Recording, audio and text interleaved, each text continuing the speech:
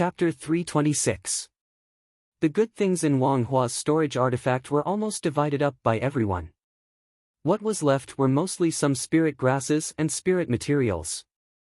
Many of these things were the specialties of Tsangling Island. It seemed that Wang Hua had indeed put all the harvest on Tsangling Island into his own storage artifact. Lu Ping picked out more than 100,000-year-old spirit grasses. These were the collection of Wang Hua for many years. He told Wu Yan to give the rest of the spirit grasses to Yu Jiangrui. He told Yu Jiangrui to store the spirit materials for storage. 2 bottles of core forging stage cultivation dawn were actually good things. Core forging stage dawn were already in short supply. Even though there were 2 alchemy grandmasters in the cultivation room, they couldn't make bricks without straw. The dawn were divided between Hongying and Luanyu since their cultivations were the lowest. Lu Ping also found a pill recipe called the Eastern Wood Pill. It was a kind of cultivation pill that was only used in the middle stage of the core forging stage. This was a pleasant surprise. What Lu Ping lacked now was a pill recipe for the core forging stage. There were about 500,000 spirit stones inside. Lu Ping had once plundered a mid-sized spirit vein and obtained 3 million spirit stones. Although he had been extravagant and spent a lot of spirit stones in the past few years, he didn't really care about the 500,000 spirit stones. He only gave a few high-grade spirit stones to Luanyu and left the rest to Wu Yan to take care of. On the 3rd day, Yu Jiangrui found Lu Ping. "Have you really decided to do this?" Lu Ping hesitantly looked at Yu Jiangrui, who had a calm face in front of him.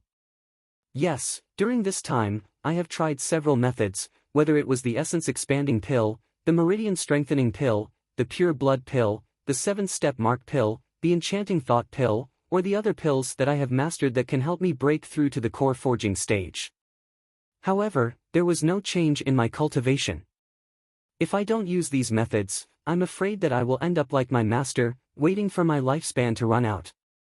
Lu Ping's expression turned solemn as he said, "In the cultivation world, there are countless alchemy recipes and countless extraordinary people. Maybe there are medicinal pellets or other methods that can help you improve your cultivation. If you use such a secret technique, although you can enter the core forging realm and become a grandmaster alchemist with your alchemy skills, your cultivation base is ultimately not your own. Not only will your strength be low, but you will also never be able to improve your cultivation base. As an alchemy master, my strength is low. So what if I become the lowest existence among the core forging stage? Not to mention that I have an extra 200 or 300 years of life, right?" Seeing that Yu Jiangrui had made up his mind, Lu Ping knew it was useless to try to persuade him otherwise. So, he took out a jade box from his interspatial ring and opened it. Inside the box was a golden pellet with 4 patterns carved on its surface. It was enlightened Master Wang Hua's golden pellet. Yu Jiangrui saw that Lu Ping was a little hesitant, so he directly took the jade box from his hand and said with a smile, "You don't seem to be a stingy person. What's wrong? Don't worry, I'll stay under you for another 10 years. I'll use a 4th stage core forging stage golden pill to exchange for an alchemy grandmaster for 10 years. No matter what, you've made a profit." Lu Ping smiled bitterly and shook his head. Yu Jiangrui had already walked quickly into another cultivation room in the cave mansion. Yu Jiangrui's cultivation had reached the peak of the blood condensation realm because of the alchemy inheritance he received and the mistakes he made in his cultivation. This was also the reason why Yu Jiangrui became narrow-minded and could not tolerate outstanding alchemists in the blood condensation realm. In the end, he lost to Lu Ping in the cauldron smashing agreement and became a servant for 10 years. In the end, it was just a fight between Lu Ping and Yu Jiangrui. In the end, Lu Ping won by a narrow margin. Now that he thought about it, he was too arrogant at that time and lacked modesty. The secret technique that Yu Jiangrui used was called the pill marriage secret technique. It relied on a core forging stage cultivator's golden pill and fused it into the space in his heart, allowing his cultivation to reach the core forging stage with the help of the golden pill. This was a shortcut. Although it was fast, it cut off the cultivator's hope of advancing further. No matter how high the golden pill was, the cultivator's cultivation could only stay at the early stage of the core forging stage for the rest of his life. Moreover, because the golden pill was not condensed from the cultivator's true essence, it was difficult for the cultivator to exert even a tenth of their strength in a fight. In fact, the cultivator was at the bottom of the core forging stage. It was also the last resort for blood condensation cultivators when their lifespans were exhausted and they had no hope of reaching the core forging stage. Lu Ping sighed and threw this matter to the back of his mind. Right now, there were two things he had to do. One was to refine a batch of pills for the core forging stage. This was the deal Lu Ping made with the boudoir. Chu Ting had given the spiritual herbs to Lu Ping when she delivered the formation disc for the island's protective formation. With such a huge secret force like the boudoir, how could it not have a pill refiner? Putting everything else aside, Perfected Plum, who was closely related to the sect, seemed to be a pill refiner grandmaster. However, Perfected Plum seemed to have reached the critical moment of reaching the Dharma manifestation stage, so she naturally wouldn't make a move. Even Perfected Liang Xuanfeng's hurried departure from Silver Sword Island seemed to have something to do with this. Could it be to protect Perfected Plum? But why did Perfected Plum only trust Uncle Master Liang Xianfeng for such a huge force like the boudoir? Could it be that she didn't even trust her own force and would rather trust an outsider? Or could it be that the boudoir, a huge hidden force in the East Sea, actually had many internal factions, so Perfected Plum had no choice but to rely on external forces? Thinking of the Zhongxian's cave, when the cultivators of the boudoir ambushed the cultivators of the Crystal Palace, one of the perfected cultivators surnamed Jiang seemed to have something to say to Chu Ting and Perfected Plum. Lu Ping was even more certain. If this was the case, it made sense for Chu Ting to borrow his hands to refine pills. She was cultivating the power of her own faction. Although Chu Ting was also an alchemy grandmaster, she was the master of the boudoir or the 24 pavilions. Not only was she busy, but there were also countless eyes secretly watching her. Handing over the alchemy to an outsider, and then secretly strengthening the power of her faction. Of course, the most important thing was that Lu Ping's alchemy skills were far above hers. Secondly, they had to guard against the counterattack of the cultivators of the Wang family. Perfected Wang Hua was one of the only 3 mid-stage core forging cultivators in the Wang family. The moment he died, the Wang family already knew. However, the distance between the fallen secret land and the San family island was so long that even a core forging cultivator would need 3 to 5 days to get there. Moreover, if the cultivators of the Wang family were normal, they would never rush to the fallen secret land so rashly. If they could kill a mid-stage core forging cultivator, they could naturally kill a second and a third. Before the Wang family figured out what happened in the fallen secret land, they would never take further action. However, when they figured out what happened, the constraints of the Northern Alliance and the boudoir would make the Wang family and the Crystal Palace hesitant to take action. What's more, Lu Ping had already reconstructed the island's defensive array formation. With the defensive array formation carefully chosen by Lu Ping, even if the Wang clan's 2 mid-core forging realm cultivators attacked at the same time, Lu Ping and the others were confident that they would be able to fend them off. To put it bluntly, Lu Ping was also gambling. However, he came to the East Sea alone, so even if he failed, he would not lose anything. If he succeeded, he would have established his own foundation. Of course, this foundation would still be managed by Hong Ying and the other 2. After all, Lu Ping was not born in the East Sea, so he would have to return to the North Sea in the future. Moreover, Chu Ting and Zhu Xianmeng also knew some details about Lu Ping. Although their teacher, the mysterious immortal Plum, was inextricably linked to Jinling, Lu Ping would not pin his hopes on others to keep his secrets. Moreover, the person who had a close relationship with Jinling was immortal Plum, not her disciple. At least, Chu Ting and Lu Ping were scheming against each other for the sake of the boudoir. She was trying her best to win over Lu Ping. Lu Ping gave a part of the spirit herbs that Chu Ting gave to Luanyu. Luanyu could not wait to test her alchemy skills after advancing to the core forging stage. Although the spirit herb garden in the space of the Golden House was handed over by Lu Ping to Luanyu to manage, the small mountain was still a forbidden area for Lu Ping. Lu Ping had too many secrets, so Luanyu decided to follow him. Moreover, it was because of the need to manage the spirit herb garden that Lu Ping disclosed many of the secrets of the Golden House to Luanyu. However, this did not mean that Lu Ping had to disclose all of his secrets. At the very least, treasures like the Nachuan cauldron, the 12 gentian beads, the profound heavy water, and the 9th grade white jade lotus were things that Lu Ping could not tell anyone except for himself. After Lu Ping's cultivation reached the second stage of the core forging stage, there was a significant improvement in all aspects. Naturally, his alchemy skills had also improved correspondingly. Since he was concocting pellets for someone else, Lu Ping naturally didn't want to use a precious treasure like the purple crystal royal jelly or a high-grade spirit stone to cast spirit explosion art. He also wouldn't use a second-grade wood element spirit material as charcoal to fuel the azure spirit fire.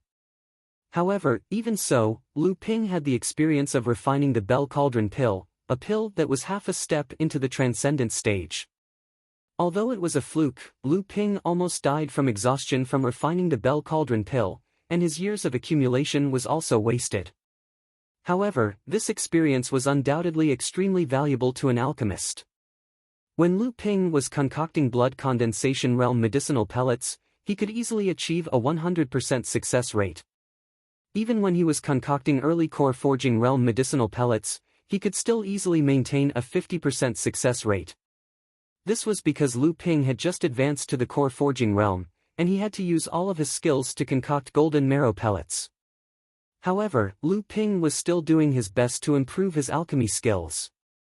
After all, Lu Ping's cultivation had already reached the second stage of the core forging stage, which was the time when the heart forging pill would come into play. However, the heart forging pill was a higher grade pill than the Bell Cauldron pill, and it was a pill that was half a step into the transcendent stage. However, this kind of pill was something that Lu Ping would definitely not let others refine. In the eyes of any force, the heart forging pill was an existence that defied the natural order.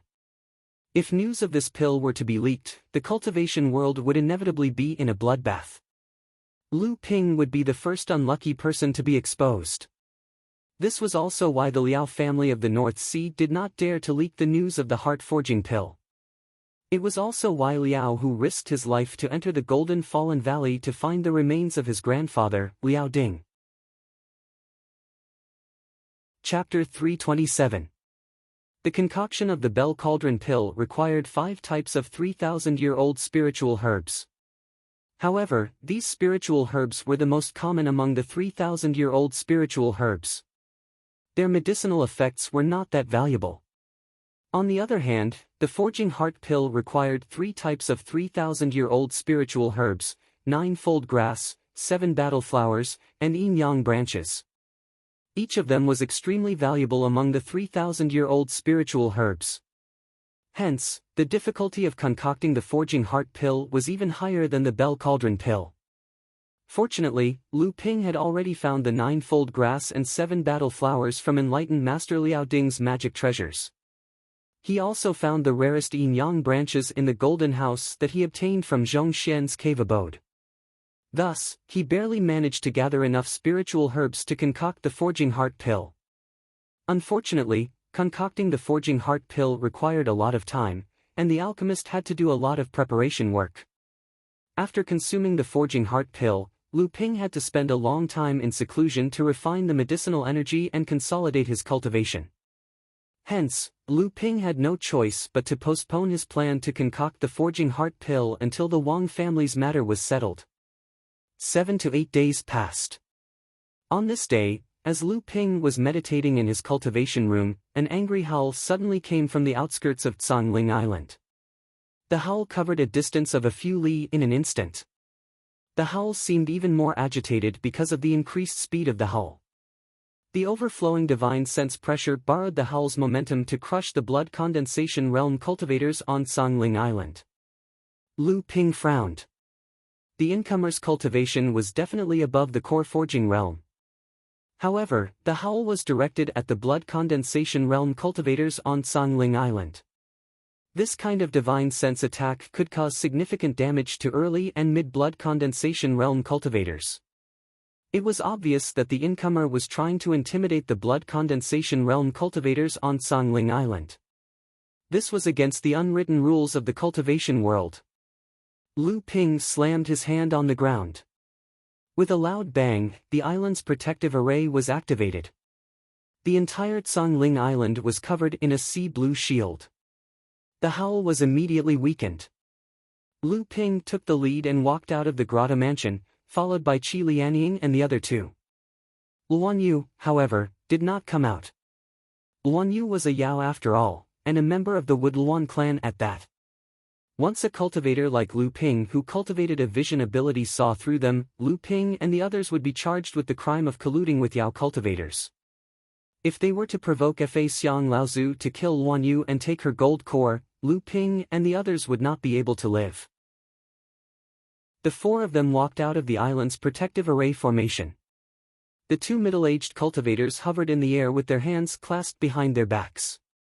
One of them looked at the ocean blue protective array formation on Songling Island. It was clearly stronger than the Wang clan's protective array formation on Songling Island. The other middle-aged cultivator in green robes looked at Lu Ping and the others with interest. When Qi Lianying and the others saw the two mid-core forging cultivators, their expressions changed. Could it be that the Wang clan's only two mid-core forging cultivators had arrived? Was the Wang clan going to stake everything on this one attack? Everyone looked at Lu Ping in front of them, only to see that he was calm and unperturbed by the appearance of the two mid-core forging realm cultivators in front of him. Were you the ones who killed my third brother and stole the Wang clan's property? The middle-aged cultivator looked at Lu Ping and the others and asked in a cold voice. His eyes were filled with killing intent. Your Excellency is so majestic and fierce. It seems that one day we should go to the Wang clan's manor on the Three Clans Island and roar. Let the Wang clan's low-level cultivators come and admire us. How could Lu Ping respond to his words? Instead, he retaliated with a barrage of insults, insinuating that the middle-aged cultivator had broken the rules of the cultivation world by attacking low-level cultivators. When the middle-aged cultivator heard this, his expression suddenly became sluggish and his aura weakened. When he had rushed over, he had only wanted to intimidate Lu Ping and the others. However, he had forgotten that the low-level cultivators on the island could not withstand the spiritual sense attack of a core forging cultivator. If the other party went crazy and attacked the Wang clan's low-level cultivators, both sides would suffer. This was not something the Wang clan wanted to see. After all, the Wang clan was not made up of a few core forging cultivators. Hee.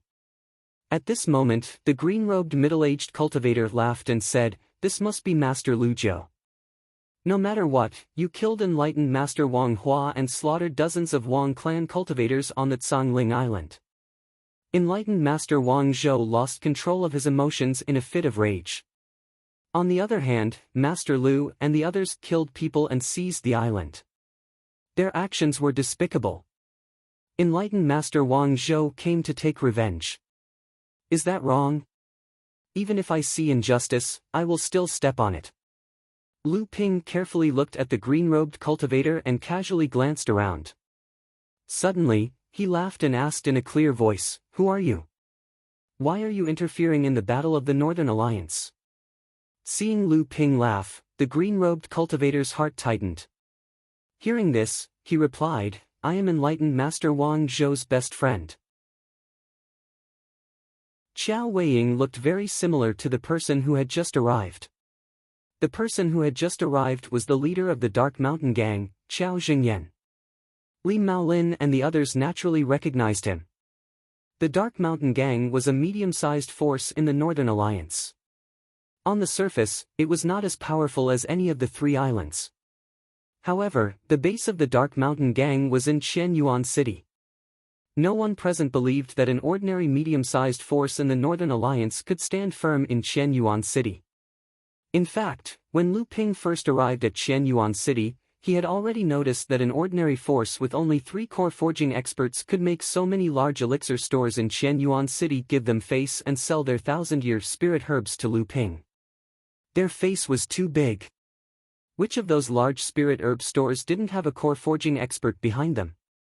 When Lu Ping returned from Silver Sword Island, he had been waiting for Wang Yu to advance to the core forging stage in Qianyuan City. During this time, he began to make arrangements. He asked the Dark Mountain Gang to be his guarantor and applied to the Northern Alliance to establish his own force, the Sound Wave Manor. This way, the battle between the Sound Wave Manor and the Wang family would be included in the rules of the Northern Alliance. This way, they could avoid direct conflict with the Crystal Palace as much as possible. As expected, the Crystal Palace sent Qiu Yongzhen. This time, he had indeed come under the orders of the Crystal Palace to help. Naturally, the Crystal Palace would not personally help the Wang family. That would cause a violent backlash from the Northern Alliance. However, if the Crystal Palace were to help the Wang family, they would be able to completely disassociate themselves from the matter. However, Qiu Yongzhen never expected that the Soundwave Manor had already established its own force in advance and had already obtained the approval of the Northern Alliance. However, the Northern Alliance had kept this matter a secret. The Wang family had been schemed against. Qiu Yongzhen felt that she had walked to the edge of a trap. If she didn't clear her name, these three core forging experts who had just appeared might not be there for nothing. They might even want her to intervene and then take her life together to claim credit from the Northern Alliance. Wang Zhou naturally saw that this was the Northern Alliance using Lu Ping to punish the Wang family. Seeing that Qiu Yongzhen sighed and didn't say anything, he knew that the Wang family had already lost their outside help.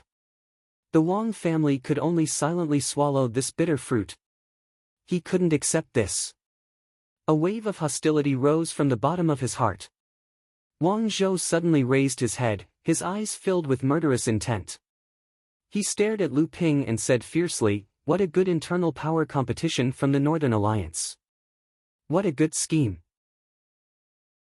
However, the Wang family will not allow you to bully us like this. Today, you and I will fight.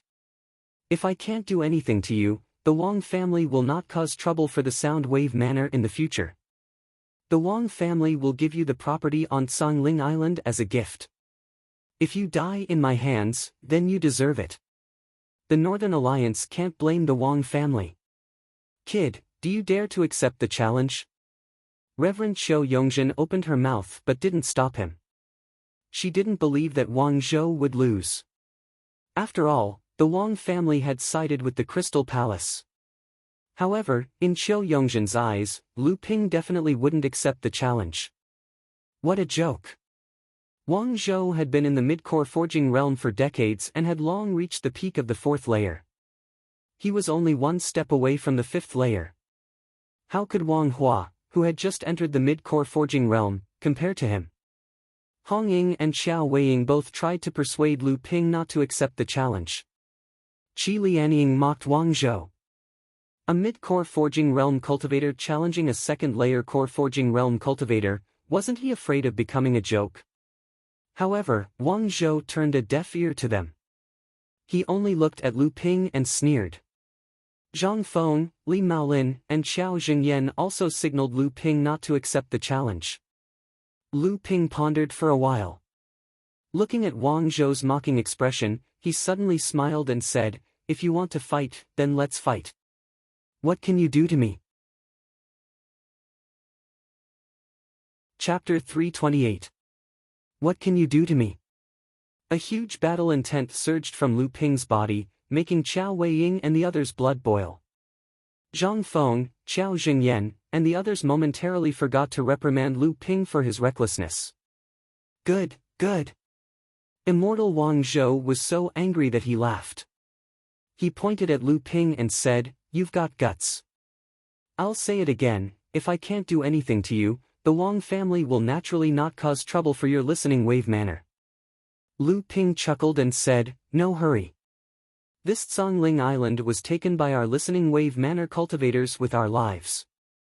Whether or not the Wang family causes trouble for our Listening Wave Manor, we have no reason to be afraid.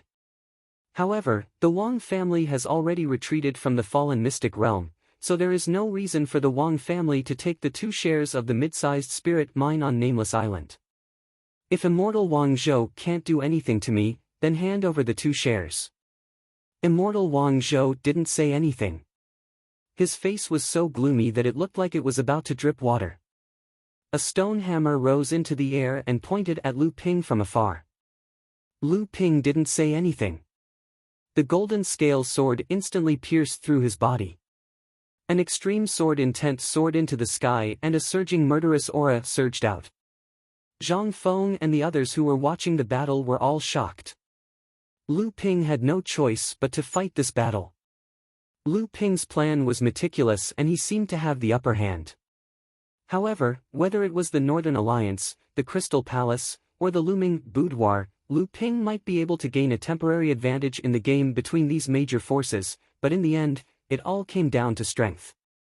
Right now, Lu Ping might be able to use Zhang Feng, Li Maolin, and Xiao Jingyan to force Wang Zhou and Qiu Yongzhen to retreat, but that wasn't Listening Wave Island's true strength. It was just a trick. These forces and the other Northern Alliance forces wouldn't take it seriously. In the end, it all came down to strength. In the world of cultivation, trickery was only used between opponents of equal strength. If Soundwave Island wanted to establish itself among the many factions of the Northern Alliance, this battle would be the quickest way for them to settle things once and for all. As long as Lu Ping did not fall into a disadvantageous position against Wang Zhou, he did not even need to win. His mid-core forging strength would undoubtedly strengthen Soundwave Island's position in the Northern Alliance and the Fallen Secret Land. He raised the stone hammer high and smashed it straight down at Lu Ping. There was no technique to speak of. It was a pure brute force. Obviously, the golden scale sword could not contend against such an overbearing magic treasure head-on. The golden scale sword rolled up 3 sword waves in a row. After Lu Ping's swordsmanship had reached the unity of sword and practice realm, the power of Lu Ping's swordsmanship was no less than that of an ordinary minor magical power. Of course, this was when Lu Ping used his full strength. Right now, Lu Ping did not use the 1,000 snow piles to its limit. However, Lu Ping still relied on this strike to delay the stone hammer's attack. Lu Ping himself had already retreated rapidly. The stone hammer broke through the golden scale sword's obstruction, but it had already lost its target. The stone hammer struck empty air, but the huge wind pressure brought by the stone hammer directly pressed a 10-foot deep depression into the sea. The power of the stone hammer was clearly beyond Lu Ping's expectations. Even Zhang Feng and the others who were watching the battle had grave expressions. The stone hammer flew up again. This time, it spun and struck at Lu Ping, as if it was thrown out by perfected Wang Zhou. The golden scale sword in Lu Ping's hand slashed a wave of water. It turned into 4 water dragons in the space, but they were smashed by the stone hammer. Lu Ping intended to use the same trick again to avoid the stone hammer's attack. However, he saw perfected Wang Zhou's hand forming a seal. Suddenly, a blue ball of light condensed between his hands and flew towards Lu Ping's feet. The blue ball of light exploded. Lu Ping, who was about to dodge, suddenly felt his whole body stagnate. It was as if his feet were grabbed by countless hands. It was as if his whole body was several times heavier, and it was immediately difficult to move. It was such a moment of delay that the stone hammer had already smashed Lu Ping into pieces amidst the exclamations of the crowd. However, it only splashed water all over the sky. Not far away, a stream of seawater suddenly flowed against the current and recondensed into Lu Ping's appearance on the surface of the sea. Art of Sea Deception. Lu Ping looked at perfected Wang Zhou with a solemn expression. The feeling of heaviness in his body just now was still faintly present, but it did not affect Lu Ping much. The blue ball of light was obviously a minor magical power that perfected Wang Zhou had cultivated. Although this divine ability did not appear to be very powerful and cultivators did not care about the hundreds or thousands of kilograms of force, this divine ability was very troublesome. If a cultivator were to casually use it in a fight, it would easily cause his opponent to make some minor mistakes. That was especially true in a fight of life and death. The slightest mistake could result in a difference of thousands of miles. More often than not, a cultivator would end up dying a tragic death due to a trivial mistake by his opponent. However, at this moment the embarrassment on Lu Ping's face was not because of this minor magical power, but because the stone hammer had returned to perfected Wang Zhou's hand. Just when the stone hammer broke through the obstruction of the golden scale sword and Lu Ping was about to dodge, the stone hammer suddenly took advantage of the fact that Lu Ping was restricted by Wang Zhou's minor magical power and suddenly sped up to attack Lu Ping. If it were not for Lu Ping's art of sea deception, he would have been seriously injured if not killed by the stone hammer. For treasure restrictions, a spiritual magic treasure.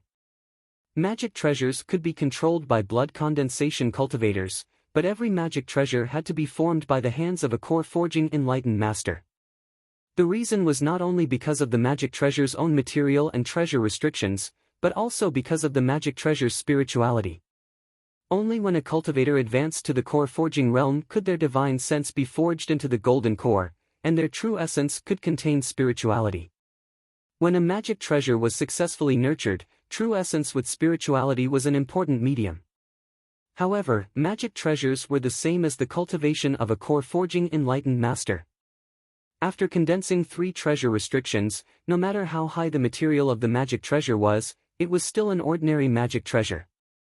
Only when a cultivator fused with a heaven and earth spirit object and advanced to the mid-core forging realm would the spirituality in their true essence greatly increase. When condensing the 4th treasure restriction, the spirituality of the magic treasure would also increase by leaps and bounds. Not only would the magic treasure's power increase, but it would also have many other wonderful uses. This kind of magic treasure was called a spiritual magic treasure. Legend has it that when a magic treasure condenses the 7th treasure restriction and is nourished by a late core forging realm cultivator who fused with a second heaven and earth spirit object, the spirituality of the magic treasure will increase again, and it will be called a spiritual magic treasure. Lu Ping did not expect perfected Wang Zhou to have a spiritual magic treasure, and Qiao Jingyan was also quite surprised. As for Zhang Feng and Li Maolin, they seemed to be a little impatient. The power of a spiritual magic treasure was far greater than that of an ordinary magic treasure, and more importantly, it was rare. When a cultivator advanced to the mid-core forging realm, condensing a heaven and earth spirit object was an extremely difficult process. Very few cultivators would have enough spirituality to upgrade their magic treasure to a spiritual magic treasure. Generally, cultivators would only have enough spirituality to condense a spiritual magic treasure after reaching the 6th layer of core forging realm, or even after condensing a heaven and earth spirit object for the 2nd time. Therefore, a powerful spiritual magic treasure could affect the balance between the Zhang and Li clans, whose strongest combat power was only at the mid-core forging realm. How could the 2 clans remain calm? The stone hammer was obviously perfected Wang Zhou's natal magic treasure, but perfected Wang Zhou was able to upgrade his natal magic treasure to a spiritual magic treasure when he was only at the 4th layer of core forging realm. This meant that perfected Wang Zhou was not as simple as the Zhang and Li clans thought. Lu Ping also realized that enlightened master Wang Zhou's attack was probably a ploy to hide his strength. At this time, perfected Wang Zhou attacked again. As the stone hammer danced in the air, it was obvious that he did not want to give Lu Ping a chance to catch his breath. Blue light flashed between his hands, and from time to time, he would send blue light balls into Lu Ping's body, affecting Lu Ping's attack. These light balls made Lu Ping's body feel light and heavy, and his grasp of the details constantly deviated. His whole body looked like it was surrounded by danger, and several mistakes even caused Lu Ping to be injured by the stone hammer. If not for the protection of the water curtain true aura, which was far stronger than other small magical powers, Lu Ping might have been hit by the stone hammer a few times. Lu Ping must not die. He could lose, but he must not die in the hands of perfected Wang Zhou. Zhang Feng, Qiao Jingyan, and Li Maolin had all kinds of thoughts, and they absolutely would not allow such a thing to happen. The 3 of them looked at each other, as if they understood each other's thoughts. Unknowingly, the 3 of them had already formed a corner, surrounding the area where perfected Wang Zhou and Lu Ping were fighting. Perfected Qiu Yongzhen looked at the 3's movements, and her expression kept changing. No one knew what she was thinking. Perfected Wang Zhou was very sharp, and naturally noticed the 3's strange movements. At the same time, he also understood their thoughts. However, the killing intent on perfected Wang Zhou's face became even more intense. Let's see if the 3 of you will make a move in time, or if I will kill this kid first to avenge third brother. However, at this moment, 2 jade bracelets suddenly flew out of Lu Ping's body. After these 2 jade bracelets flew out, Hong Ying and the others who were anxious next to him calmed down a little. The scene of Lu Ping killing perfected Wang Hua with the power of the ice and fire bracelets was still vivid in everyone's mind, so Zhang Feng and Li Maolin naturally relaxed a lot. Although the power of the ice and fire bracelets was still inferior to the stone hammer, the combination of the two weakened the power of the stone hammer a lot. At the same time, the poison fire and ice surrounded Lu Ping, so Lu Ping's defense was greatly improved. The golden scale sword was no longer blindly used to block and weaken the attack of the stone hammer, but occasionally counterattacked, so perfected Wang Zhou did not dare to blindly attack. Perfected Wang Zhou was extremely angry. He did not expect that Lu Ping could really be in a stalemate with him. However, he, who had always maintained a sense of reason, also understood that the death of perfected Wang Hua was not done by others, but by the person in front of him. This person could not be left alive. Perfected Wang Zhou thought that this hatred had already been formed. If this person's cultivation was successful in the future, there would be no way for the Wang family to survive. Perfected Wang Zhou, who had made up his mind, suddenly took out an item from his magic tool. Just as he was about to use it, his expression changed. A defensive magic treasure suddenly appeared in front of him. With a ding sound, the nether water sword was struck back. At this moment, the poison fire and ice in the ice and fire bracelets suddenly flourished, forcibly blocking the attack of the stone hammer. Lu Ping's face suddenly turned red. However, Lu Ping finally managed to free up his hands. Ignoring the tremors in his body caused by the strike, the golden scale sword let out a loud sword hum. Sword shadows circled around the golden scale sword like a lantern. In an instant, a gigantic sword with unparalleled might slashed towards enlightened Master Wang Zhou. Chapter 329. Although each of the 6 sword techniques of the North Sea's 12 orthodox techniques was broad and profound, except for the green serpent disturbing the sea's sword technique, the other 5 sword techniques seemed to be more suitable for cultivators to use in group battles. Compared to the green serpent disturbing the sea's sword technique, the true essence 1 spirit sword technique was not as flexible as the green serpent disturbing the sea's sword technique, but it was heavy and powerful. It was most suitable for cultivators to fight head-on. Lu Ping used the combination of ice and fire to block Daoist Wang Zhou's attack. In exchange for this opportunity to counterattack, he exerted the true essence 1 spirit sword technique to the extreme, turning it into a giant sword Dharma image that slashed towards Daoist Wang Zhou. Daoist Wang Zhou saw the giant sword slashing towards him, and his face was solemn. Sword cultivators' attack power had always been number 1 in the cultivation world. Although Lu Ping's cultivation was not as good as Daoist Wang Zhou's, Daoist Wang Zhou did not dare to underestimate Lu Ping, not to mention that this was a swordsmanship that had reached the sword and practice as one realm. Daoist Wang Zhou suddenly stretched out his hands, and a wave of primordial qi spiraled up, turning into 2 giant hands that covered the sky. The stone hammer was also called out, and the 2 giant hands tightly gripped the stone hammer Dharma image and collided with the giant sword in the sky. One had a high cultivation and a spiritual magic weapon, while the other had sharp swordsmanship and had the upper hand. The 2 were actually evenly matched. The 2 magic weapons flew backwards, and suddenly a giant seal appeared in the sky, smashing towards Daoist Wang Zhou. Landslide was Lu Ping's favorite mystic instrument and had been using it for the longest time.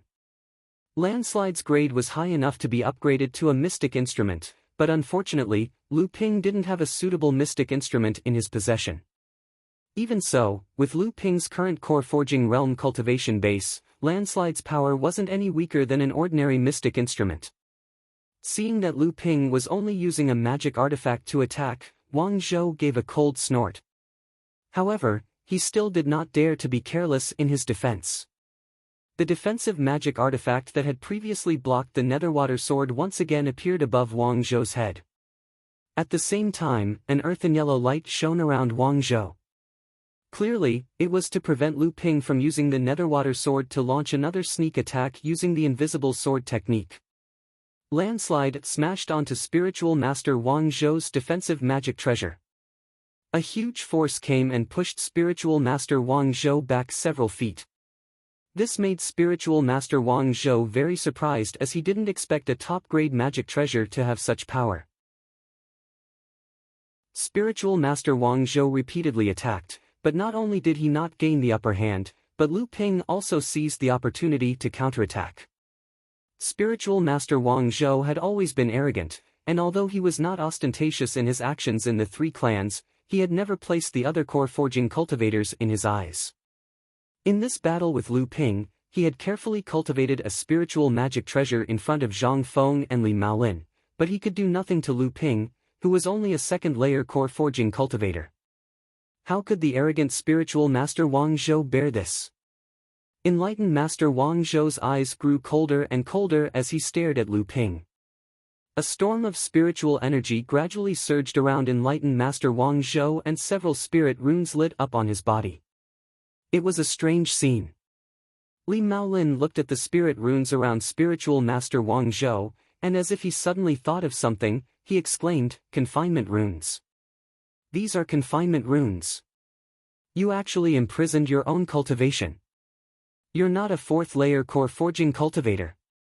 The spirit runes around spiritual master Wang Zhou's body became brighter and brighter, as if a taut rope was about to snap. When the light of the spirit runes reached their peak, they suddenly disappeared, and an imposing aura that far exceeded that of before suddenly spread out. Fifth-layer core forging. Spiritual master Wang Zhou had been hiding his cultivation all this time. He was a fifth-layer core forging cultivator. Among the 5 mid-stage core forging enlightened masters, Li Maolin, Zhang Feng, and Qiu Yongzhen were all at the 4th-layer core forging. Spiritual master Wang Zhou was originally at the 4th-layer core forging, but no one expected that spiritual master Wang Zhou's cultivation had already reached the 5th-layer core forging.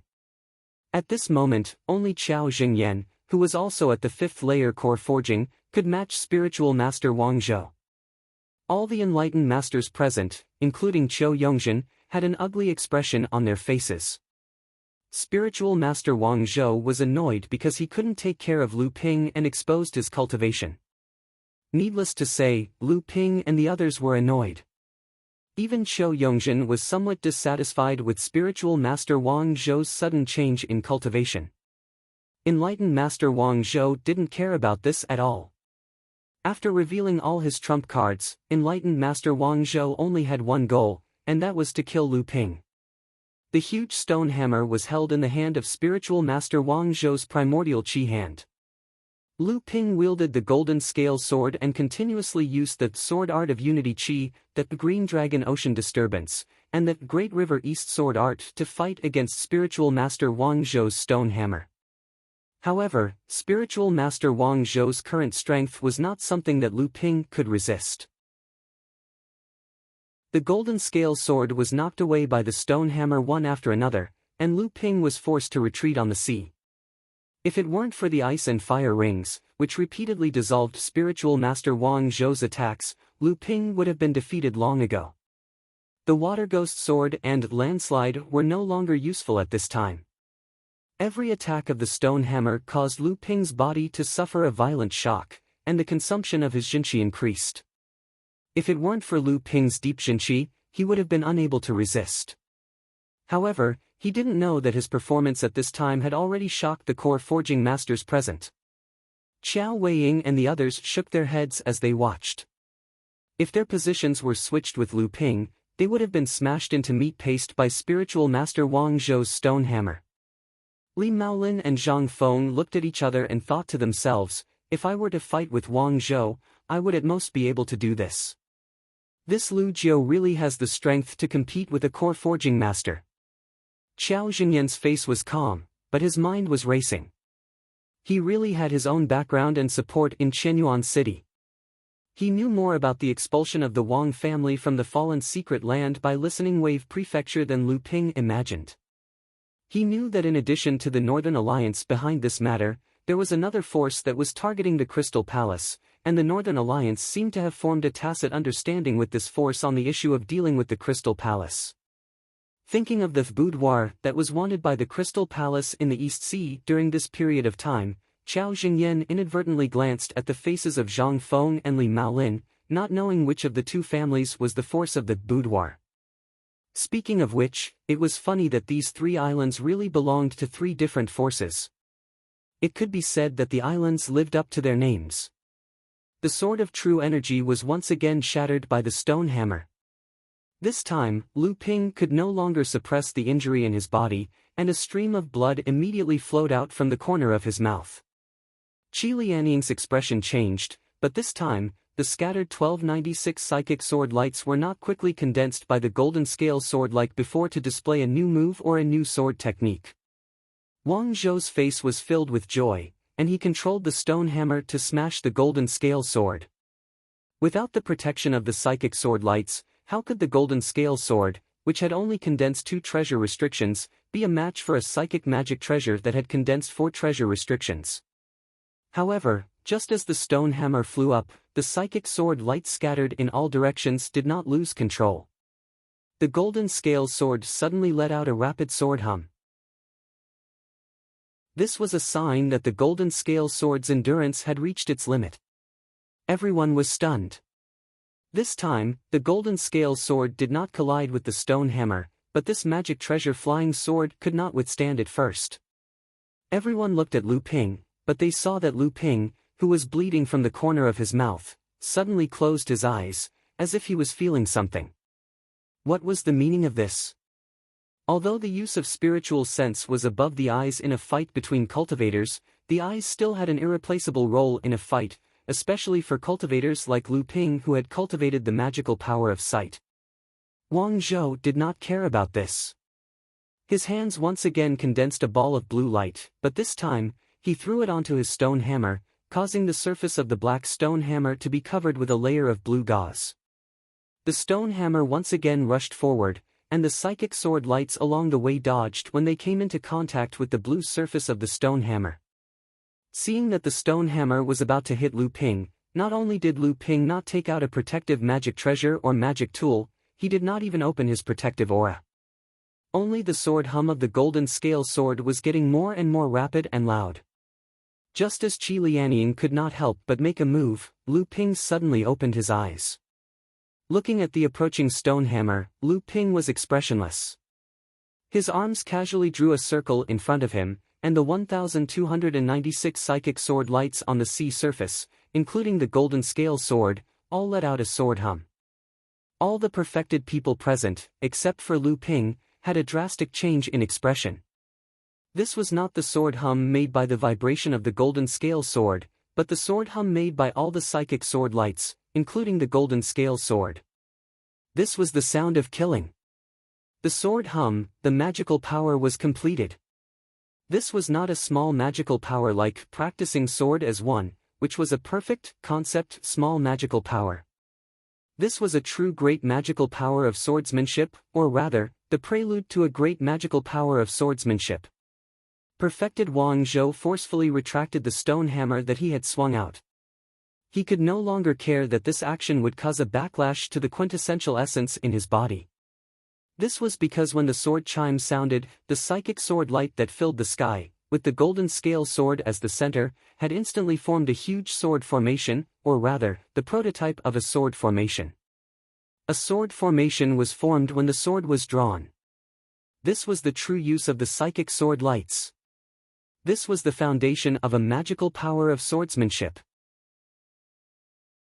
Recalling the scene of Lu Ping consuming the enchanting thought pill when he was at the peak of the blood condensation realm, the sword formation in front of him condensed again, like a blooming flower, or like a whirlpool in deep water. 100 rivers into the sea sword art. At this moment, Lu Ping could be considered to have seen the door of this sword art. Lu Ping stretched out his hand and pointed. The huge sword formation was like a torrent of swordsmanship, rushing towards perfected Wang Zhou. Perfected Wang Zhou acted as if he was facing a great enemy. He raised his defensive artifact in the air to protect himself, and the stone hammer danced and circled in front of him. Then, he did something that made all the cultivators present dumbfounded. He turned and fled. Chapter 330. Perfected Wang Zhou had escaped. This time, not only was Lu Ping at a loss, but the others were also looking at each other in dismay. This was too unbelievable. Even though Lu Ping had comprehended the great sword technique and formed a sword array with the psychic sword ray, the cultivators present could all see that Lu Ping was only at the beginning of the great sword technique. The power of the sword array could not be fully unleashed. With perfected Wang Zhou's strength, even if he was no match for Lu Ping's great sword technique, he could still fight for a few rounds and then retreat. Even though that would be a loss of face, it was much better than retreating before the battle even started. Perfected Wang Zhou was not just losing face now, this was simply a disgrace. If this got out, perfected Wang Zhou would be a joke in the cultivation world of the East Sea. Perhaps fellow Daoist Wang retreated because he felt that he could not win. After all, fellow Daoist Wang is usually arrogant and disdains many things. Not to mention, fellow Daoist Wang was not in a hurry to escape just now. At this time, Qiu Yongzhen was the most embarrassed. He never thought that such a situation would occur. Daoist Master Wang Zhou left him alone without saying a word.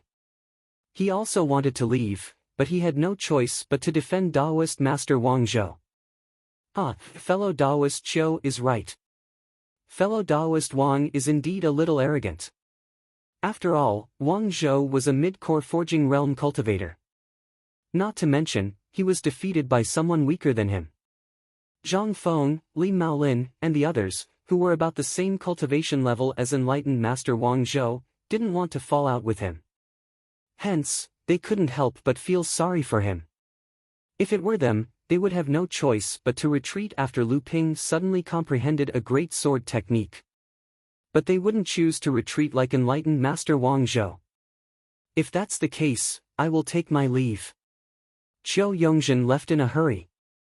Zhang Feng and Li Maolin also had their own thoughts. They congratulated Lu Ping and the others and flew away. Qiao Jingyan smiled. This time, Lu Daoyu's reputation in the Northern Alliance is probably even greater. Lu Ping thanked him profusely and turned to invite Qiao Jingyan to Cangling Island for a chat. However, Qiao Jingyan shook his head and said, "In addition to warning the cultivators of the Crystal Palace, I also want to inform Lu Daoyu of something. From today onwards, your Listening Wave Prefecture will officially become one of the 72 small forces under the jurisdiction of the Northern Alliance. The Northern Alliance will announce this to the public." Lu Ping was startled and said, "This has caught me off guard. The Soundwave Manor has just been established and hasn't been certified by the Elixir Association. It should only be considered an unranked faction. How did it suddenly become a small-sized faction?" Qiao Jingyan laughed and said, "Lu Daoyu must be joking. Which unranked faction in the Northern Alliance has the strength of the Soundwave Manor? Just the core forging realm enlightened masters, not counting my son, they have 4. Even a medium-sized faction has suffered 2 losses at your hands. It just so happened that the Shengguan family of Drum Island, which had just become a medium-sized faction, offended the Snake Demon clan of the East Sea for some reason and was slaughtered. The Shengguan family was the eyes and ears of the Central Plains cultivation world in the East Sea, so it didn't matter if they were wiped out. The number 1 faction of such a small faction had to replace the Shengguan family, so there was an empty spot in the small faction. The cultivators of Qianyuan Mountain gave this spot to the Soundwave Manor. This was also a pleasant surprise. Joining the Northern Alliance meant that there were many rights and responsibilities. However, this also meant that the Soundwave Manor would receive the protection of the Northern Alliance. Before the Soundwave Island's strength grew, the Northern Alliance's protection was still very necessary. Fortunately, he was only hiding behind the scenes in the Soundwave Island's affairs. On the surface, Hong Ying and the others were in charge. After sending off Qiao Jingyan, Qiao Weiying also left. This time, Qiao Weiying had helped him because of the meridian nourishing pill refined by Lu Ping. It could be said that this pill was more important than saving his life. Qiao Weiying had helped him recover his cultivation and quickly advanced to the core forging realm. This was inseparable from the effect of the meridian nourishing pill refined by Lu Ping. The Soundwave Island had been recognized by the Northern Alliance and became one of the 72 small factions under its jurisdiction. It could be said that it had officially gained a foothold in the fallen Mystery Land. To the east was the Zhang and Li families, while to the west was the medium-sized spirit vein on a nameless island. Across the nameless island was the Qiu family, one of the 36 families under the Crystal Palace. The Soundwave Island had originally been under the jurisdiction of the three factions. Now that the Soundwave Manor had taken the initiative, the Zhang and Li families acted at the same time as if they had a tacit understanding. Following the Soundwave Manor's example, they each divided 9 of the remaining 18 islands. Lu Ping had continuously refined dozens of batches of pills for the Li family, the Boudoir, and the Black Mountain Gang as thanks for their help. However, of course, the three families still had to provide the spiritual herbs themselves. The only thing Lu Ping could do was to follow the rules of the cultivation world and reduce the number of spiritual herbs that he kept to a minimum. Originally, these tasks were left to Yu Jiangrui. After the Listening Wave Prefecture established its foundation on Sangling Island, there were no movements for 3 years. Only a few months later, they sent people to occupy the portion of the Spirit Stone mine that originally belonged to the Wang clan. Other than that, there were no signs of expansion. The Zhang, Li, and Qiu clans all heaved a sigh of relief. The 2 portions of the Spirit Stone mine weren't much. In a year, the Listening Wave Prefecture would only receive about 10,000 Spirit Stones. In order to recycle the Spirit Stone mine, only about 500,000 Spirit Stones would be mined in a year. However, it was a small stream that flowed over a long period of time. The 2 portions of the mine were equivalent to the Listening Wave Prefecture gaining a small Spirit Stone mine. Many things had changed in the cultivation world in 3 years, but not much had changed in the fallen Mystic Land. Have you really decided not to return to the North Sea and figure out your background? Lu Ping looked at Qi Lianying. Qi Lianying's cultivation had already reached the peak of the first layer of the core forging realm 2 years ago. After 3 years of accumulation, advancing to the second layer was already a matter of time. Qi Lianying shook her head and said, I don't think so. As my cultivation has increased over the past 2 years, I can recall more and more fragments of my memories.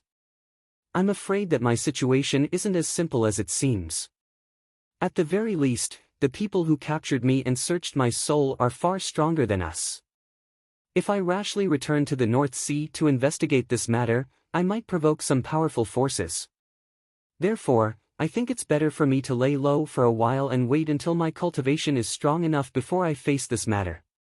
Seeing that Qi Lianying had made up her mind, Lu Ping said, that's a good idea. It just so happens that the Listen Wave Prefecture needs a powerful cultivator to hold down the fort. After Hongying and Yi Buqi advanced to the core forging realm, their potential was almost exhausted. If they don't have a great opportunity in this life, the chances of them reaching the mid-stage of the core forging realm are very slim. Therefore, there are some things that I need you to deal with. Besides, with Yu Jiangrui, your cultivation speed shouldn't be slow. Qi Lianying giggled and said, your departure this time was very well arranged. I presume you have many backup plans. With this force to help you accumulate resources, I'm sure you will go far. I really don't know how you cultivated to actually reach the 3rd layer of the core forging realm. You didn't use any tricks, did you? A few days later, the long-distance teleportation array on the Silver Sword Island in the south of the East Sea under the jurisdiction of Skyrend lit up again. Under the watchful eyes of the cultivators of Skyrend, a core forging cultivator with a blurry face calmly descended from the teleportation array. He handed a dozen mid-grade spirit stones to the cultivators of Skyrend who were guarding the teleportation array and left. 3 years had passed. Although there weren't many changes in the fallen Mystic Land, the situation in the East Sea had changed drastically. The confrontation between humans and demons had escalated into a large-scale conflict. Fortunately, the higher-ups of both races seemed to be controlling the scale of the conflict. Now, only cultivators below the blood condensation realm were involved in the war. Although the high-level cultivators of the 2 races fought each other, there were no life-or-death battles. Unlike the North Sea, Where the sects formed an alliance to fight against the demons, the East Sea had the 5 major sects as the center. Each sect fought against the demons independently. At this time, the Silver Sword Island, which was the closest to the demons in Skyrend, had become a hunting ground for the cultivators of the two races. Lu Ping stayed in the inn he stayed at on the Silver Sword Island for a while. 3 days later, the night of the full moon would arrive. Then, he quietly made his way south to the battlefield between the humans and demons. After plotting against a few peak blood condensation realm demonic beasts, Lu Ping retracted his hand from one of the demonic beasts' heads. He let out a long sigh and said, "I finally found it. This soul-searching technique isn't that easy to use. Hopefully, there won't be any more accidents this time." Under the moonlight, a pair of eyes that emitted a cold light flashed with a cold killing intent from time to time. Chapter 331. Because Qi Lianying had her soul searched and lost her memories, she was very interested in secret techniques like soul searching. She had collected 5 or 6 kinds of soul searching techniques, 2 of which were exchanged for treasures of equivalent value from the Northern Alliance's secret pavilion by Honging using Hearing Wave Prefecture's authority as a small force in the Northern Alliance. Before Lu Ping returned to Silver Sword Island, under Qi Lianying's recommendation, he chose a soul-searching technique called Lost Dreams Soul Snatch. Although this secret technique was novel, it wasn't difficult at all. With Lu Ping's current spiritual sense, it was a piece of cake for him to practice this secret technique. Lu Ping got the result he wanted. Taking advantage of the moonlight, he headed south. Along the way, he avoided several demon cultivator patrols. At this time, Lu Ping had already penetrated deep into the demon territory. There were tens of thousands of demon clans in the East Sea, and their numbers were innumerable. However, there were 3 major clans in the East Sea. The most powerful one was the Snake Clan, represented by the Green Sea Snake. The other 2 clans were the Phoenix Clan, represented by the Fire Yuan, and the Fish Clan, represented by the Kun Clan. Kong Liang was a rare genius of the Kun clan. He was also the most radical of the younger generation of the Kun clan. In Kong Liang's view, among the East Sea demon clans, the Kun Fish clan was the rarest, and the Emerald Sea Spirit Snake and Fire Yuan couldn't be compared to the Kun Fish clan at all. Among the demonic cultivators of the same level, the Kun Fish clan was often the most powerful. This was also why the Kun Fish clan was one of the 3 most valuable royal clans in the East Sea, even though it had fewer members than a small clan in the East Sea. Kong Liang was also a famous playboy among the demon cultivators. His degree of lust could be said to be among the best among all the demon cultivators in the East Sea. However, Kong Liang himself was not a lustful person. He had never been compared to those demon cultivators who only knew how to use the shadow of their fathers to intimidate others. Otherwise, Kong Liang would not have become a famous genius among the demon cultivators. In just a few decades, his cultivation base had risen to the 3rd layer of the core forging realm, and there were few cultivators of the same level who could match him. Kong Liang's lust stemmed from his belief that one of the important factors restricting the Kun clan from becoming the overlord of the East Sea was that it was too difficult for the Kun clan to reproduce. The Kun clan might be the strongest cultivator of the East Sea, but they weren't the strongest. If the Kun clan had more members, then it wouldn't have been a dream for the Kun clan to become the true overlord of the East Sea. This time, the war between the 2 clans was about to break out. Kong Liang voluntarily applied to come to the forefront of the war between the 2 clans because he needed to hone his cultivation. At the same time, he had long coveted the beautiful female cultivators among the human cultivators. In Kong Liang's view, the reproduction rate of the human race was extremely terrifying. Perhaps the difficulty of the Kun clan in reproduction could be realized by the beautiful female cultivators of the human race. On this day, Kong Liang received a report from his subordinates that Taoist Master Suiya of the Flying Fish clan had captured a group of human cultivators. Among them were 2 human female cultivators. Taoist Master Suiya invited Kong Liang to a banquet and offered the 2 human female cultivators to him as his 53rd and 54th concubines. Naturally, Taoist Master Kong Liang was happy to go. After a demon cultivator advanced to the core forging stage, they were no different from humans. Moreover, demon cultivators were more willing to appear in human form after advancing to the core forging stage. Taoist Master Sueya, dressed in a white robe, stood on the surface of the sea. The seawater under his feet automatically flowed, and the scenery on both sides quickly passed behind him like a flashing lantern. His speed was actually not inferior to that of an ordinary cultivator using a flying escape artifact. After an unknown period of time, the shadow behind Taoist Master Sueya suddenly moved under the moonlight. Taoist Master Sueya sensed it and turned his head to ask, "Yuing, what's the matter?"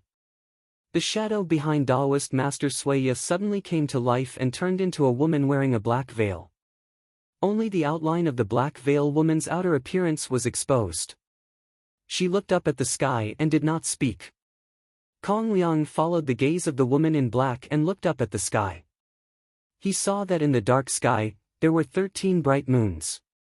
In addition to the largest full moon, there were 12 smaller full moons around the full moon, but exuding a strange five-colored light.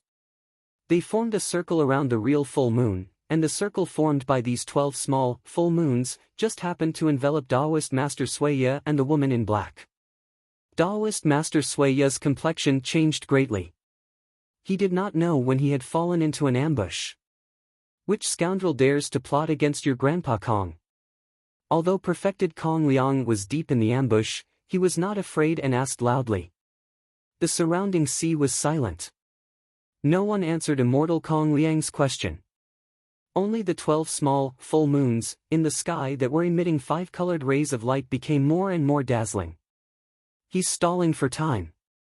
Those 12 five-colored lights are getting closer and closer to us. The black-clothed woman reminded unhurriedly. Perfected Kong Liang could naturally tell that the person did not want to meet him at all. This was an assassination, an ambush specifically targeted at him. Taoist Master Kong Liang's face turned solemn. A gourd emitting a 7-colored halo slowly rose from his hand. The black-robed woman Yuing had disappeared into Taoist Master Kong Liang's body. 12 small, full moons finally fell from the sky, with Taoist Master Kong Liang as the center, surrounding him within a radius of 360 feet.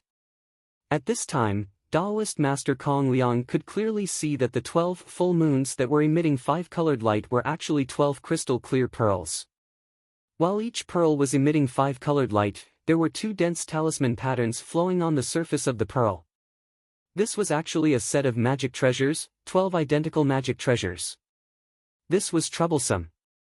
If such a set of magic treasures was not controlled by several people, then the one ambushing him should at least be a cultivator at the middle stage of core forging or above. In the east and west side of the circle formed by the 12 pearls, 2 bright lights suddenly burst out at the same time. Taoist Master Kong Liang's complexion suddenly changed. "Are you asking for help?" An ethereal voice slowly came over. "Who are you? You actually dare to ambush this Taoist? You really don't put my Kun clan in your eyes." There was once again no sound from the sea, and the surrounding sea breeze also became silent. Taoist Master Kong Liang's face was as calm as water. He looked around and suddenly reached out to the sky. Then, he slashed down. A thunderbolt flashed, and with a loud explosion, it smashed into one of the pearls. "In water lightning?" As expected of the Kun clan, you actually cultivated such a small spell. The ethereal voice from before sounded again, but there was a trace of surprise in its tone. In the world of cultivation, many spells had their own merits. Just like the attack power of sword cultivators was known as the number one in the world of cultivation, thunder spells were also known as the number one in destructive power. However, the Tao of Thunder was extremely difficult to achieve. Forcefully cultivating it would mostly harm oneself and others, especially the great thunder divine art. Even after hundreds or thousands of years, there might not be a single person who could successfully cultivate it. On the contrary, the number of cultivators who died cultivating this divine art was uncountable. It was precisely because the lightning god art was so hard to cultivate that people tried to use external forces to master the lightning god art. This way, the cultivation of the lightning god art was a lot easier, but its power was also greatly reduced, and it could only be used as a minor god art. This sunflower water lightning was one of the lightning minor divine abilities, and the cultivation of this minor divine ability required the sunflower water essence, a heaven and earth wonder. Just as the water lightning exploded, the leisurely voice came again, suppressing mountain. When the entire water lightning struck the pearls, it seemed to be blocked and dissolved in the air by a strong and unshakable force. The water lightning did not have the slightest effect on the pearls. Taoist Master Kong Liang's face became more and more gloomy. He stretched out his hand and made a series of hand signs. 3 lightnings struck the 12 pearls in a row. At the same time, he pointed at the colorful gourd above his head. A gust of wind, a stream of blue water, a crimson flame, a cloud of white cold mist, and a golden flying sword, 5 treasures shot out from the gourd one after another. A feather fan suddenly appeared in Taoist Master Kong Liang's hand, and he fanned at the 5 treasures. With the help of the feather fan, the gust of wind immediately rolled up a huge wave on the surface of the sea and pounced in one direction. The blue water was blown away by the feather fan, and a strange pulling force was produced in the 12 pearls, as though it was going to tear the formation formed by the 12 pearls. The wind fueled the fire, and with the help of the feather fan, the crimson flame suddenly turned into a wave of fire and burned toward one of the pearls. The cloud of cold mist disappeared after being fanned by the feather fan, but next to another pearl, the seawater below quickly froze, and even the space around the pearl was frozen. With the help of the feather fan, the golden flying sword turned into a golden light and directly slashed toward one of the pearls. It was the most overbearing and direct attack. Taoist Master Kong Liang used all his means in a short time, and each of his attacks was extremely powerful, comparable to ordinary magical power. He once used this method to kill a 5th-layer core forging cultivator with his 3rd-layer core forging cultivation, which shocked his peers in the demon race and established his name as a genius among them. In the cultivation world, whether it was the human race or the demon race, geniuses were never the ones who cultivated the fastest, but the ones who were the strongest, and Taoist Master Kong Liang was a well-deserved genius. In Taoist Master Kong Liang's opinion, even if his all-out attack could not destroy the formation, it could still create a gap in the formation and allow him to escape. As long as he could escape, this place would not be his. With his status in the Kun clan, he would only need a moment to gather about 10 core forging enlightened masters. At that time, he would make sure that the group of bastards who ambushed him would die without a burial place. However, something that terrified Taoist Master Kong Liang finally happened. Suddenly, a shout came from the night sky, "Ding Hai!" The 12 pearls suddenly glowed with endless light, and the 3 water thunder disappeared in the light. The gust of wind stopped, and the flame was annihilated. The blue water suddenly lost its connection with Taoist Master Kong Liang, and the white cold mist seemed to dissipate, while the golden flying sword remained motionless in the air.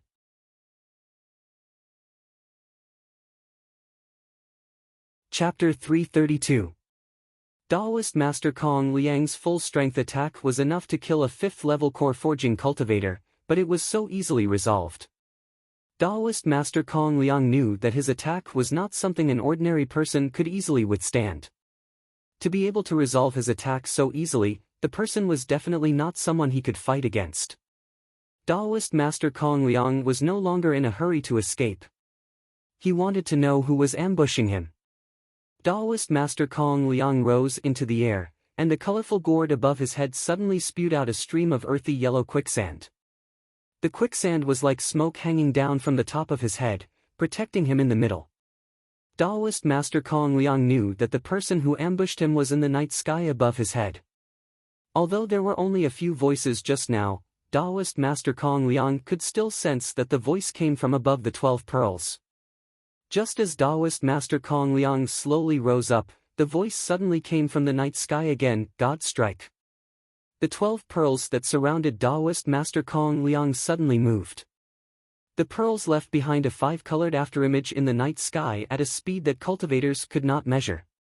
They flew in a seemingly disorderly manner and attacked Taoist Master Kong Liang from all directions.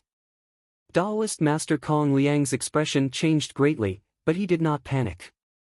As soon as the 12 pearls dissolved his strongest attack, Taoist Master Kong Liang was already aware that he was going to die. The change in his expression could only be his instinctive fear of death. The colorful gourd once again spat out the previous thing, intending to make a final resistance. However, the wall of fire and the wind shield could not stop the piercing of the pearls. The tearing force of the deep blue magnetic water was negligible to the entire formation. The white cold fog had just formed a wall of ice around Reverend Kong Liang when it was shattered by the piercing pearls. The golden flying sword was hit by 3 pearls in a row, and the whole sword was wailing incessantly. Taoist Master Kong Liang once again used a defensive magic weapon to block in front of him, but there were dozens of consecutive explosions. The magic weapon was instantly hit by the pearls from dozens of different directions, and suddenly turned into fragments and fell into the sea. The earthy yellow light hanging down from the gourd merged with Taoist Master Kong Liang's small protective magical power, barely blocking the impact of the pearls for a moment. The yellow protective aura shield had long been riddled with holes, and a trace of blood constantly flowed out from the corner of Taoist Master Kong Liang's mouth. At this moment, a strange fluctuation suddenly flashed in the dark night sky, and the shadow behind immortal Kong Liang seemed to fade a lot. Hee, I've been waiting for you. 2 sparkling jade bracelets suddenly appeared in the sky. One of them was surrounded by a dense mist, and the water vapor on the surface of the sea quickly gathered around the jade bracelet. The other one suddenly ignited with a black flame, as if the night sky was burning. A hollow circular icicle surrounded Lu Ping. A black shadow suddenly appeared in front of Lu Ping, but it was separated by the icicle. Although the daggers in the black shadow's hands sank into the icicle, they did not penetrate the icicle. At this moment, the black poisonous fire swept down, and the black shadow hurriedly retreated. However, the surface of the icicle was filled with cold air, and the pair of daggers were frozen in the icicle. The black shadow had no choice but to give up the daggers, but the black poisonous fire suddenly soared. A muffled sound came, with a hint of softness. The back of the black shadow had been licked by the black prison poisonous fire. Although the black shadow's body also lit up with protective aura shield, the fire poison still followed the eruption of the black shadow's true essence. However, after escaping the burning of the black prison poisonous fire, the black shadow turned back and once again rushed towards Lu Ping. At this time, Lu Ping was shocked by the black shadow. At this time, the black shadow's aura was extremely tyrannical and explosive, and the true essence around its body was fluctuating. Looking at the black shadow's hazy face that revealed a trace of resolute temperament, Lu Ping was shocked. The other party was going to self-destruct his golden core. Yuan, don't! Taoist Master Kong Liang shouted behind him, but at this time, it was too late for him to stop the black shadow from self-destructing. You go quickly. The black shadow cultivator left this last sentence and rushed in the direction of Lu Ping with a resolute face. Taoist Master Kong Liang knew that the black shadow wanted him to take advantage of the impact of his self-destruction on the array to rush out with all his strength. Taoist Master Kong Liang screamed wildly, and his expression was already extremely crazy. The treasure in the colorful gourd spewed out again, but this time it rushed in the same direction. At the same time, Taoist Master Kong Liang jumped into the sea, and a huge kun fish that was dozens of feet in size, like a coral reef, emerged from the water. After the attack of the gourd, it desperately rushed out of the array. Want to leave? It's not that easy. A golden ray of light cut through the pitch-black night sky, as if it wanted to swallow the entire night into this golden crack. Great swordsmanship! The black shadow's shrill cries came to an abrupt end with a strong sense of unwillingness. After shattering his golden core, the black shadow, who had filled his blood with all of his true essence, suddenly split into 2 halves from head to toe like a deflated balloon and fell into the sea. The Genshin array was intact. No! Taoist Master Kong Liang, who had transformed into a demon body, looked at the fallen black shadow with deep sadness and despair. The attack of the colorful gourd did not have the slightest impact on the 12 Genshin array, but the huge body of the kun fish had hit the entire array and made it shake. Lu Ping opened his hands and clenched them tightly. The 12 gentian beads continued to launch, God strike. The huge Kuan fish was instantly pierced with dozens of bowl-sized holes. Blood spurted from the wounds for dozens of feet. The entire sea was dyed bright red by the blood of the Kuan fish. The entire life of the Kuan fish seemed to be drained away with the blood that spurted out. Lu Ping waved his sword and the huge Kuan fish was suddenly cut into two. A huge golden core inside suddenly collapsed and weathered in the air. A thick suffocating aura filled the array, but it quickly dissipated between heaven and earth. Obviously, this Taoist master Kong Liang knew that Lu Ping would not let him go.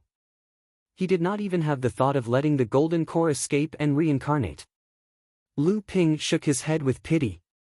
He moved the entire huge Kuan fish into the golden house and the body of the shadow fish demon named Moon Shadow. At the same time, he put the blood of the 2 demon beasts in a jade crystal bottle. These were all treasures. Lu Ping cleaned up the battlefield at an extremely fast speed. His body quickly turned into a stream of water and quietly left the scene of the battle. The last impact of Taoist Master Kong Liang's Kuan fish had shaken the 12 gentian array. The huge aura fluctuation would definitely alert the nearby demon beasts. Lu Ping had to quickly leave the demon territory before the demon beasts realized that Taoist Master Kong Liang had fallen. Lu Ping knew what it meant for a core forging stage Kuan fish to be killed in the demon race. Not to mention, this Kuan fish seemed to be quite special. After the time it took to drink a cup of tea after Lu Ping left, the nearby demon beasts came to investigate. However, when they saw that the spiritual energy fluctuations on the surface of the sea had already calmed down, they only knew that there had been a great battle. However, no one knew the outcome of the battle. Among the demon beasts that rushed over was a black-robed man with a mouth full of white teeth. He was Taoist Master Suiya, who had invited Taoist Master Kong Liang to the banquet tonight. After Taoist Master Suiya checked the surrounding situation, he did not return to his cave residence like the other cultivators. Instead, he flew towards Taoist Master Kong Liang's cave residence with a trace of anxiety. Lu Ping sneaked all the way, avoiding the demon beast patrols. After leaving the demon race's sea area, he immediately flew towards Silver Sword Island at full speed. Finally, he returned to Silver Sword Island before dawn. Rainbow gourd, magic treasure feather fan, a jar of weak water, a bottle of spirit water, several jade slips, a variety of medicinal pills, spirit stones, and spirit materials. Lu Ping rummaged through Taoist Master Kong Liang's storage artifact, but he did not find what he wanted. He inevitably felt a little depressed. He had risked his life to sneak into the demon race's sea area and assassinate Taoist Master Kong Liang. Now that he had caused such a disaster, he did not get what he wanted. Lu Ping smiled bitterly.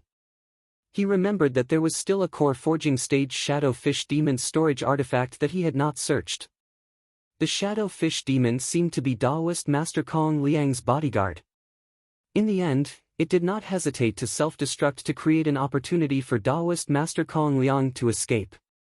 The items in the Shadow Fish Demon's storage artifact were obviously a grade lower than Taoist Master Kong Liang's collection. In addition to a pair of magic treasure daggers, there was only the black muslin wrapped around her body. It seemed to be a special magic treasure for concealment. Unfortunately, it was cut in half by Lu Ping's Sea of All Rivers sword art along with her clothes. In addition, there was a stone jar in the Shadow Fish Demon's storage artifact. After opening it, there was a jar of liquid that resembled a fragrant wine. Lu Ping's face was filled with joy. Lu Ping's action this time was originally just in case. He did not expect that he would really find this thing. Bejeweled nectar clear water. In Lu Ping's opinion, after Taoist Master Kong Liang obtained this heaven and earth mysterious treasure, he would definitely refine his eyes. He did not expect that not only did Taoist Master Kong Liang not use this heaven and earth mysterious treasure, but he also gave it to the Shadow Fish Demon. At this time, Lu Ping did not think about why the Shadow Fish Demon did not use this heaven and earth mysterious treasure to purify his eyes. His 3 pure true pupils' small magical ability had already condensed 2 heaven and earth mysterious treasure, the heaven and earth mysterious treasure. The heaven and earth mysterious treasure were most compatible with the heaven and earth mysterious treasure. After condensing the small magical ability, it would make the small magical ability even more mysterious. This was also the reason why Lu Ping took the risk to kill Taoist Master Kong Liang. Last time, after searching for the heaven and earth mysterious treasure with Fairy Sun, Lu Ping set his sights on this Kun fish demon. At that time, the island they were searching for was occupied by Taoist Master Kong Liang. Unfortunately, at that time, Lu Ping's cultivation was not enough and he was not the Kun fish demon's opponent. This time, Lu Ping used the heart forging pellet to raise his cultivation base to the 3rd layer core forging realm. After 3 years of closed-door cultivation, he completely consolidated his cultivation base and condensed the 2nd seal in his 12 origin chin beads. Only then did he make up his mind to take the risk to kill the monster Kun fish.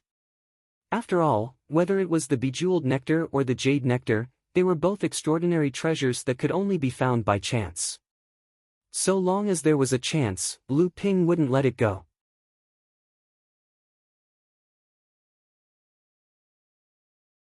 Chapter 333. In all fairness, Taoist Master Kong Liang could be said to be the most tyrannical cultivator Lu Ping had ever encountered. Not to mention, he had the shadow fish demon on his side. Unfortunately, he had encountered Lu Ping, who had laid out the 12 Genshin Grand Formation. Taoist Master Kong Liang could only welcome the fate of death. After obtaining the wine, Lu Ping's cultivation of a minor magical ability was in sight. Only then did he turn around and carefully examine his gains from the battle. Taoist Master Kong Liang was undoubtedly a wealthy person. Lu Ping's raid this time was like robbing a human-shaped treasure house. Taoist Master Kong Liang's feather fan was just an ordinary magic weapon, but Lu Ping was quite happy to hold it in his hands. In the hands of his 2 alchemy boy puppets, the medicine boy already had a magic weapon, the medicine pounding pestle. Although the fire boy had a magic weapon that was used to light the fire, it was undoubtedly far inferior to this magic weapon feather fan. After Lu Ping became a Grandmaster Alchemist, he had a higher demand for spirit herbs when he was concocting core forging realm medicinal pellets. In order to maximize the effectiveness of each spirit herb, the role of the herb pounding boy and the fire boy became more and more important. Therefore, the herb pounding pestle and feather fan also played an important role in the process of concocting medicinal pellets. However, what made Lu Ping even more surprised were the 2 kinds of spirit water. One was placed in a stone altar. It was a kind of heaven and earth strange 3000 weak water. This kind of heaven and earth strange water's overbearing nature was comparable to the Kuei water essence that Lu Ping had used before. It was just right for Lu Ping to continue to strengthen his protective aura qi. The other kind was the more precious earth-level low-tier heaven and earth spirit water, the azure wave water.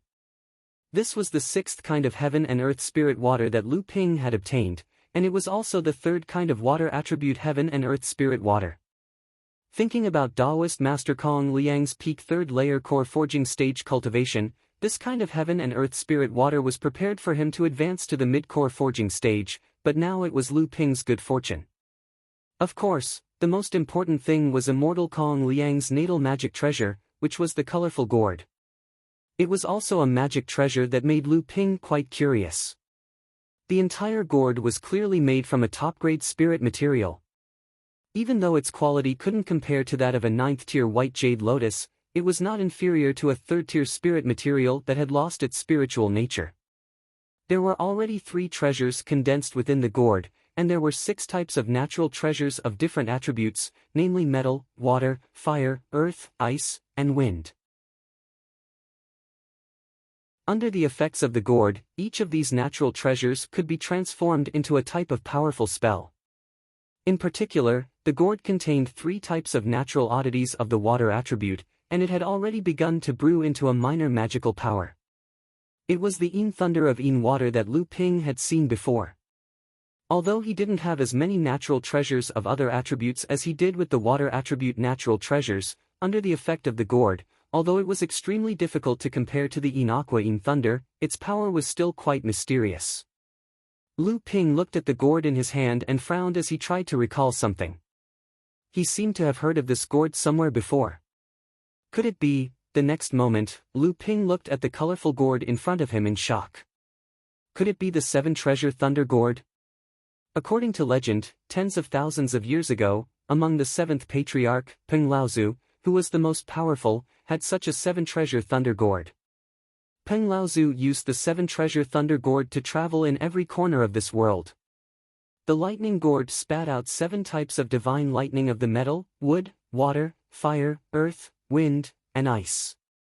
Each type of divine lightning was a great magical power that blew up this chaotic world. Finally, the 7 types of divine lightning combined into one, and Peng Laozu summoned an even more powerful supreme magical power of the pure thunder attribute from the lightning gourd. Finally, he cleared this world, and Peng Laozu used the 7-treasure thunder gourd and his supreme cultivation to establish himself as the number 1 of the 7th patriarch.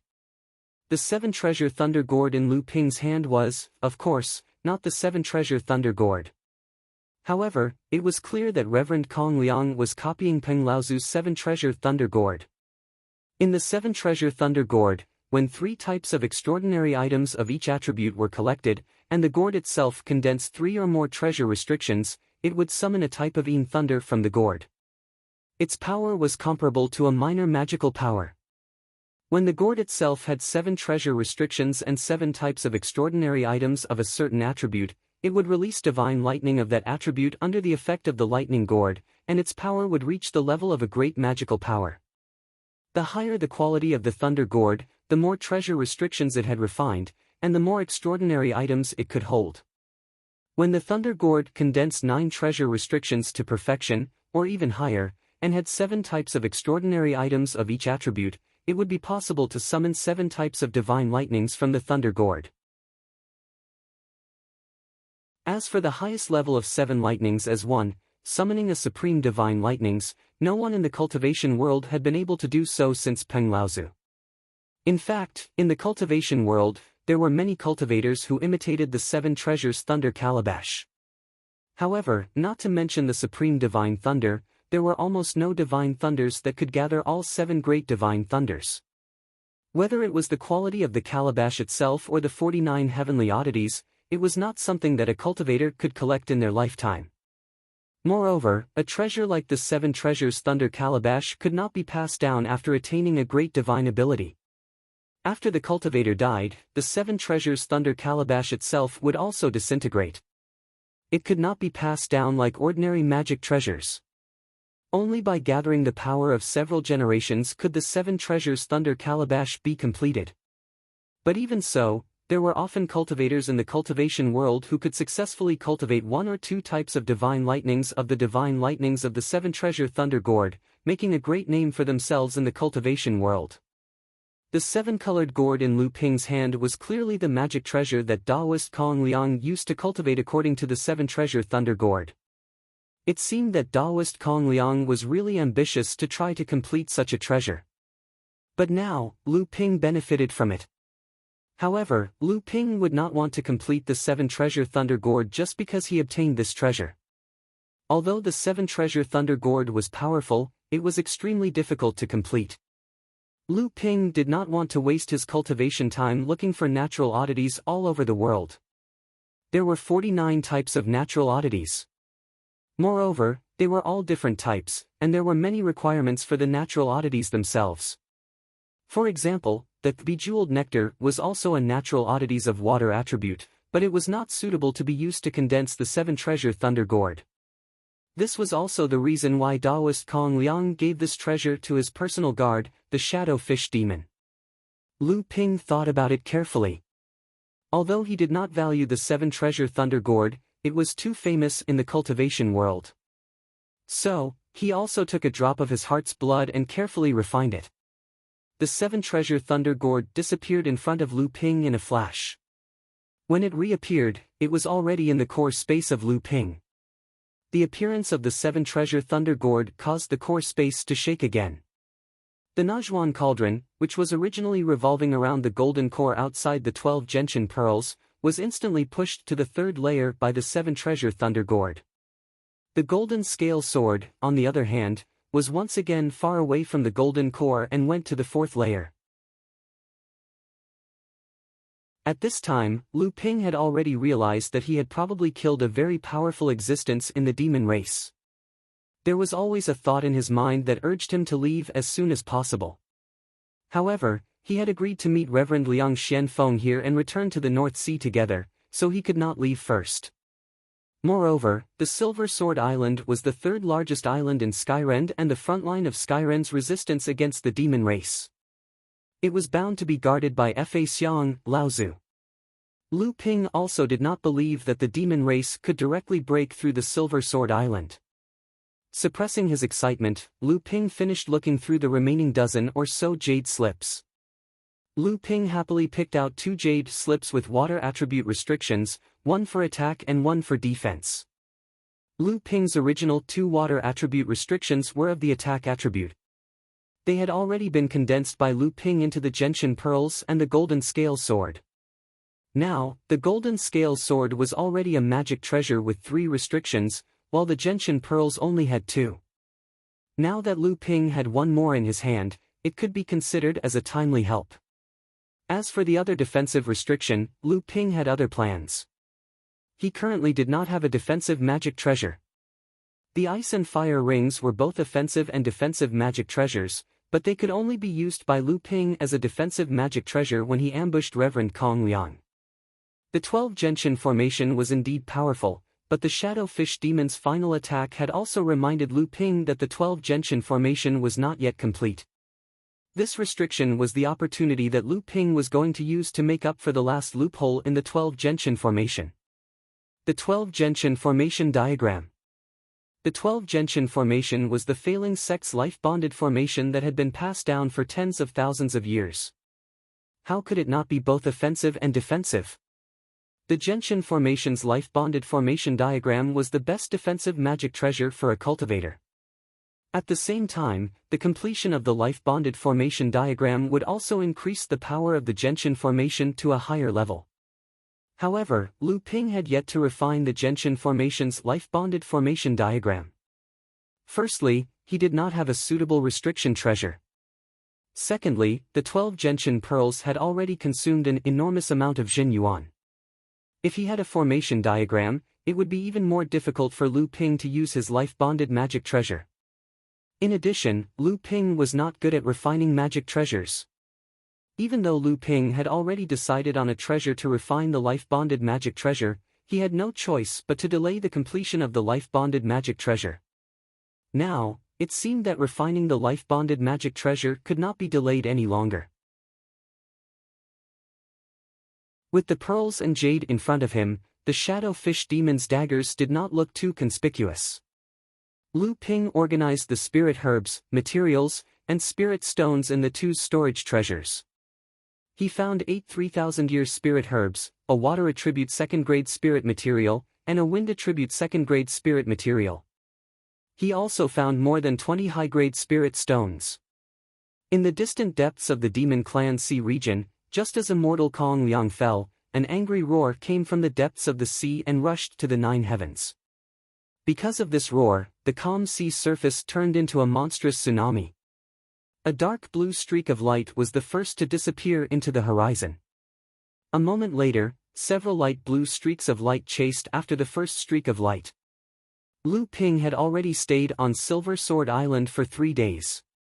During these 3 days, he used the bejeweled nectar to cleanse his eyes while waiting for Taoist Liang Xuanfeng's arrival. On this day, Lu Ping was cultivating the Tripure True Eyes in the cultivation room when a heaven-shaking roar suddenly came from outside Silver Sword Island. The roar contained anger and pressure, forcing all the cultivators on the island to stop their cultivation. Many cultivators lost control of their Jin Yuan because it was too sudden, resulting in internal injuries. When Lu Ping came out of his cave residence, he saw a soul-stirring scene. A tsunami the size of a mountain surged from the distant sea.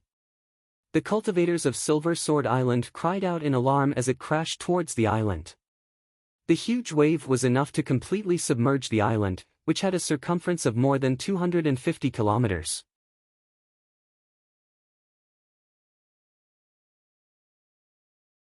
Chapter 334.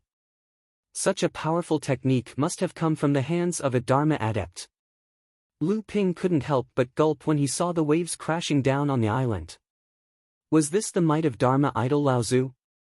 As the many cultivators on Silver Sword Island were in a state of panic, a large, colorful barrier suddenly appeared in the sky above Silver Sword Island to envelop the entire island. It's the island's Grand Formation.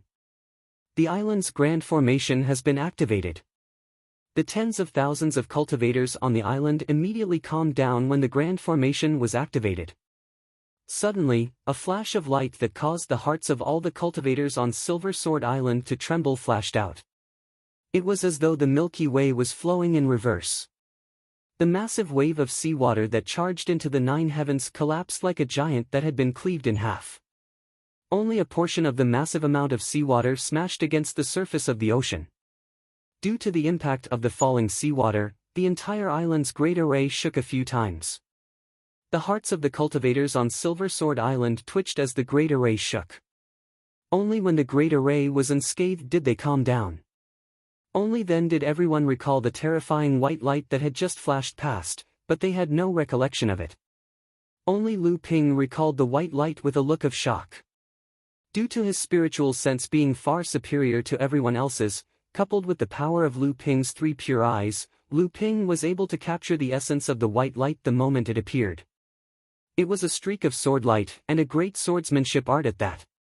There weren't any earth-shattering phenomena when it was used, but it was silent and fast to the extreme. The others couldn't capture it with their spiritual sense, and they only felt their blood run cold in the blink of an eye. The sword seemed to split the heavens with a single slash. Splitting the heavens with a single slash was the true essence of Skyrend. This was Skyrend's true great swordsmanship art. If it wasn't for Lu Ping's deep attainments in swordsmanship, even he wouldn't have been able to judge the white light. The towering waves outside the island were clearly a great art as well, but they were destroyed by the white light. Even though the waves still crashed into the island's Grand Formation, their power had been greatly reduced, and they no longer posed a threat to the formation. After the massive wave receded, the cultivators who had just calmed down exclaimed once more.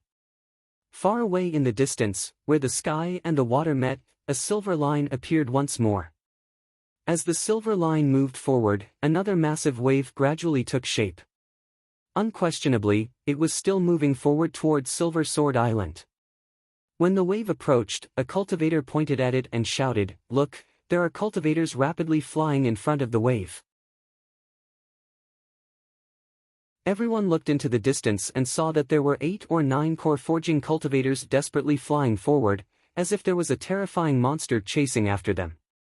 As the wave drew closer and closer, the cultivator at the back suddenly attacked the cultivator in front of him. The cultivator in front of him was caught off guard. Although he blocked the attack, he couldn't help but stop himself. The last cultivator took advantage of the opportunity to overtake him. By the time the cultivator who had stopped moving, it was already too late. A water arm abruptly emerged from the waves to entangle the cultivator. Without being able to put up any resistance, the cultivator was dragged into the ocean waters. Lu Ping's eyes lit up. With the 3 pure eyes, he could clearly see that the one flying in the middle was Taoist Master Liang Xianfeng. Although enlightened Master Liang Xianfeng was also in a sorry state, he wasn't injured at all. Lu Ping let out a long sigh of relief. Then, he muttered to himself, with enlightened Master Liang Xuanfeng's cultivation base and wind elemental spells, how could he only be in the middle of the core forging realm cultivators? At this moment, the tide caught up again. The cultivator who had plotted against one of the cultivators summoned his own magic treasure. Just as he was about to use the same trick, he saw the 2 enlightened masters flying in front of him suddenly turn around and attack the cultivator with their magic treasures. The cultivator clearly didn't expect this to happen. He could only let out a miserable cry before he was swept away by the wave. The cultivators on Silver Sword Island were speechless and looked at each other. In a moment of life and death, the ugliness of human nature began to show itself without the slightest scruple. At this moment, only 7 cultivators were left on the sea, flying towards Silver Sword Island. Kong Shang Laozu, do you really think there's no one in Skyrend? A dignified and heavy voice resounded, and its tone contained a trace of anger that couldn't be concealed. It's Wondrous Sword Laozu. That's right. With Wondrous Sword Laozu, Silver Sword Island is impregnable. The 7 core forging cultivators were overjoyed when they heard Wondrous Sword Laozu's words. They flew even faster towards Silver Sword Island. Daoist Master Liang Xianfeng was still in the middle of the group. A rumbling voice seemed to come from the bottom of the sea, but also from the heavens and earth.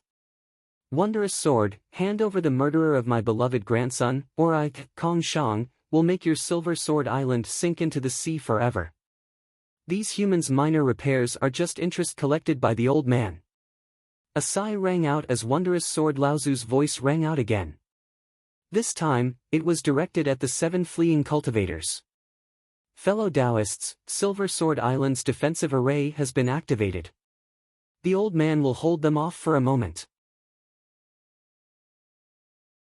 You all should quickly run elsewhere. Silver Sword Island's defensive array had been activated and the Yao cultivators were on the verge of attacking the island. Clearly, Wondrous Sword Laozu would not give the Yao cultivators an opportunity to attack and put Silver Sword Island in danger just because of these 7 cultivators. Hearing that, the faces of the 7 fleeing cultivators revealed looks of despair. However, 4 of them had already flown towards one side of Silver Sword Island. The other 3, including Daoist Master Liang Xianfeng, continued flying towards Silver Sword Island. After a sigh, a white sword beam streaked across the surface of the sea once more. This time, the cultivators from Silver Sword Island were finally able to see that the white sword beam was actually a sword beam. The deep ocean was seemingly cleaved apart by the sword beam and the surging ocean tide immediately fell into the gap created by the sword beam, pausing for a moment. The cultivators from Silver Sword Island looked at the cultivators who were still flying towards Silver Sword Island with pity on their faces. Clearly, Skyrend would not open up the passageway to the island for the sake of the 3 cultivators. As for the 4 cultivators who were flying in other directions, they would not necessarily be able to escape the besiegement of the Yao cultivators. Thus, Wondrous Sword Laozu was clearly doing his best and leaving it to fate. After buying them some time, Wondrous Sword Laozu stopped attacking. After breaking free from the obstruction created by Wondrous Sword Laozu's sword technique, the ocean tide rapidly surged forward once more. Additionally, the ocean tide rose higher and higher, seemingly having regained the power of the first wave. Suddenly, 3 hands made from essence energy shot out from the ocean tide to grab the 3 cultivators who were flying towards Silver Sword Island. Finally, Dharma Idol Laozu took action. Right at this moment, Reverend Liang Xianfeng, who had been advancing side by side, suddenly made a move and shot out a green wind wheel behind him. The flowing cloud boat appeared beneath his feet, and a green stream of air swirled around the boat. At the same time, he made hundreds of different hand seals with both hands.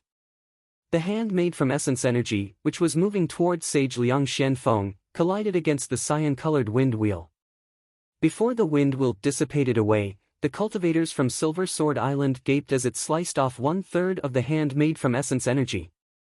That was Dharma Idol Laozu's attack. Clearly, Laozu, who was hiding somewhere, did not expect a core forging stage cultivator to be able to unravel his attack. 1/3 of the hand that was sliced off by the wind wheel was restored. Additionally, it appeared even more powerful. At the same time, the other 2 hands made from essence energy sped up to grab the other 2 cultivators. Suddenly, Sage Liang Xuanfeng's aura surged. Only then did the cultivators from Silver Sword Island realize that there was a level 9 core forging stage expert hidden amongst the fleeing cultivators. It would be a pity for a cultivator who was only 1 step away from the Dharma Idol stage to die here. Sage Liang Xuanfeng's entire body transformed into a gigantic wind wheel that suddenly overtook the other 2 cultivators. As the cultivators from Silver Sword Island cried out in alarm, they charged towards the island's protective array.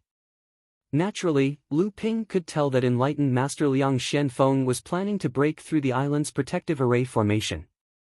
Enlightened Master Liang Xianfeng was passionate about traveling the world and exploring ruins and cave dwelling.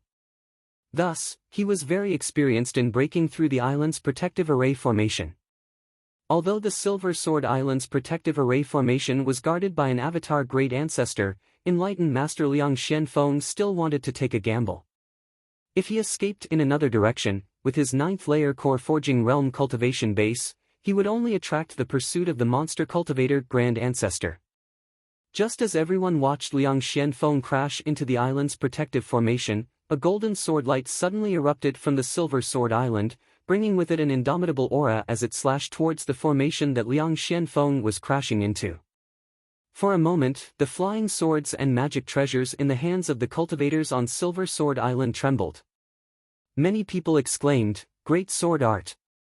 It's another great sword art! He's receiving the cultivator outside the island. Are they accomplices?" As the cultivators on Silver Sword Island exclaimed, Sage Liang Xuanfeng's gale and Lu Ping's 100 rivers flow into the sea struck the same spot on the island's protective array at the same time. Amidst the deafening rumble, Lu Ping's golden scale sword only pierced through the island's protective array formation's tip. Meanwhile, Enlightened Master Liang Xuanfeng's hundreds of hand seals flowed through the sword tip and into the array formation.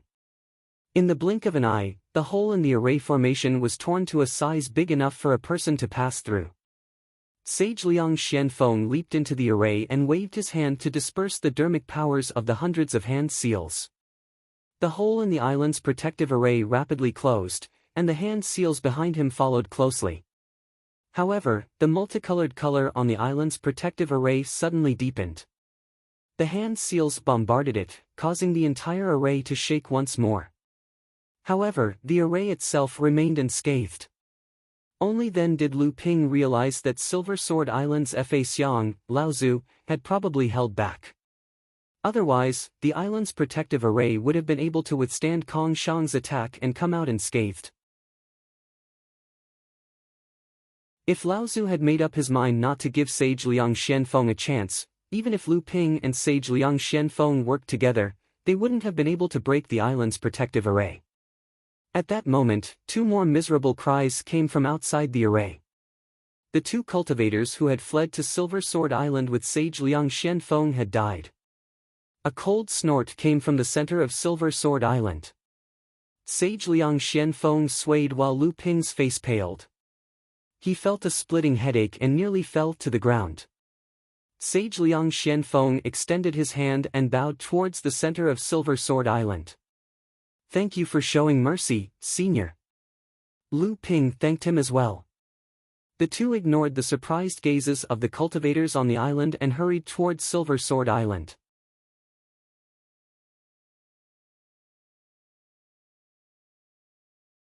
Chapter 335. Uncle Master, where are we going?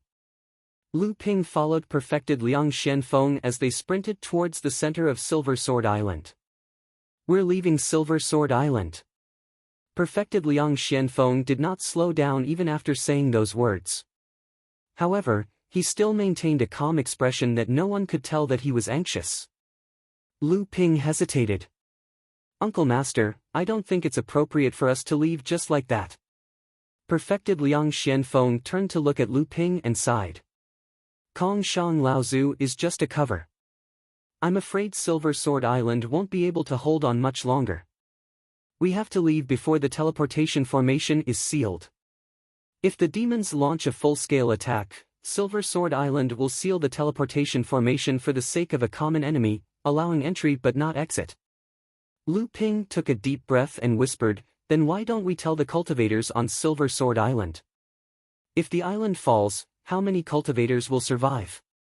Perfected Liang Xianfeng could not help but scold, "How many people will believe you? Silver Sword Island is one of the 3 major islands of Skyrend. Skyrend will definitely defend it to the death unless it's absolutely necessary. The moment you say that, the cultivators of Skyrend will first punish you for disturbing the morale of the army." Lu Ping was stunned and did not say anything else. Skyrend might know that the demons were launching a full-scale attack, but they did not spread the news. Lu Ping's heart turned cold. Skyrend wants to use all the cultivators on Silver Sword Island to fight against the demons. Even if they can't defend Silver Sword Island, they'll deal a heavy blow to the demons. As expected, Patriarch Kong Shang's attack had taken up too much of Patriarch Wondrous Sword's attention. By the time the two of them arrived at Silver Sword Island's teleportation array, it was still open. On the contrary, many cultivators had heard that the Yao race was besieging the island and rushed over to help. Enlightened Master Liang Xianfeng and Lu Ping looked at each other. It was too late for them to use the long-distance teleportation array as it would take too long. Not only did they have to get permission from the Silver Sword Island cultivators, but they also had to inform the cultivators at the destination beforehand. But now, the Silver Sword Island was likely to close the teleportation array soon. To Golden Sword Island. Sage Liang Xianfeng handed a bag of spirit stones to the cultivator from Sky Fisher Sword faction, and the two of them stood on the teleportation array. Soon, the teleportation array lit up and a group of cultivators from Sky Fisher Sword faction, each carrying a great sword on their back, walked towards the teleportation array. The three enlightened masters in the lead said something to the cultivator guarding the teleportation array. The cultivator guarding the teleportation formation abruptly turned his head and said, "Close the teleportation formation. From now on, Silver Sword Island will be under martial law. No one is allowed to leave." The cultivator had only just said that when the teleportation formation shone brightly. Perfected Liang Xianfeng and Lu Ping disappeared into the light. In the end, Skyrend was still one step too late. By the time the two of them arrived at Heaven Essence City from Golden Sword Island, 3 days had already passed. Long-distance teleportation formations were so troublesome. Not only did each teleportation cost a great deal of spirit stones, there was also a limit to the number of teleportation slots. The cultivators on both sides had to make preparations in advance to prevent people from plotting against them. Along the way, Lu Ping told Perfected Liang Xianfeng about some of the important things that had happened to him over the past few years. Perfected Liang Xianfeng was very impressed. "I didn't think you'd manage your own force in the Fallen Secret region. It's a treasure land. If you manage it well, it'll be a rich foundation for your future cultivation. Unfortunately, we have to return to Jingjia Island as soon as possible. Otherwise, we could take a look at your Soundwave Manor." Lu Ping asked curiously, "Why are you in such a hurry, Uncle Master? What's wrong with staying on Maitsongling Island for a couple of days?" Perfected Liang Xianfeng said, "I'm afraid it won't work this time. I've already received a decree from Celestial Phenomenon Laozu. I need to return to Jingjia Island as soon as possible. You and I will rest for a day. Tomorrow, we'll have to cross the Fallen Secret region. Although there won't be much danger along the way, the humans and demons of the East Sea have already started fighting. We need to be careful. This trip will take at least half a month." Lu Ping hesitated and asked, "Uncle Master, are you guarding Perfected Plum from the Listening Villa?" Perfected Liang Xianfeng looked at Lu Ping and said, "That's right." "Then has she entered the Dharma stage?" "Not yet, but she has passed the most dangerous period. She has merged with a mid-tier heaven spirit item and achieved an 8th-tier golden core. Although there are still a few more hurdles before she can enter the Dharma stage, I believe with her ability, she won't give anyone a chance." Perfected Liang Xianfeng sighed. At the same time, there was a hint of envy in his eyes. He thought for a moment and said, "Don't ask too much about her and don't tell anyone else. She has too many conflicts with our sect. It's useless to talk about it now." The next day, just as the two were about to leave Chenyuan City, a piece of news that shook the North Sea spread. The Silver Sword Island had been conquered by the demons. For a moment, the East Sea was in an uproar. The Silver Sword Island was one of the 5 major sects of the East Sea, one of the 3 major bases of Skyrend. The island was guarded by the Dharma Laozu all year round, but it was easily conquered after being surrounded by the demons for 3 days. However, when more detailed information arrived, everyone sucked in a breath of cold air. This time, the Kun clan had gone crazy. They actually sent 3 Dharma Laozu led by Kong Shang Laozu. In addition to the 3 Dharma Laozu from other clans, a total of 6 Laozu besieged the Silver Sword Island. Although a sword comprehension Laozu from Skyrend and 2 Laozu from the nearby sects came to help, the Silver Sword Island was still outnumbered. After using the island's protective formation to injure the 2 Dharma Laozu, the sword comprehension Laozu from Skyrend was also heavily injured. The Silver Sword Island's protective formation was broken, and the demons launched a large-scale attack on the island. After a fierce battle, both sides suffered heavy losses. The human cultivators had no choice but to retreat, and the Silver Sword Island fell. It was said that more than 30 core forging realm experts from the Silver Sword Island had fallen in this battle, and even more were heavily injured. The remaining blood condensation realm cultivators were also innumerable. Due to the island's protective formation, the demonic cultivators suffered even greater losses. They had lost more than 40 core forging realm experts. However, the gains from conquering the Silver Sword Island were more than enough for the demonic cultivators to recoup their losses. It was said that the Kun clan had launched a large-scale attack on the island because one of Kong Shang Laozu's grandsons had been assassinated by a human cultivator. In a fit of rage, Kong Shang Laozu had gathered so many cultivators to conquer the Silver Sword Island. The humans and demons had been enemies for a long time. Although the death of Kong Shang Laozu's grandson wasn't the main reason, it was still a trigger.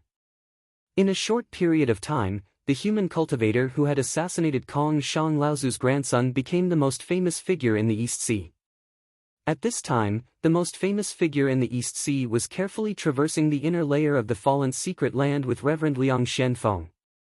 The inner layer was mostly occupied by the East Sea's large forces, rogue cultivators, independent forces, and even demon cultivators. The cultivators stationed here were at least in the late core forging stage, so it wasn't unusual for Reverend Laozu to appear here. Moreover, the special characteristics of the fallen secret land meant that humans, demons, and humans would always assume the worst of each other. Killing and robbing was normal, but they would never provoke someone they couldn't afford to provoke. Reverend Liang Xianfeng carefully released his late core forging stage aura along the way. He didn't provoke them, nor did he show any signs of weakness, so their journey was smooth. After flying in the fallen mystery land for over 10 days, a mid-sized island with a circumference of over 100 miles finally showed its vague outline in the secret land, which was shrouded in mist all year round. Jingzha Island was the stronghold that Jinling had established in the fallen secret land. One of Jinling's 3 mid-Dharma Laozu cultivators, Celestial Phenomenon Laozu, was stationed here. Before the 2 of them reached Jingzha Island, they saw 2 cultivators flying towards them. "Is that Brother Xianfeng?" Reverend Liang Xianfeng laughed and said, "Are you Brother Xuanrong and Brother Xiantong?" "I am Xianfeng." When they got closer, Lu Ping finally got a good look at Reverend Xuanrong and Reverend Xiantong. They looked to be in their 40s, but Reverend Xuanrong already had a long beard. "Brother, who is this young friend?" Reverend Xuanrong asked curiously when he saw Lu Ping standing beside Reverend Liang Xianfeng. "Ah, this is Sister Xuanling's disciple. His surname is Lu, and his name is Xianping." Reverend Liang Xianfeng pointed at Lu Ping and introduced him to the 2. Lu Ping stepped forward and bowed respectfully. Disciple Lu Ping greets the 2 uncle masters. Reverend Xuanrong and Reverend Xiantong looked at each other in shock and hurriedly said, "Martial nephew Xianping, please rise." When Lu Ping stood up straight, Reverend Xuanrong sighed and said, "I heard that Sister Xianling took in a male disciple about 10 years ago. He was only at the 8th level of the blood condensation realm when he went missing during the beast tide. Who would have thought that in just a few years, martial nephew Lu's cultivation would have reached such a level? It's really amazing." Although Reverend Xuanrong addressed Lu Ping as a martial nephew, his tone showed that he was treating Lu Ping as a peer. Lu Ping smiled. Back then, martial nephew Xianling was framed by vile people. Luckily, I didn't die and obtained some opportunities in the East Sea. That's how I broke through to the core forging stage. Reverend Xiantong nodded. "We've heard about what happened to you. I heard that Sister Xianling lost her temper and even angered some people. But you came back at the right time. Lu Ping was puzzled. Reverend Liang Xianfeng was surprised. Could it be? Reverend Xiantong nodded. That's right. A few days ago, we received news that Sister Xianling has successfully condensed her Dharma form, becoming our sect's 8th Dharma form, Laozu. The sect will hold a Dharma form assembly for her in a month's time, inviting all the sects in the North Sea to congratulate her. Martial nephew Lu's cultivation has improved greatly, which is great news for Sister Xianling. Lu Ping was overjoyed. Is that true, Uncle Master? But then he realized that his words were inappropriate. It was as if he was questioning Reverend Xiantong. Reverend Xiantong didn't mind. He smiled. Of course. Please return to the island. Brother Xianfeng, you should go and see Uncle Master Tianxiang first. Don't let him wait too long.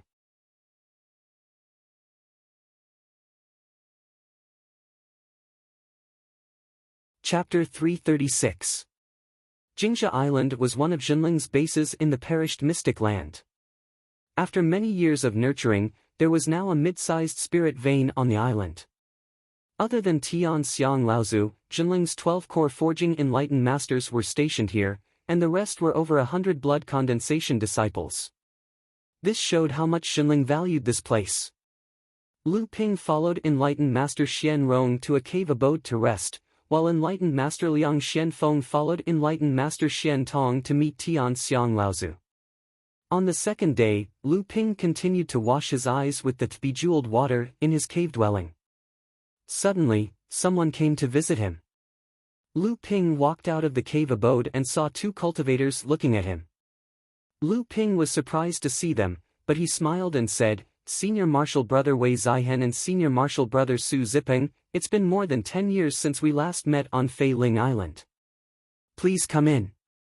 The 2 people outside the cave were the 2 cultivators who led the battle with Lu Ping against the early blood condensation cultivators on Fei Ling Island. In the end, they defeated Xianling sect's Zhenling. When the 2 saw Lu Ping, they were stunned and didn't know what to say, but Lu Ping already invited them. Seeing that Lu Ping's attitude towards them didn't change after he advanced to the core forging realm, they heaved a sigh of relief. After the 2 of them entered the cave abode, Su Zipeng smiled bitterly and said, During the trip to Fei Ling Island, Junior Martial Brother was the strongest among us. After that, all of us advanced to the mid-blood condensation realm and became disciples of our respective masters. Then, we were sent to the perished mystic realm to train ourselves. I thought we would be one of the strongest cultivators in the same realm as us, but after seeing you today, Junior Martial Brother, I feel ashamed. Wei Zihen also said, Previously, I heard from Martial Uncle Xian Tong that there was another core forging disciple named Lu Xianping under the Heavenly Spirit Ancestor. We were still a little suspicious, but now that we have seen the real person, we no longer have any doubts. It's just that Junior Brother's advancement in cultivation is too strange, and we no longer have any desire to compete.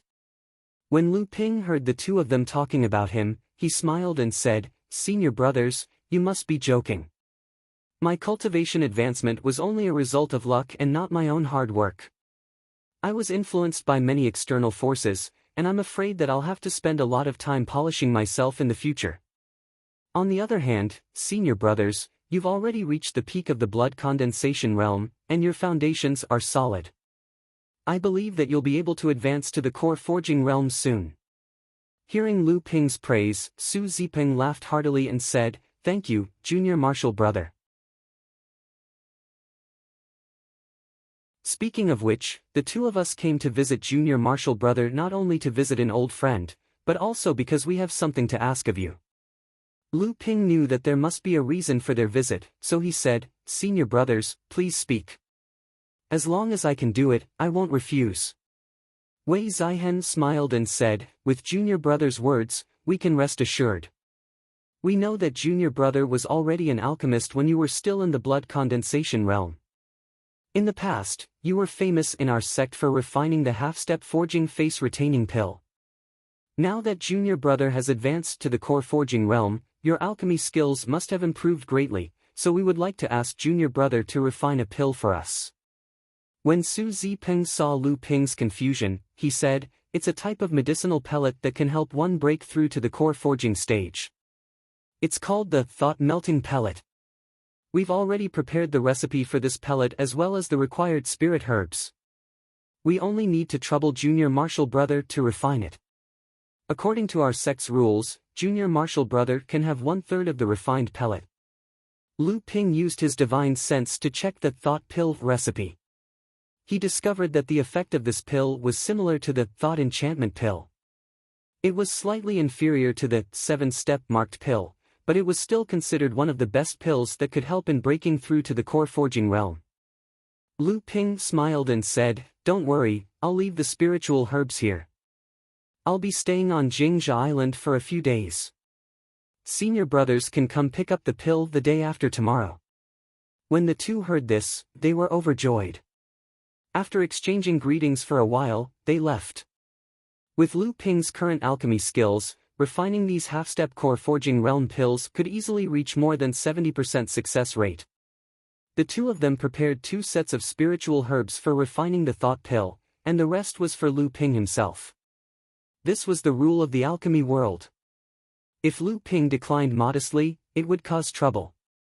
Not to mention, once Liang Xianfeng testified, the news of him becoming an alchemy master would probably be known by other cultivators on the island. At that time, the ones who would trouble him would be his martial uncles in the core forging realm. Lu Ping only spent a day to concoct the sense-dissolving pellets. With his current alchemy skills and the help of the Nachuan cauldron and the blue spirit fire, he managed to produce a total of 15 sense-dissolving pellets from the 2 cauldrons. Lu Ping kept 5 of them and gave the remaining 10 to the duo. However, after the thought pill was refined, the Jinlin cultivators on Jingzha Island, especially the core forging realm masters, seemed to have received some news. Several people came to Lu Ping one after another, offering the pill recipe and spiritual herbs, hoping to refine some medicinal pills. However, these medicinal pills were already at the core forging realm. Lu Ping had a limited return date, so he only took a few furnaces of spiritual herbs to refine early-stage core forging realm medicinal pills. With his current alchemy skills, if he refined early-stage core forging realm medicinal pills, he could reach 50 to 60% success rate. If he refined middle-stage medicinal pills, his success rate would only be 30 to 40%. Of course, it was impossible for Lu Ping to refine these medicinal pills. He had not tried the late-stage core forging realm medicinal pills, but he had at least refined 2 medicinal pills for the half-step transcendence realm. One was the Bell Cauldron pill, and the other was the Forging Heart pill. It was just that the cost of refining these 2 medicinal pills was too high, and there was also an element of luck involved. After spending a few more days, Lu Ping finished refining the medicinal pills for the uncle masters. Due to the scarcity of spiritual herbs, it was not uncommon for middle-stage core forging realm cultivators to use early-stage core forging realm medicinal pills to cultivate. In addition, the Jinlin cultivators on Jingzha Island were isolated overseas, so the cultivation supplies they had were even more scarce. Although Jingzha Island was rich in resources, there was no alchemy master here. Everyone could not cook without rice. It was not easy to meet Lu Ping, so they naturally would not let him go easily. A day before Lu Ping returned to the North Sea, Liang Xianfeng came to Lu Ping's cave residence and said, "Uncle Master Tianxiang wants to see you." Lu Ping was stunned when he heard this, but he quickly got up and followed Liang Xianfeng to the cave residence in the center of Jingzha Island. Other than Hongya Laozu from the Northern Alliance, this was the second Dharma Laozu that Lu Ping had seen, and he was one of the 3 mid-Dharma Laozu in Jinling. His expression was solemn. When Lu Ping saw Tianxiang Laozu, he was not in the cave residence, but in a spiritual herb garden. Tianxiang Laozu was dressed in an ordinary farmer's robe and wore a bamboo hat. He looked like an old farmer, tending to the plants in the spiritual herb garden. Seeing Lu Ping and Liang Xianfeng arrive, the old farmer patted the soil off his hands, then straightened up and said, "You're here? Come and have a cup of tea." Lu Ping bowed respectfully and said, "Greetings, Uncle Master." Tianxiang Laozu walked to a pavilion and waved for the two to come over. He looked at Lu Ping and said, "That last Xian Ling has taken in a good disciple. Qianxiang Laozu sat down, and only then did Liang Xianfeng and Lu Ping sit down. Qianxiang Laozu smiled and said, "Back then, we thought that we could teach disciples like Tianlin, Xianling, Xian, and we were already very happy. We were also very happy that your uncle Master Xianfeng could achieve what he has today.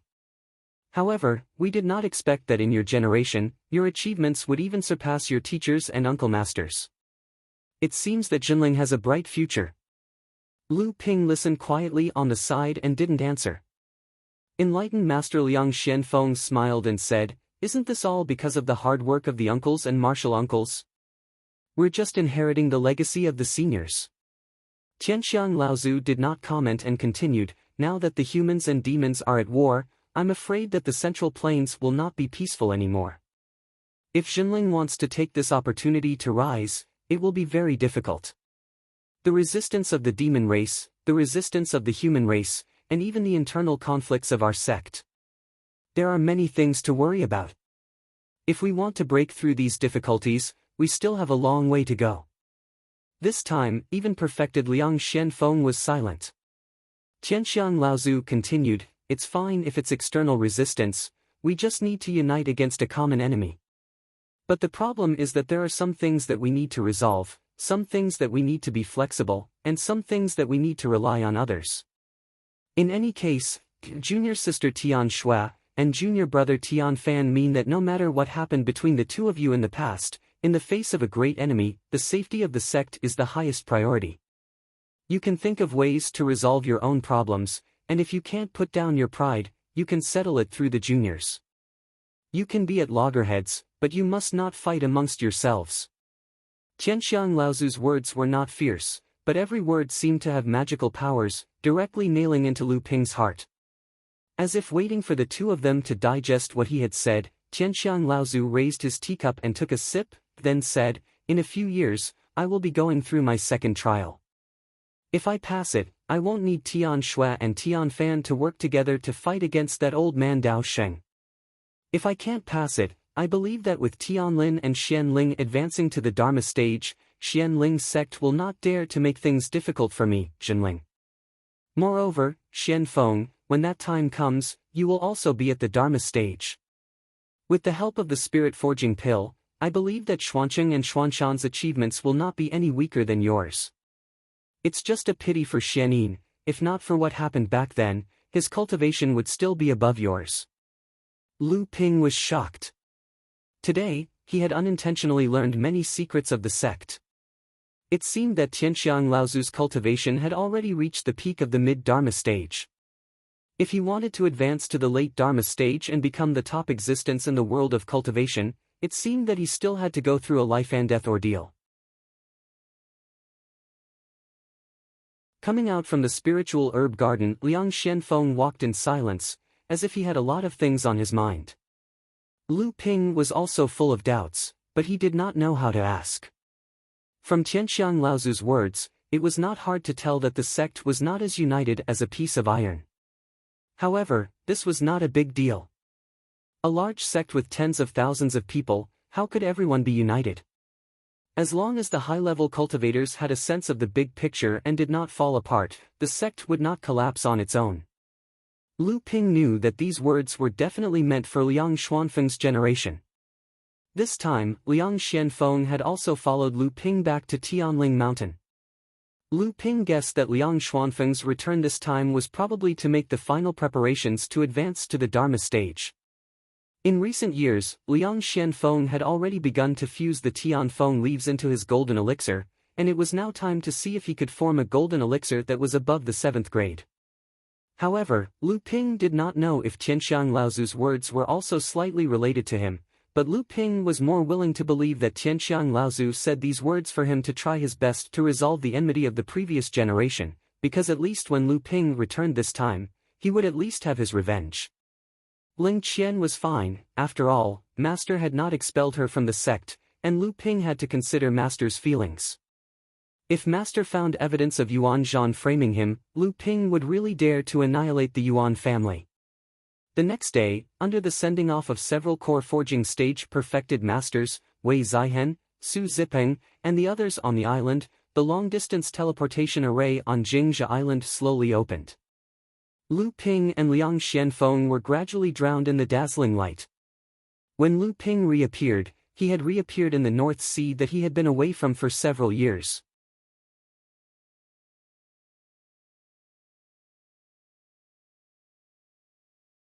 Chapter 337. Tianling Mountain was still filled with lush greenery, chirping birds, and the fragrance of flowers. Lu Ping and perfected Liang Xianfeng agreed on a time to visit, then flew towards Chonghua Prefecture. At this time, there were many blood condensation cultivators around Chonghua Prefecture. Because perfected Lu Xianling had advanced to the Dharma stage, the entire Jinling sect was busy preparing for the Dharma assembly. Looking at the joyful faces of the cultivators, it was obvious that the appearance of every Dharma manifestation Laozu had a great impact on a sect. This was especially so for a place like the North Sea where the overall cultivation situation was far inferior to the East Sea. The birth of a Dharma manifestation Laozu could directly affect the balance of the entire North Sea cultivation world. The cultivators along the way were all puzzled when they saw Lu Ping walking towards them. However, when they got closer and sensed the unfathomable aura from Lu Ping, they all became respectful. Lu Ping didn't mind at all. After he became enlightened Master Lu Xuanling's disciple, other than attending lectures and asking for advice on cultivation problems, he rarely returned to Tianling Mountain. Instead, he cultivated in his own cave dwelling on Huangli Island. Many years had passed, and he did not know the situation on Huangli Island. Huangli Island was located at the outermost part of the buffer zone. After the beast tide, it would probably be the first place to be attacked by the beasts. Judging from the security on Huangli Island at that time, it was very likely that the island had already been attacked by the beasts. It was a pity that the cave abode was not there. Lu Ping had already gathered 5 mini-spirit veins there. There were also some cultivators who recognized Lu Ping and looked shocked. They were obviously surprised by the reappearance of Lu Ping, the 9th disciple of Chonghua Prefecture who had been missing for many years. Most cultivators thought that he was dead. Coupled with Lu Ping's core forging cultivation, this surprise turned into shock.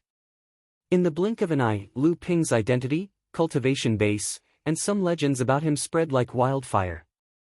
Whether it was intentional or not, the sudden appearance of a core forging realm cultivator was enough to attract the attention of the cave dwellings on Tianling Mountain, as well as the clans in Jinling sect's territory.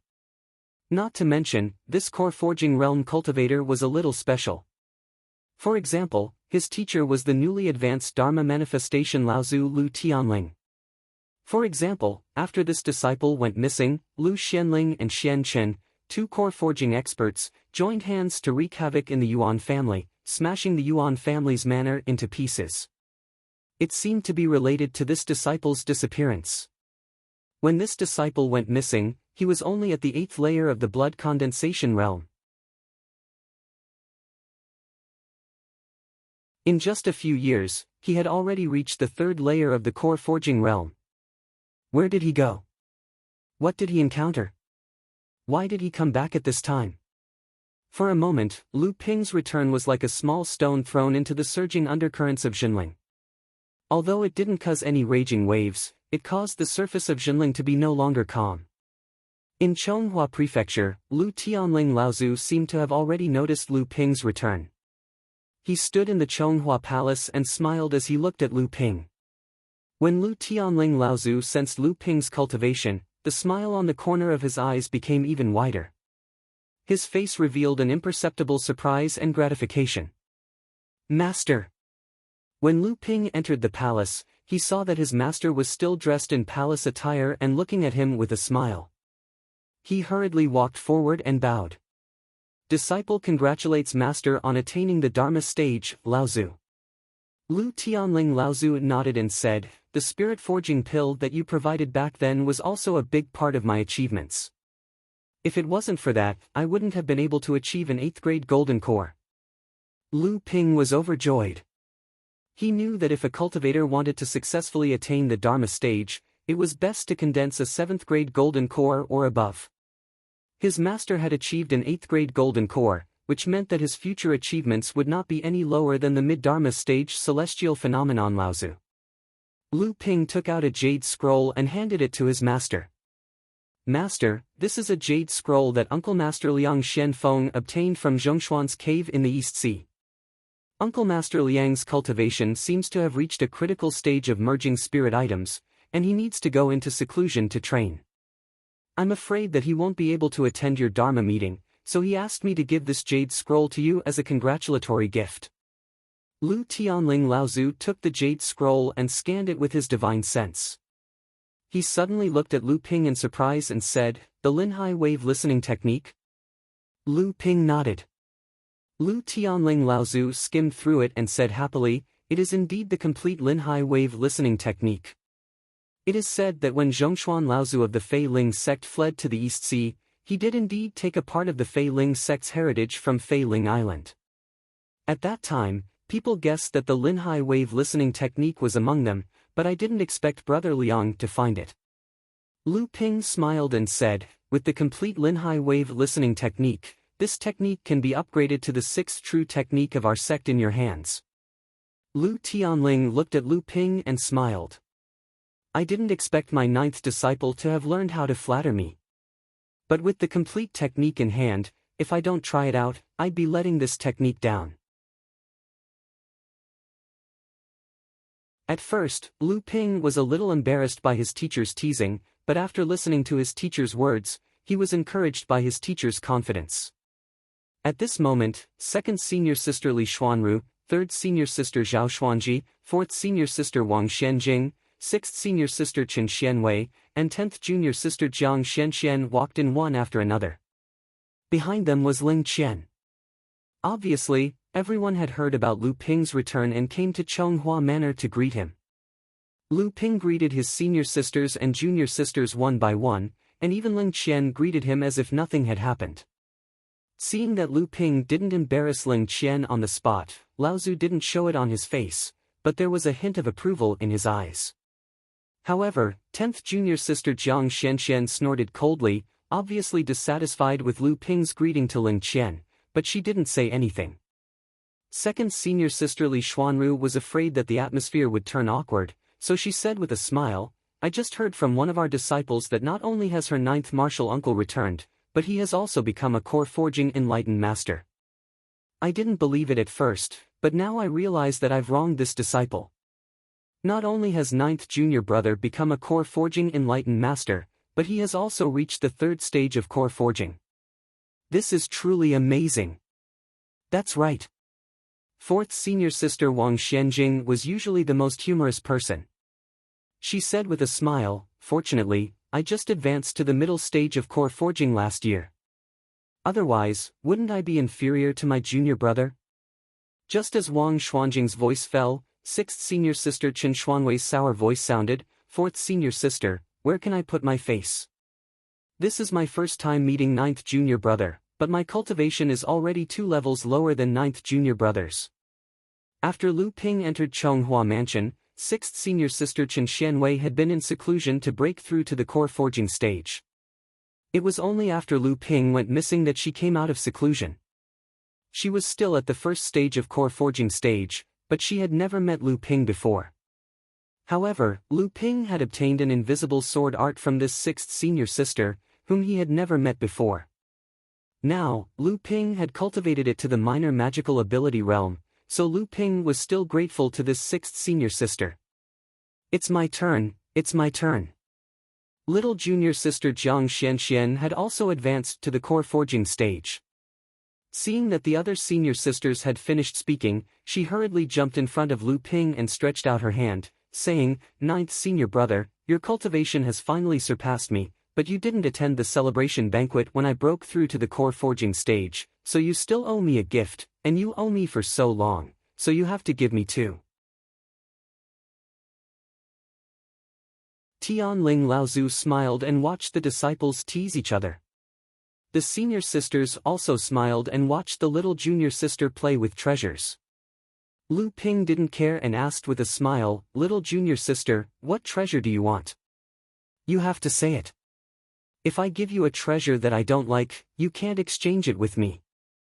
Jiang Xianxian rolled her big eyes and deliberately shouted, "Wow, no wonder ninth senior brother was called the treasure boy. You have so many treasures on you that you can choose from." Then, she giggled and said in a coy voice, "Senior martial brother, I want to learn a flying sword, but Daddy and Mommy both said that the flowing cloud flying sleeve is the best as a natal artifact. Do you have a flying sword? It must at least be a top-grade artifact." Lu Ping knew that little junior sister cultivated the wood attribute cultivation method taught by Jiang Tianlin Laozu. He thought for a moment and said with a smile, "I have 2 wood attribute flying swords, but they are not top-rank magic weapons." When Lu Ping said this, he saw that little junior sister was a little disappointed. He knew that she really wanted a flying sword, so he said, "But I have 2 good spiritual materials to refine a wood attribute flying sword." Sure enough, after hearing what Lu Ping said, Jiang Xuanxuan's big eyes suddenly lit up again. Lu Ping touched his storage ring and took out 2 3-inch thick peachwood branches. He said, "These 2 peachwood branches should be enough to forge a pair of flying swords. When the time comes, Lu Yun will carry the peachwood swords in her sleeves. At that time, who in the same realm as junior martial sister would be able to defeat her?"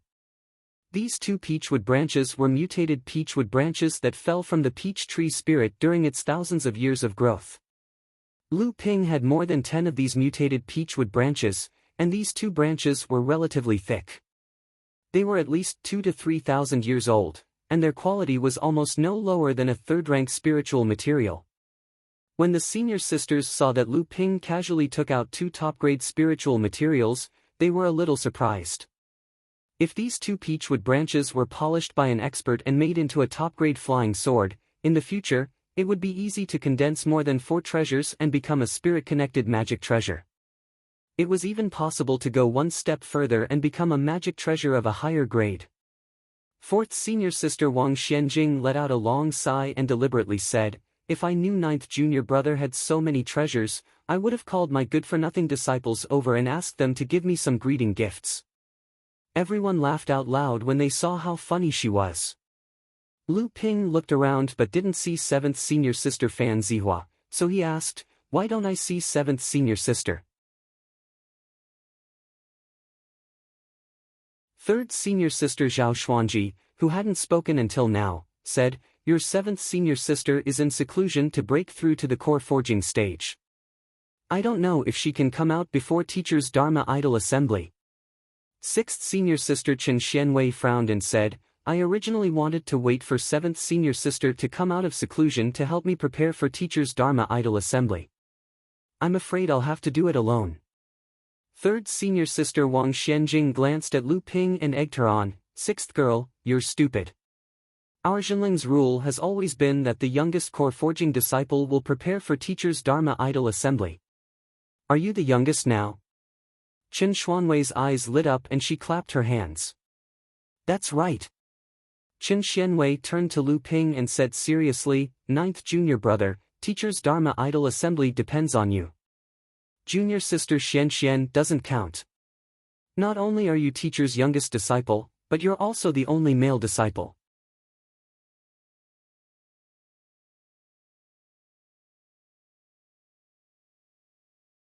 Chapter 338. 6th senior sister Chen Xianwei might not be able to prepare for the Dharma assembly, but Lu Ping was more willing to believe that his senior sisters had deliberately given him this opportunity. The main organizer of the Dharma assembly was a chance for a cultivator to make a contribution. After the assembly was successfully held, the sect and Laozu himself would reward and thank the organizer of the assembly. Lu Ping saw that the senior martial sisters were all willing to let him be the one to prepare for teacher's avatar ceremony, so he no longer declined. He said, "Since senior martial sisters are willing to give me a chance to contribute to teacher's avatar ceremony, then I won't refuse." Lu Ping then told his teacher and his senior sisters about his years in the East Sea. When he heard Lu Ping mention little Taoist master Zhu Xianmeng and little Taoist master Zhu Xianmeng, Lu Ping clearly felt that his 2nd senior sister, 3rd senior sister, and 4th senior sister were stunned for a moment. They all looked at Lu Tianling Laozu. Lu Tianling Laozu had been listening calmly, and there was not much change in his expression. Lu Ping kept talking, but he had already thought about it in his heart. It seemed that Taoist Master Mei really had a lot of entanglements with his sect, and it was with his teacher.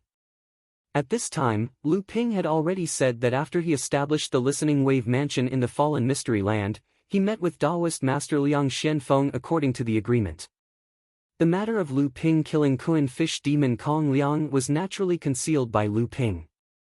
However, everyone was surprised that Lu Ping could actually establish a force in the Fallen Mystery Land, but after hearing that Lu Ping had become an alchemy master, they suddenly had a trace of admiration. Ling Qian's expression was even more complicated, and no one knew what she was thinking. However, after Lu Ping met Tian Xiang Laozu on Jingzha Island and repeated Laozu's words, not only did Lu Tianling and Laozu stop smiling, second, third, and fourth senior sisters were also silent, and no one knew what they were thinking. Chen Xianwei, Ling Qian, Jiang Xianxian, and the others were even more confused. Lu Ping was able to figure out something from it.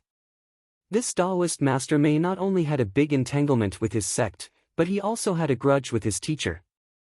No wonder Tian Xiang Laozu always emphasized that brothers should stay outside the wall to defend against their enemies. These words were probably not only said for Taoist Master Liang Xianfeng, but also for Lu Ping. He wanted Lu Ping to relay everything he heard to his teacher. After all, his teacher was now the Fa Xiang Laozu. Even if Tian Xiang Laozu was an elder, it would be embarrassing for him to reprimand his teacher. In addition, he was not in Tianling Mountain, so Lu Ping had become a suitable mouthpiece. As for Tian Xiang Laozu's implication that it can be resolved through the younger generation, Lu Ping automatically ignored it. Not to mention that Lu Ping was not interested in Taoist Master Mei, just based on the fact that Taoist Master Mei had a grudge with his teacher. No matter who was right or wrong, Lu Ping would clearly stand on his teacher's side. If they wanted to resolve it, the other party's disciple had to bring it up first, and it would depend on his teacher's own opinion.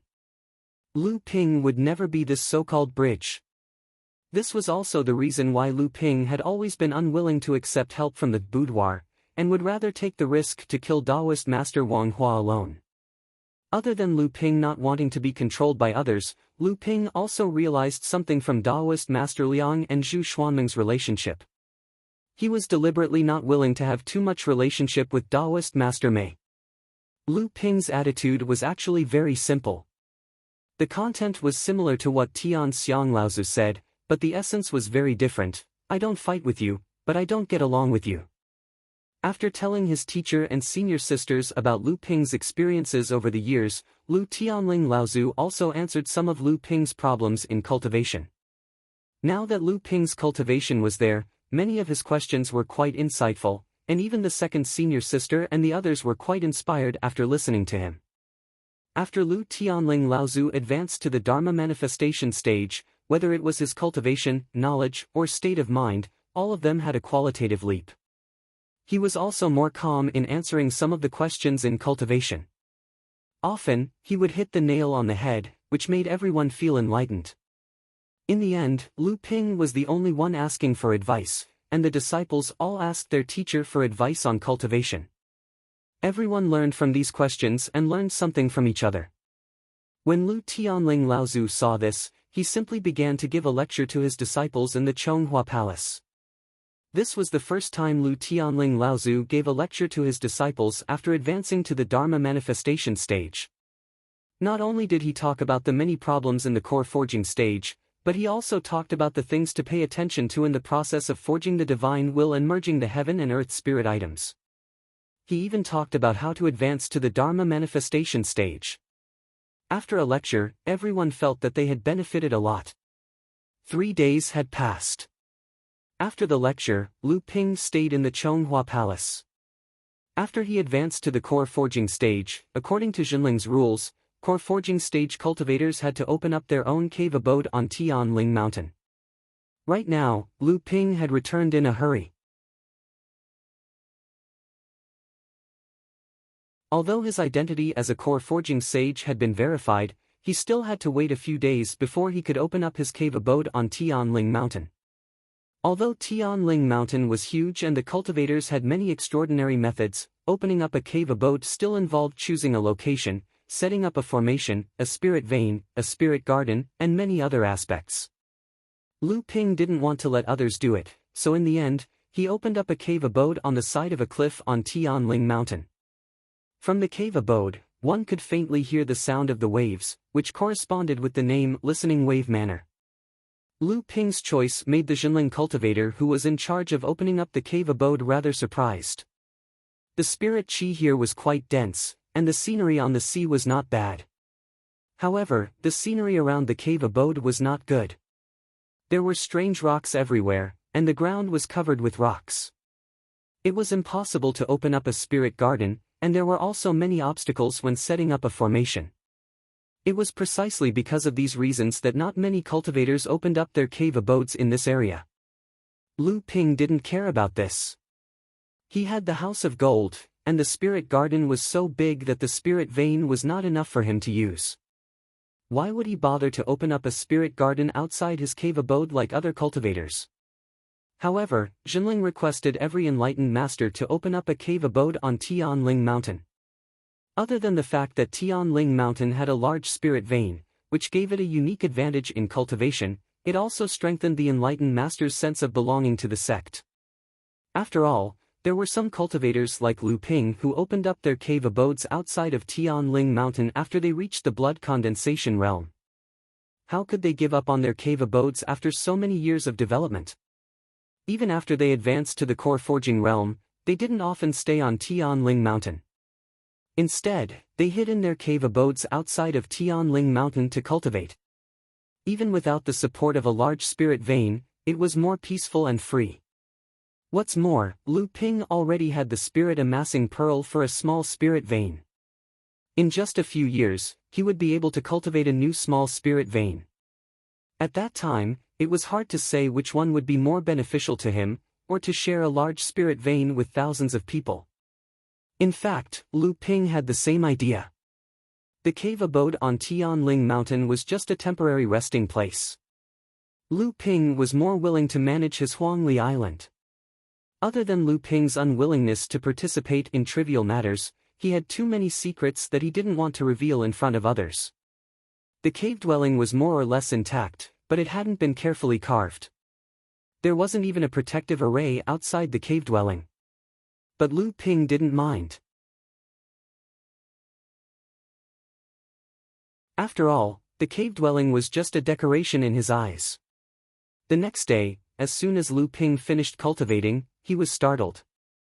He got up and walked out of the cave abode, only to see a slim figure leisurely walking towards the Hearing Surf mansion. Lu Ping stood in front of the cave abode and smiled at the newcomer. He said softly, "I knew you would be the first to see me." His tone was exactly the same as when the person in front of him met him in the Frost Forest Array a few years ago. Hu Lily's bright eyes were the same as when she smiled at Lu Ping in the Frost Forest Array a few years ago. Her eyes still contained a trace of pride, a trace of gratification, and a trace of longing. Stepping forward, Hu Lily took out a set of array discs from her storage magic tool and handed it to Lu Ping. She said, "I know you're too lazy to take care of the cave abode. You can arrange this set of array discs first. You're a core forging enlightened master after all. How can it be acceptable if the cave abode is bare and only made of stones? Besides, someone might come in a while." Lu Ping smiled and said, "You're really thoughtful. I really haven't thought about how to manage this place." Hu Lily smiled and ignored him. She went straight into the cave dwelling and began to tidy up the place. Stone tables, stone chairs, tea sets, and spirit dishes were taken out from her interspatial mystic instrument and arranged neatly in the cave dwelling. After a while, the entire cave dwelling had been tidied up by Hu Lily. The original, stone cave now had the aura of a human residence. Lu Ping set up a cave-dwelling protection array formation on the side and placed all kinds of spirit materials around the cave dwelling. Lu Ping inserted dozens of mid-grade spirit stones into the plate, and an invisible shield that looked like a water ripple suddenly enveloped the entire cave dwelling. Lu Ping scanned the entire formation with his divine sense, and the corners of his mouth curled up slightly. It seemed that Hu Lily's attainments in formations were getting better and better. With her current peak blood condensation cultivation, the formation she created was strong enough to withstand an attack from an ordinary core forging cultivator. If it was under his control, the formation's power would be even stronger. After not seeing each other for so many years, he wasn't the only one working hard, and he wasn't the only one improving. He wondered how his friends from back then were doing. The two of them cooperated with tacit understanding, one inside and one outside. In just a few moments, Lu Ping's listening wave manner had become more and more presentable. From the beginning to the end, the two of them didn't talk about their experiences in the past few years. They were both introverted people and preferred to communicate their feelings through a smile, a look, a gesture, or even a little bit of tacit understanding. At that moment, a long laugh rang out. Didn't they say that junior brother Lu's cave abode had just been opened? Why does it look like it's been in operation for years? Senior sister Hu is still as meticulous as ever. You didn't even wait for us to arrive and you've already made preparations. Lu Ping and Hu Lily smiled at each other. When Lu Ping arrived at the entrance of the cave abode, he saw a beam of red light landing in front of the cave abode. The burly Yao Yong immediately withdrew his scorching aura. He looked at Lu Ping and said, "The entire Tianling Mountain said that the missing ninth disciple of Chonghua Manor went to the East Sea, and when he returned, his cultivation had already reached the third layer of the core forging realm. I didn't believe it at first, but now I have no choice but to believe it. I was a little complacent when I advanced to the core forging realm. Sigh, I don't know if I'm just being arrogant or if you're just too monstrous." Lu Ping found Yao Yong's words funny and said, "Senior brother Yao, that's not like you at all." Yao Yong shook his head and walked straight into the cave abode. He didn't need Lu Ping to guide him, it was as if he was in his own cave abode. After a while, Shi Lingling, Chen Lian, Zhong Jian, Ma Yu, Jing Jia, Ji Zixuan, Yin Zichu, and Zhang Zicheng also rushed over. When they saw each other, they exchanged greetings and chatted happily.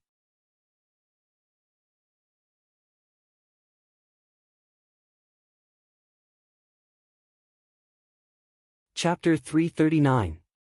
In the Crystal Palace, Zhang Shiji was jokingly referred to as the number one person below the elite disciples. Among the most outstanding mid-core forging cultivators of the Crystal Palace, the first batch of heaven and earth treasures they smelted were at least 2 low-grade earth-ranked heaven and earth treasures. Zhang Shiji was no exception.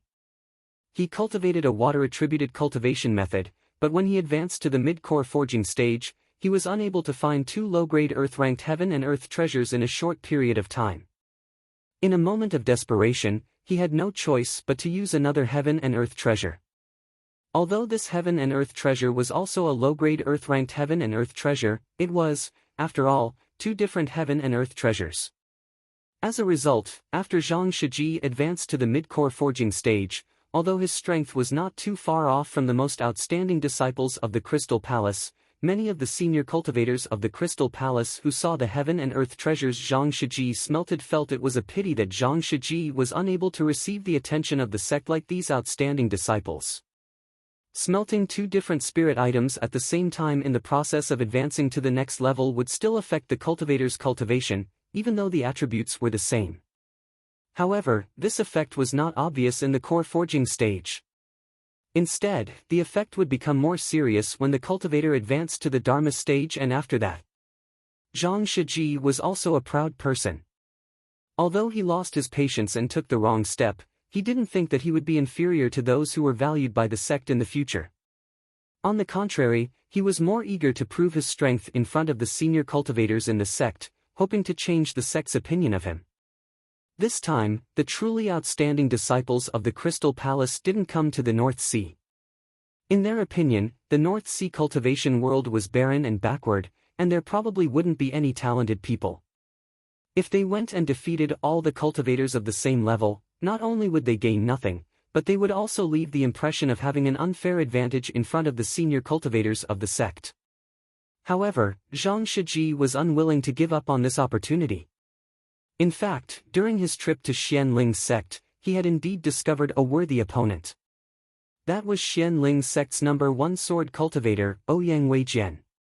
Although Xian Ling sect wanted Ouyang Weijian to avoid the strongest cultivators from the Crystal Palace, and instead fought against the cultivators from the Purple Talisman Pavilion, Zhang Shiji discovered that Ouyang Weijian's strength was already comparable to the strongest mid-core forging cultivators from the Crystal Palace. During his stay at Xian Ling's sect, Zhang Shiji had privately arranged a battle with Ouyang Weijian. After a tough battle, Zhang Shiji won against Ouyang Weijian. However, he knew that he actually had the advantage of having a higher level of cultivation than Ouyang Weijian. If Ouyang Weijian had the same level of cultivation as him, then Zhang Shiji might not have been Ouyang Weijian's match.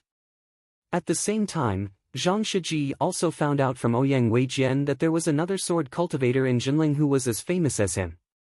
That person was Lu Xianping, who was also known as the Water Sword Deity. Although Zhang Shiji was impressed that there were talented people in the North Sea cultivation world, he didn't know whether to laugh or cry at the fact that the titles Wind Sword Deity and Water Sword Deity were given to mid-stage core forging cultivators like Ouyang Weijian and Lu Ping. In the East Sea, the cultivators who dared to put such titles on their heads were all overlords of their own regions, and they were all in the mid and late Dharma stage. Every single core forging cultivator dared to call himself a sword deity. If this happened in the East Sea, countless cultivators of the same level would have come knocking on their doors. They would definitely teach them a lesson and trample them under their feet. Water Sword Deity. That was the biggest joke in the world. Just as Zhang Shiji, the disciple of the Crystal Palace, issued his challenge, the cultivators who were watching the battle in Jinling went into an uproar. However, there was a hint of anticipation in their eyes. They wanted to see how the most talented water sword deity of Jinling would fight against a cultivator of the same level from the number 1 sect in the East Sea. In front of the Heaven's Spirit Palace, perfected Guxianshan looked at Zhang Shiji, who was standing in the middle of the square, and asked the Crystal Palace cultivator beside him, "Brother Ming Shan, may I know who this young friend of your sect is?" "Oh." Perfected Ming Shan from the Crystal Palace looked at Zhang Shiji and scolded with a smile, "Although this disciple is not among the top cultivators of the same level in our sect, his strength is not much different from theirs." Previously, in Xian Ling's sect, he had a private match with a genius called Ouyang Weijian. Relying on his higher cultivation, he won by a fluke. Now, he wants to come out and cause trouble again. Please don't take offense, Brother Gua. Even though Water Crystal Palace's enlightened Master Ming Shan had belittled Zhang Shiji, his face was still full of smiles, without any hint of blame at all. How could Guxianshan not understand what enlightened Master Ming Shan was thinking? Thus, he smiled and said, "It's fine for us to just watch as juniors quarrel. There's no need to blame them too much." At this moment, Lu Ping was just about to walk towards the teleportation formation.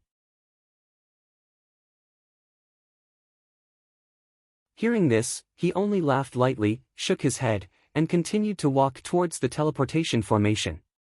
He had already begun to insert the spirit stones in his hand into the formation. In the square of the Heaven's Spirit Palace, Zhang Shiji waited for a while, but did not see Lu Ping appear. He couldn't help but sneer, "Is this Lu Daoyu looking down on me, or is he just afraid of losing? Previously, I heard from fellow Xian Ling sect's Ouyang Weijian that you are a cultivator who has grasped a great ability, and is even known as the Sword Immortal. You have never tasted defeat against cultivators of the same level, but who would have thought that you would be so cowardly? How disappointing." As soon as Zhang Shiji finished speaking, the Jinling cultivators in the square began to scold him. However, Zhang Shiji came from the Crystal Palace of the Eastern Sea. That was a huge sect that was on the same level as the great sects of the Central Plains, so why would he pay any attention to the Jinling sect that could not even be considered as a large sect in the cultivation world?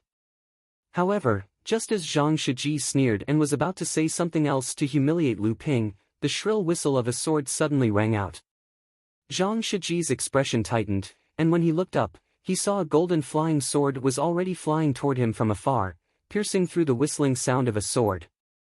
Just as Lu Ping inserted the spirit stones into the teleportation formation disk and was about to activate it to return to Huangli Island, Zhang Shiji's second provocation rang out from the square of the Heaven Spirit Hall. Lu Ping snorted coldly. Originally, he did not want to take part in these trivial matters, but his opponent had forced him again and again. Lu Ping was not a person who would stoop to compromise. The golden scale sword pierced through the air. Zhang Shiji was first overjoyed, but then his heart skipped a beat. He was overjoyed because when the flying sword pierced through the air, he learned from the cries of surprise from the surrounding Jinling cultivators that this flying sword was Lu Xuanping's famous golden scale sword. Lu Ping had finally made his move. Zhang Shiji now had the opportunity to trample the most famous Wind Sword Immortal and Water Sword Immortal beneath his feet. However, his heart skipped a beat. This was because Zhang Shiji's spiritual sense swept in the direction of the golden scale sword, but he could not find any trace of the person controlling the golden scale sword. He could only faintly feel a strong fluctuation of spiritual qi in a place where his spiritual sense could not reach. What did this mean? The legendary fourth-layer core forging Jinling swordsmanship genius spiritual sense was actually above his own. He was able to control a flying sword to attack him from a place where his spiritual sense could not reach. Zhang Shiji's spiritual sense had already reached the limit of a mid-core forging cultivator, so Lu Xuanping's spiritual sense was actually on par with a late-core forging cultivator's spiritual sense. But what could he do? The further the flying sword flew, the more spiritual essence it consumed, and the power of the flying sword would naturally decrease. Even if my spiritual sense was not as strong as yours, I would counterattack. Do you think Lu Xuanping is going to run all the way? Zhang Shiji sneered in his heart. A huge crystal wheel rose from his back. The crystal palace rotated rapidly and collided with the golden scale sword. Just as the crystal wheel was about to collide with the golden scale sword trembled in mid-air and suddenly split into countless golden sword lights. They transformed into a golden torrent of swordsmanship, bypassing the crystal wheel's obstruction and rushing toward Zhang Shiji. Zhang Shiji snorted coldly. The crystal wheel that was bypassed by the torrent of swordsmanship suddenly moved horizontally. The huge wheel rotated rapidly in the torrent of swordsmanship, stirring up a huge vortex in the golden torrent of swordsmanship. The torrent of swordsmanship that was rushing toward Zhang Shiji seemed to be restrained by a force. The vortex stirred by the crystal wheel absorbed all the swordsmanship transformed from the golden scale sword.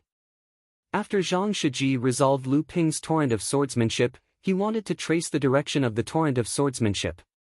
However, before Zhang Shiji could take a step, the vortex of swordsmanship that had already been stirred by the crystal wheel suddenly rippled again. Lu Ping suddenly used the sword light vortex stirred by the crystal wheel to suddenly launch a great swordsmanship divine ability.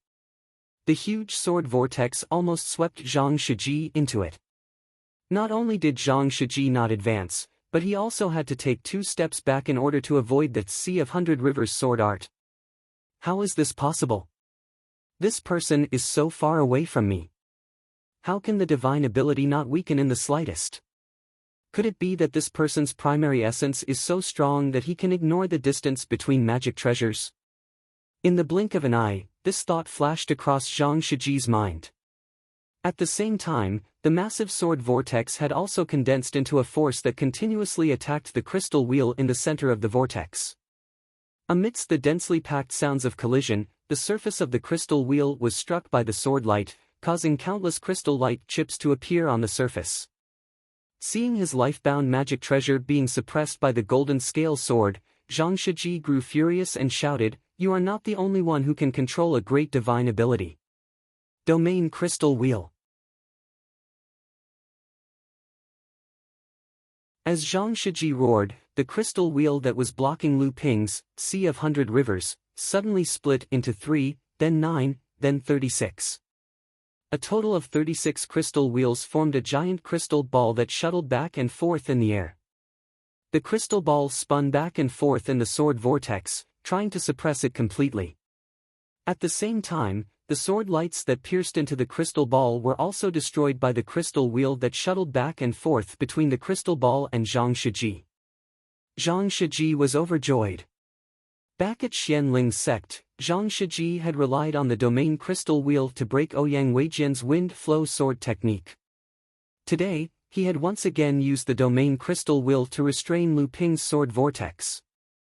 Zhang Shiji was about to step in the direction of Lu Ping. He wanted to see what kind of person this water sword immortal was, who was so arrogant to actually attack him from thousands of feet away. However, before his domain crystal wheel could crush in the direction of Lu Ping, the golden scale sword that was hidden among the countless sword lights slashed out again. Zhang Shiji's expression immediately changed. Sword array. It's actually a sword array. When a sword technique's great divine ability reached perfection, every sword strike was a complete sword array. Zhang Shiji had no choice but to come to a halt once more. The sword maelstrom he unleashed earlier no longer relied on sword light to wreak havoc. Instead, strands of sword light swirled around the gold scale sword to form a gigantic sword maelstrom, seemingly intent on devouring everything. It was even about to devour Zhang Shiji's domain crystal wheel. Zhang Shiji's face turned red as he retreated with all his might, saving the domain crystal wheel from the powerful devouring force of the sword vortex.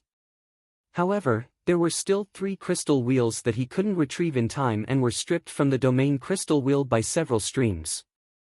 After a series of ear-piercing sounds, the 3 crystal wheels were crushed by Lu Ping's sword array. However, the domain crystal wheel was, after all, a great divine ability inherited from the Crystal Palace. Moreover, Lu Ping was using the Sea of All Rivers sword array from thousands of feet away, so he was already at a disadvantage.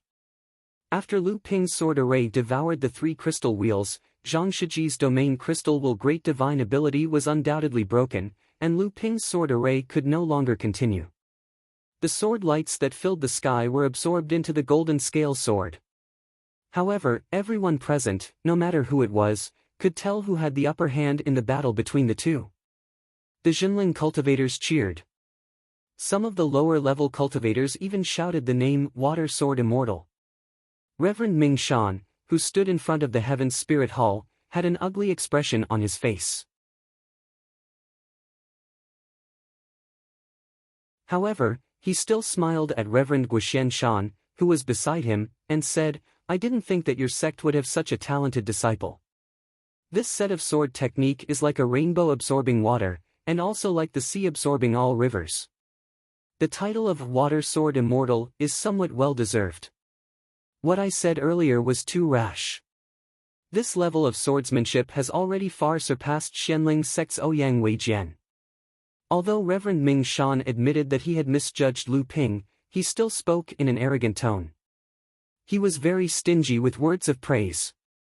He only said that Lu Ping's swordsmanship had surpassed Ouyang Weijian's, but he didn't compare it to his own disciple in the Crystal Palace.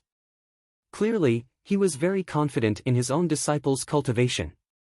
The remaining 33 crystal wheels were combined into one by Zhang Shiji. Looking at the dimmed crystal wheel, Zhang Shiji knew that he had lost. This was a complete humiliation to Zhang Shiji. He had fought with the legendary water sword immortal of Jinling, Lu Xianping. In the end, not only did he suffer a loss, but he also couldn't even catch a glimpse of him. He couldn't even catch a glimpse of Lu Ping's aura. This meant that when Lu Ping faced Zhang Shiji again, as long as Lu Ping didn't take out the golden scale sword, Zhang Shiji wouldn't know that the person in front of him was the famous water sword immortal. A look of reluctance flashed across Zhang Shiji's face. A 7-storied crystal pagoda suddenly appeared above his head and a steady stream of true essence flowed into the crystal wheel. The damaged crystal wheel immediately regained its luster, and with a crisp ringing sound, Zhang Shiji raised the crystal wheel and walked towards Lu Ping. Zhang Shiji's goal was very simple: even if he lost, he wanted to know who he had lost to. After losing this spar, Zhang Shiji knew very well what he would have to face when he returned to the Crystal Palace.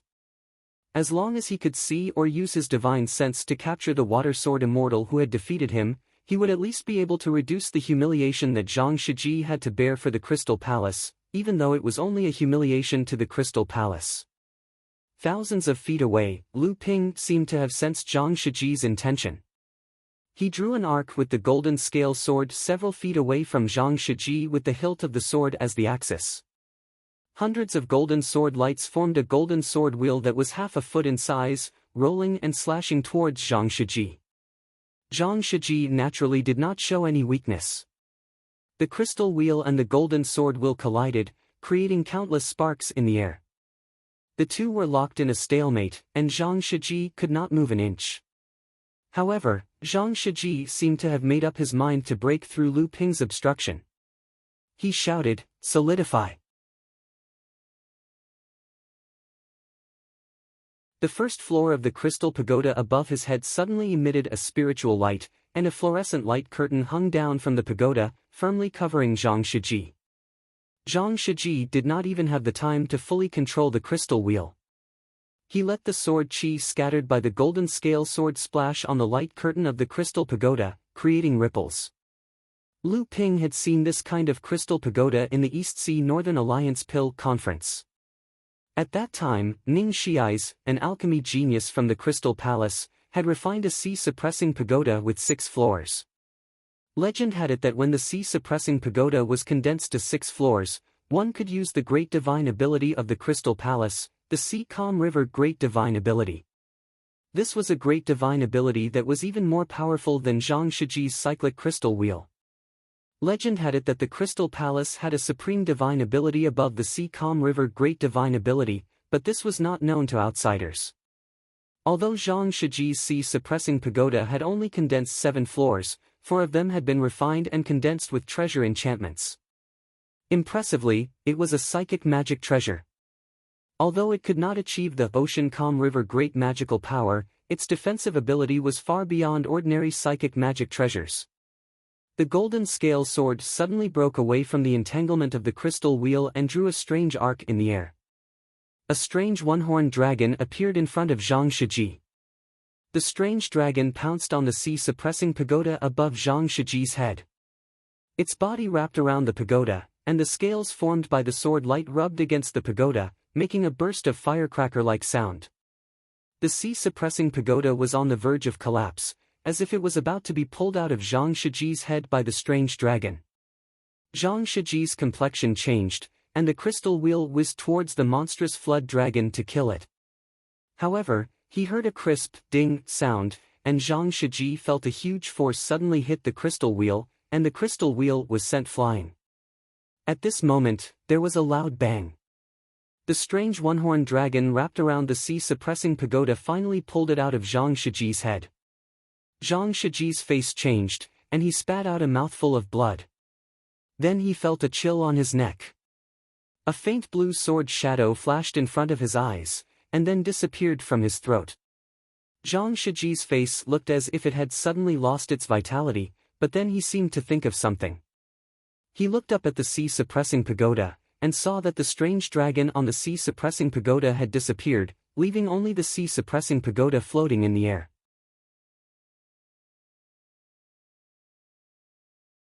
Zhang Shiji waved his hand to put away the crystal wheel and the sea-suppressing pagoda, and with a flash of light under his feet, he came to the teleportation formation hundreds of meters away.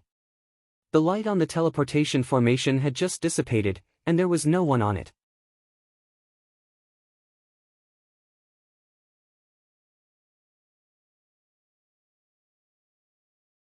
Chapter 340. But before that, I have to find a soft persimmon to pinch. Hu Lily saw that Lu Ping had decided to endure for the time being. Just as she was about to breathe a sigh of relief, she was reminded by Lu Ping's words. "What do you plan to do? Yuan clan? Li clan? Or Huangli Island's demon clan?" From Hu Lily's point of view, no matter which family it was, they still didn't have the qualifications to provoke them. The gap between the middle stage and the early stage of the core forging realm was simply insurmountable. It wasn't as simple as the gap between the 3rd stage and the 4th stage. Lu Ping smiled and didn't answer Hu Lily's question. Instead, he discussed some cultivation issues with everyone and exchanged anecdotes about the cultivation world. For a time, the atmosphere in the cave mansion was stirred up. At the end, Lu Ping went to Chen Lian and took out Landslide. He asked, "Brother Chen, do you have a suitable enchantment that can upgrade Landslide into a mystic treasure?" In Lu Ping's hands, landslide was still as powerful as a mystic treasure, but it was only a top-grade mystic treasure after all. This caused Lu Ping to use landslide less and less frequently after his cultivation base increased. It was no longer as powerful as it was in the past. Chen Lian's eyes lit up when he saw landslide, and he said, "This is the first top-grade magic artifact I've refined. I know that you'll definitely upgrade it to a magic treasure in the future, so I've been paying attention to some suitable treasures for you these past few years. However, even though there are many treasures that are used for heavy attacks and restraints, there are pitifully few treasures that lean towards the water attribute like landslide. I've only collected one in my possession. Even though other similar treasures can be used on it, their attributes aren't compatible, and it'll inevitably affect the might of landslide." Lu Ping handed landslide to Chen Lian and said, "Then I'll have to trouble Brother Chen. By the way, I also want to ask where I can find similar restrictions." Chen Lian pondered for a moment and said, "Actually, there are many treasures stored in our sect's refining pavilion. These treasures are all-encompassing and were collected, improved, and even created by generations of Jinling cultivators. They are one of the important inheritances of Jinling." Chen Lian smiled when he saw the joy on Lu Ping's face. "However, it will not be easy for you to enter." Hearing this, Lu Ping said casually, "Oh, are there any restrictions?" Chen Lian smiled bitterly and said, "Of course there are, and it's not easy to reach the standard. First of all, the cultivators who can enter the forbidden area must be at least at the core forging stage. This is the most basic requirement." Lu Ping nodded and said, "Of course." Chen Lian continued, "Secondly, if you want to exchange for a forbidden treasure, you must leave behind another forbidden treasure. The blacksmith pavilion will not make things difficult for you. It is a fair trade." Lu Ping thought about it and said, "That's only natural." Chen Lian chuckled and said, "The key is the third condition. The forbidden treasure you want to exchange for must be something that the blacksmith pavilion doesn't have." Lu Ping was a little stunned. He had already thought of the difficulty of this condition. Chen Lian looked at Lu Ping and said, "I think you have already thought of it. Jinling has tens of thousands of years of inheritance and many generations of cultivators. It can't be said that the blacksmith pavilion has all kinds of forbidden treasures, but there are very few that are missing from the North Sea. It is not easy to find a forbidden treasure that is not in the blacksmith pavilion." Lu Ping was a little stunned.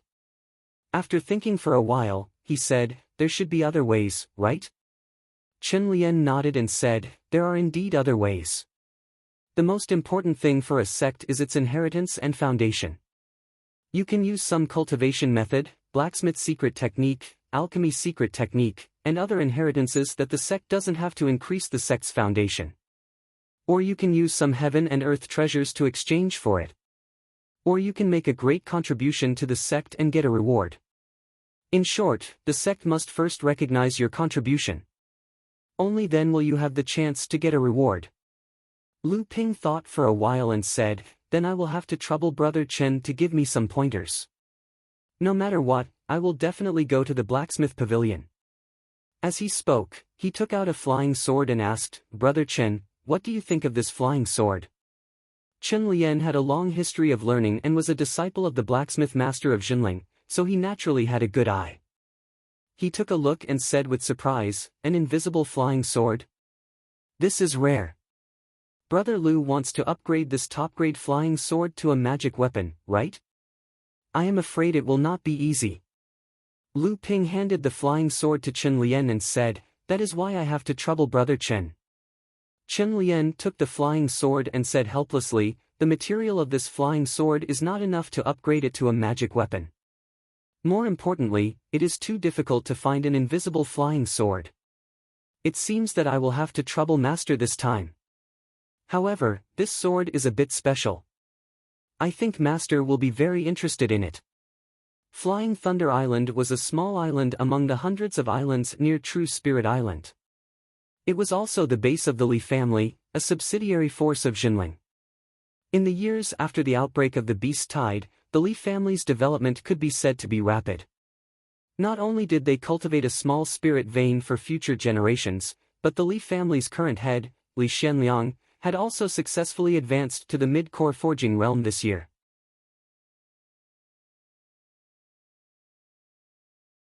In addition, there was an early core forging realm elder in the family. However, the atmosphere in the Li family was not very good these days. In the Li family's ancestral hall, the two enlightened masters, Li Xianliang and Li Xuanwu, sat at the head, followed by Li Ziming, Li Zisheng, Li Zicheng, Li Ziyu, and a dozen other core members of the family. Who would have thought that not only did Lu Ping return alive, but his cultivation base had also reached the third layer core forging realm. I'm afraid the first thing he would think of when the spirit vein on Huangli Island was our Li clan's doing. Now that he has the support of Laozu's teacher, he was a little reckless back then. The one who spoke was enlightened Master Li Xuanwu, one of the only two enlightened masters in the Li family and Li Xuanliang's younger brother. As soon as Li Xuanwu's voice fell, the faces of the people in the ancestral hall changed. When Lu Ping went missing, enlightened Master Xianchen and enlightened Master Lu Xianling caused a huge ruckus in the Yuan family. The Yuan family had 5 enlightened masters in the core forging realm. There was also enlightened Master Xianjin, who had reached the late core forging realm and returned to the Yuan family. However, these 6 enlightened masters were blocked by enlightened Master Lu Xianling in the family's ancestral hall. Then, enlightened Master Xianchen destroyed the entire Yuan family's manor. From this, one could see how powerful enlightened Master Lu Xianling was. You can't say that. He has no evidence to prove that the spirit vein was taken by the Li family. Moreover, if it wasn't for the small spirit vein, eldest uncle wouldn't have advanced to the mid-core forging realm so quickly. Moreover, the current Tianling Laozu is no longer the enlightened Master Xianling. Why would Fa Xiang Laozu stand up for his disciple over such a small matter? If it wasn't for Tianling Laozu, do you think the Li family would be afraid of Lu Ping? The one who spoke was Li Zicheng, the Li Cheng from the past. Initially, enlightened Master Li Xuanwu was very angry that someone dared to refute him in the ancestral hall. He felt that his authority was being challenged. However, after seeing Li Cheng, he didn't say anything. Li Cheng was the successor of the Li family. He was also the Li family's most promising cultivator to become the third enlightened master of the core forging realm. He still had the right to speak in the family. At this time, Li Ziming and Li Ziyu were sitting on pins and needles. In the past, when they stole the spirit vein from Lu Ping's immortal cave, they were the most active. Now that Lu Ping had returned, they were the most terrified. They were afraid that Lu Ping would take revenge on them. Li Xianliang listened to their reasoning and looked at Li Ziming and Li Ziyu. He frowned and was about to speak, but his expression suddenly changed. He said, "Not good."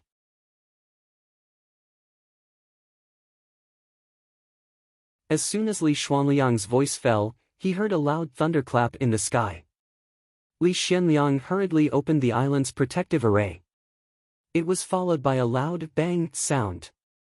The entire flying thunder island seemed to shake. More than half of the hundreds of medium-grade spirit stones inlaid in the protective array in the ancestral hall exploded. Minor magical thunder technique. Li Xuanliang's expression changed. He could no longer be seen in the ancestral hall. The others quickly followed and flew to the sky above the flying thunder island. In the sky above the flying thunder island, Li Xianliang looked at the young cultivator in front of him. His face was gloomy. "Who are you? How dare you attack my Li family in broad daylight?" The young man in front of him looked at Li Xianliang and smiled. "You are Li Xianliang. My name is Lu Ping." Li Xuanliang's expression froze. When the people of the Li family heard Lu Ping's name, their expressions changed. Li Ziming and his son intentionally fell behind the others. They did not want to face Lu Ping. However, how could they hide from Lu Ping's divine telekinesis? Looking at their ugly expressions, Lu Ping knew that they had ulterior motives. Hu Lily's guess was most likely true. "Lu Ping, don't think that you can do whatever you want just because you have master's support. Everything has to be reasonable. You attacked my Li family for no reason.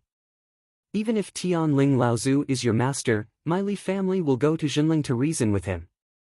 We will see if Jinling treats us, the subsidiary forces, as he pleases. Lu Ping glanced at Li Cheng, who was standing behind Li Xianliang.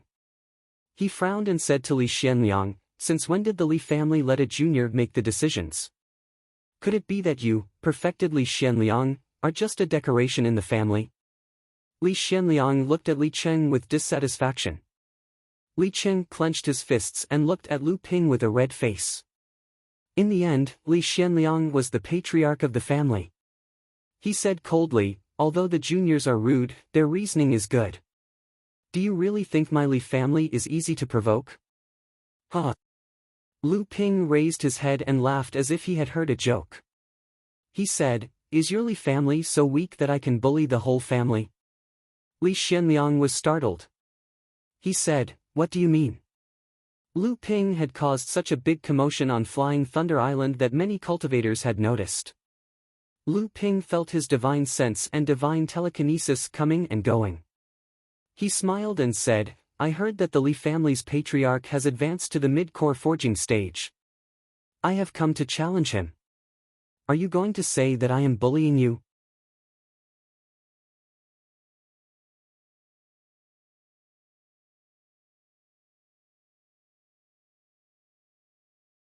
Chapter 341.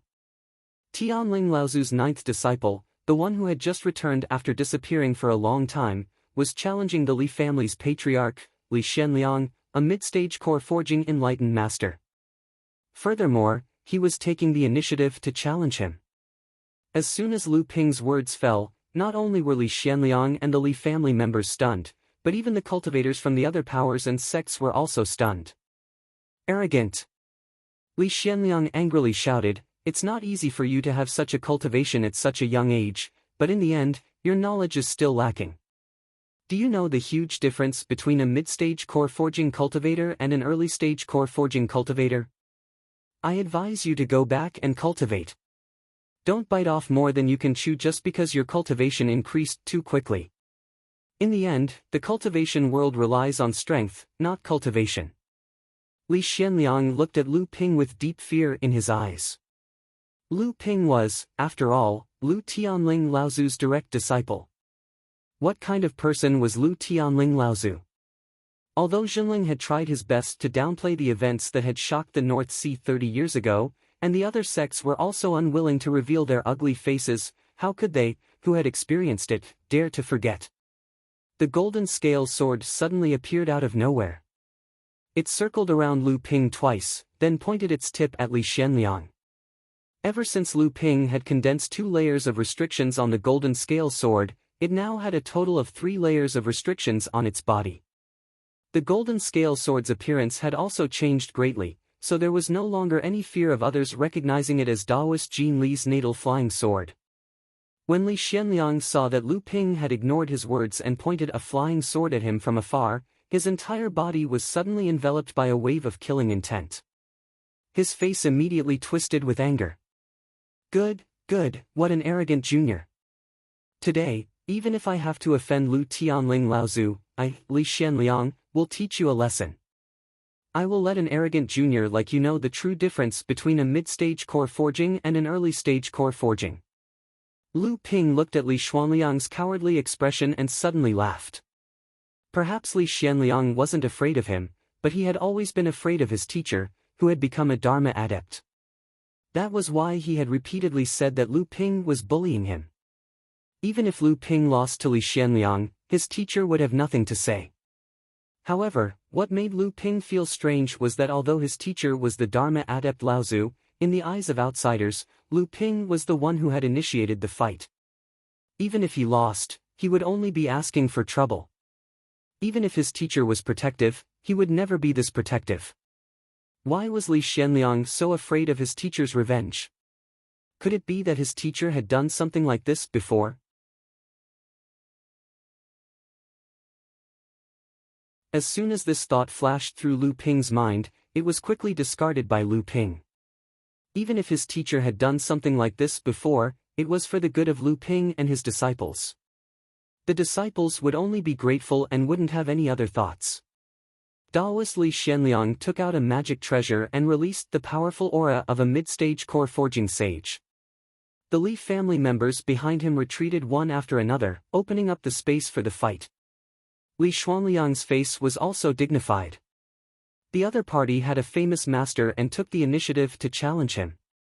Although Li Xianliang didn't think that Lu Ping was his opponent, he didn't dare to be careless. Seeing that Li Xianliang was ready, Lu Ping couldn't help but look at his feet. Li Xianliang suddenly seemed to think of something and was about to speak, but he saw the golden scale sword had already turned into dozens of huge swords, slashing towards Li Xianliang. Li Xuanliang's words suddenly turned into a cry of surprise: unity of sword, sword technique, minor divine ability. As soon as Li Xuanliang's voice came out, the Li family members were in an uproar. Li Xuanwu was stunned. Li Cheng stared at Lu Ping, his eyes flashing with jealousy and resentment. Li Ziming and his son hid deeper in the crowd. Li Yu seemed to be trembling. In Lu Ping's perception, the fluctuations of the divine senses that were probing around were bursting with waves of disorder, as if they were transmitting some information to each other. Then most of the divine senses in the sky disappeared, but there were more divine senses. Minor divine ability? The divine senses of a blood condensation cultivator couldn't withstand it. Naturally, it was the core forging cultivators who came to investigate. When Li Xianliang saw Lu Ping use the True Essence One sword art and reach the realm of unity of sword, he knew that today's battle would be a little difficult. However, Li Xianliang wasn't afraid. So what if you have a minor divine ability? You're not the only one with a minor divine ability. Li Xianliang shook his magic treasure, and a huge Dharma idol rose up and collided with Lu Ping's True Essence One sword art in the sky. However, the result disappointed Daoist Li Xianliang greatly. Although the Dharma image transformed by his natal magic weapon was not as powerful as a small magical power, it had the advantage of cultivation and quintessential essence after all. He did not expect that it was no match for the opponent's sword technique small magical power. Swordsmanship was worthy of being called the most powerful offensive spell in the cultivation world. When the two magic treasures collided, although Li Xianliang didn't gain the upper hand, Lu Ping's giant sword was also weakened by a lot. The gigantic sword continued to slash towards perfected Li Xianliang. A tortoiseshell shield covered the sky above perfected Li Xianliang.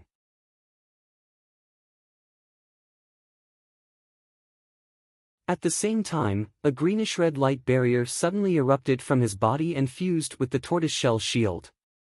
A minor divine ability.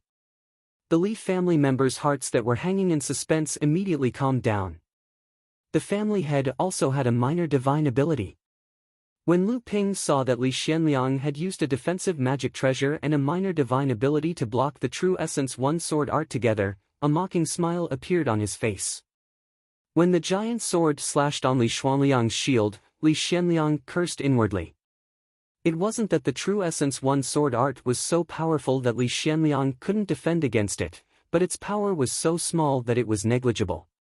Even though the True Essence One sword art's power had been greatly weakened by Li Xuanliang's magic treasure, a minor divine ability would not only have this little power.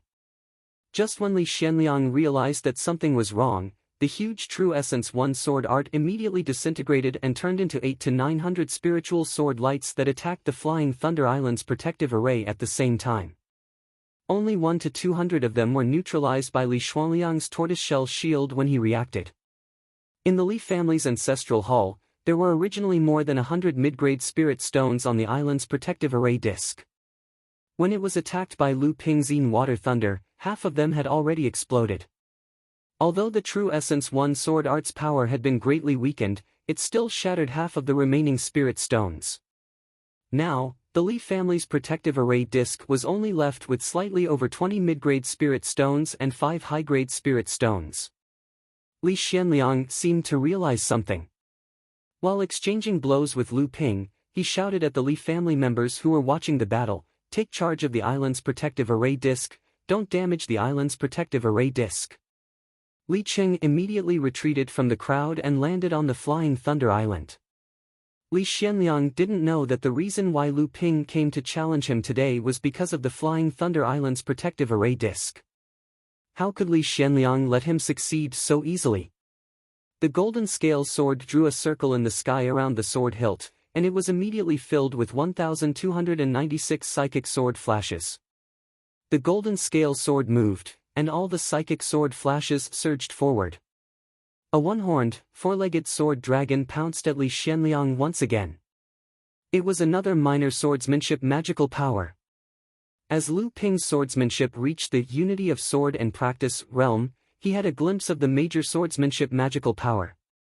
Not only was the true essence one sword art's power maximized, but the green flood dragon sea disturbance technique had also reached the minor swordsmanship level.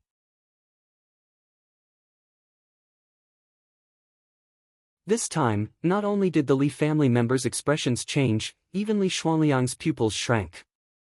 His natal magic treasure brought with it a monstrous spirit chi vortex in the sky and struck at the sword dragon. Under Lu Ping's command, the sword dragon seemed to have intelligence.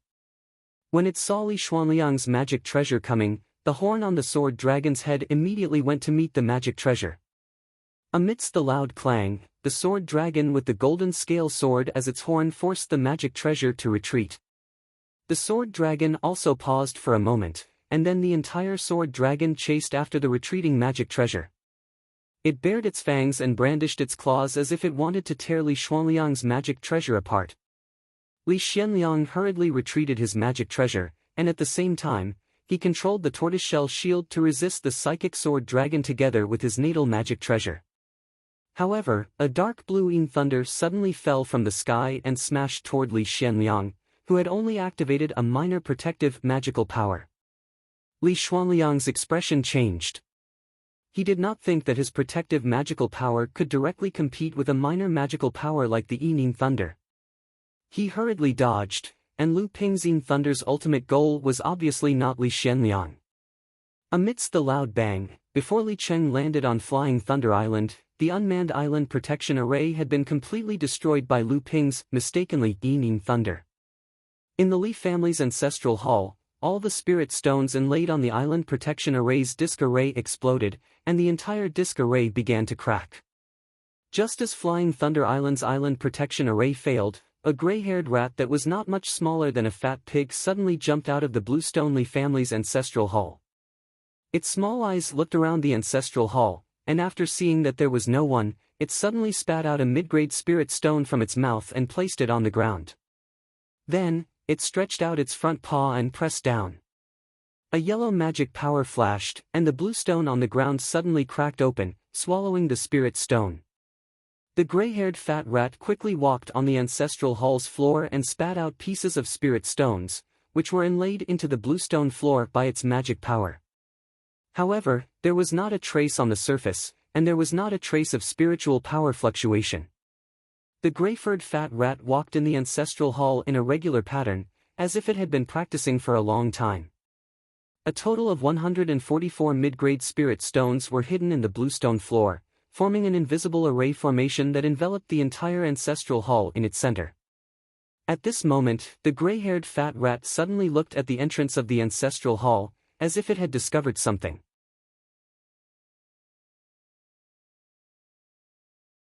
Its four legs that were almost covered by its belly moved quickly, and it walked into the ancestral hall.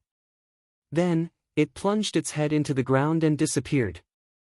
A ray of light descended at the entrance of the ancestral hall. It was Li Cheng, who was ordered to return from Flying Thunder Island. Li Cheng looked at the ancestral hall suspiciously. The situation inside was exactly the same as when everyone left, and it seemed that no one had been here. There was no time to think too much at the moment. Flying Thunder Island's island protection array had been destroyed, and it was more important to restore the array now. If the battle between the two people above Flying Thunder Island affected Flying Thunder Island, the Li family's losses would be even greater.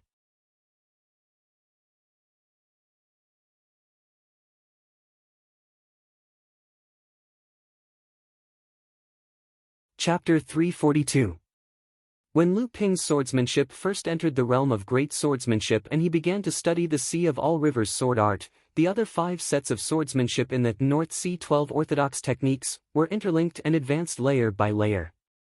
Naturally, their power was also greatly improved, not just the Azure Flood Dragon Sea Disturbance art.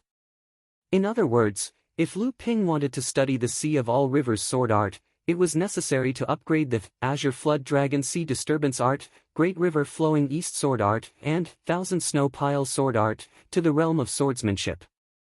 Li Xianliang had just dodged Lu Ping's Water Thunder, when the golden scale sword, which had transformed into a sword dragon, suddenly turned around in the sky. The entire body of the dragon exploded, and 1296 psychic sword lights turned into a torrent of swordsmanship, rushing towards Li Xianliang again and again. Another kind of small swordsmanship. This time, not only were the people of the Li family trembling with fear, but even the core forging enlightened masters who were spying on them were silent. Water Thunder, True Essence 1 Sword Chi, Psychic Sword Dragon, and Torrent of Swordsmanship, that Lu Ping had just displayed. Since when did small swordsmanship become so worthless in the hands of an early core forging realm cultivator? How many people in the middle core forging realm could cultivate 4 kinds of small swordsmanship? The power of the Torrent of Swordsmanship was far beyond that of the True Essence 1 Sword Chi and Psychic Sword Dragon, because this set of small swordsmanship was a small swordsmanship that Lu Ping had comprehended based on the Great River Flowing East sword art and Thousand Snow Pile sword art. It was the highest step for Lu Ping to enter the Palace of Great Swordsmanship. When Li Xianliang saw the Torrent of Swordsmanship rushing towards him, how could he not see the power of this set of small swordsmanship? His whole face suddenly turned pale. At this time, Li Xianliang could no longer care about his previous words to teach Lu Ping a lesson. Now, he was so embarrassed that he couldn't even take care of himself. Lu Ping's 3 swordsmanship spells in a row and the occasional Water Thunder attack made him, a core forging middle-stage Daoist master, finally realize that this cultivator in front of him, whose cultivation time was shorter than Li Xianliang's, was not as easy to deal with as he previously thought. The torrent of sword techniques arrived with a loud rumble, and Li Xianliang's magical weapon wailed. Just as he had the time to retract his natal magical weapon, the tortoiseshell magical weapon, which was good for defense, also creaked. Obviously, the protective layer on the surface of the magical weapon, which was stimulated by the Jinqi, had been broken, and the torrent of sword techniques directly bombarded the tortoiseshell magical weapon.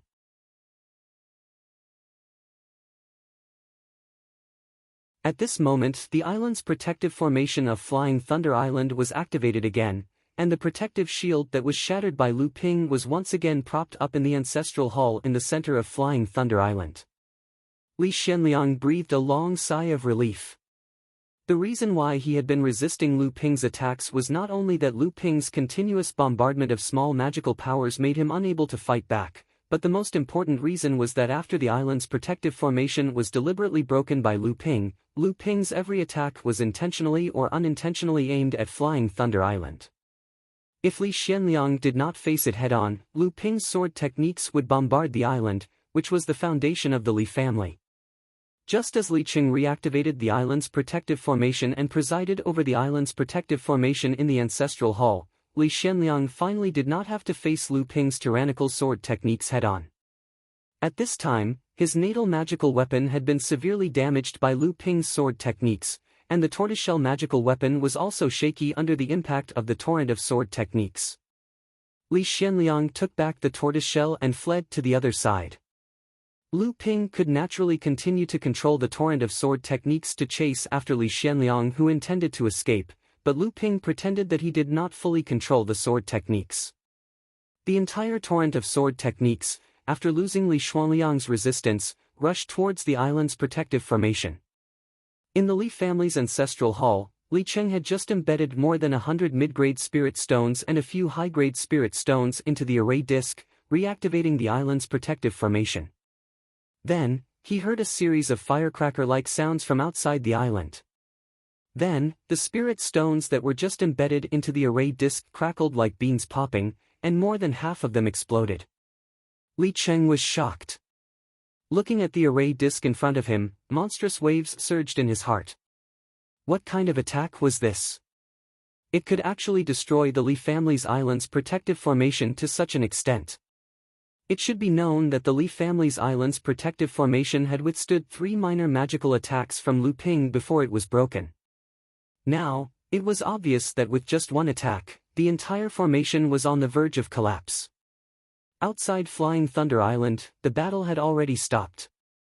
3 core forging masters suddenly appeared outside the battle between Lu Ping and Li Xianliang. Lu Ping looked at the 3 people in front of him with a sneer. These 3 people had rushed to the side and hid when Lu Ping first attacked the island's protective formation. They didn't know that they had already been discovered by Lu Ping.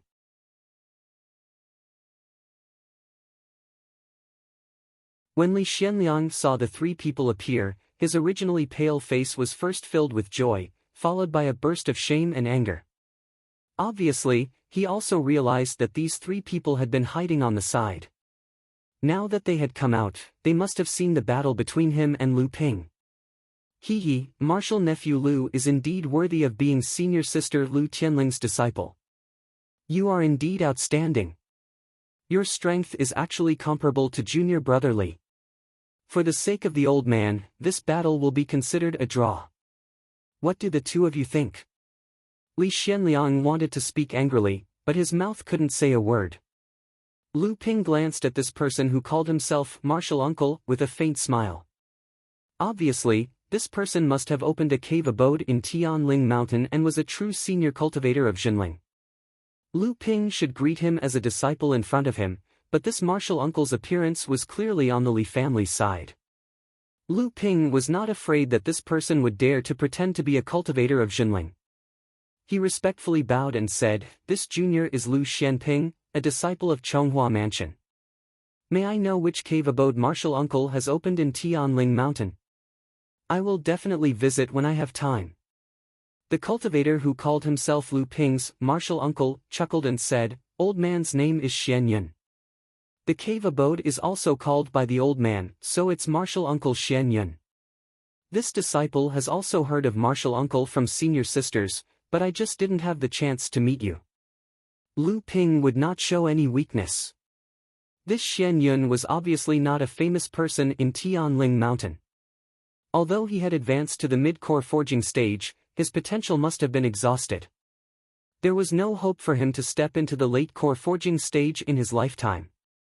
Therefore, he focused his energy on forming a clique, hoping to increase his status and seek personal benefits for the younger generation. There were many cultivators like this in Tianling Mountain. Although they could not control the overall situation of Jinling, they were the most compatible with the many forces and clans under Jinling's jurisdiction. Lu Ping deliberately mentioned that he had heard of this martial uncle from his senior sisters. He wanted to point out that this martial uncle's status in Jinling was at most equal to his senior sisters, but he was not worthy of Master Laozu's attention. Daoist Xian Yun naturally understood the meaning behind Lu Ping's words. Although he was angry in his heart, his expression was somewhat awkward. This was because what Lu Ping said was true. If Lu Ping did not give him face, his status in Jinling would not be comparable to that of Lu Ping, a newly advanced core forging enlightened master. Lu Ping knew that he could not be too explicit or else he would become enemies.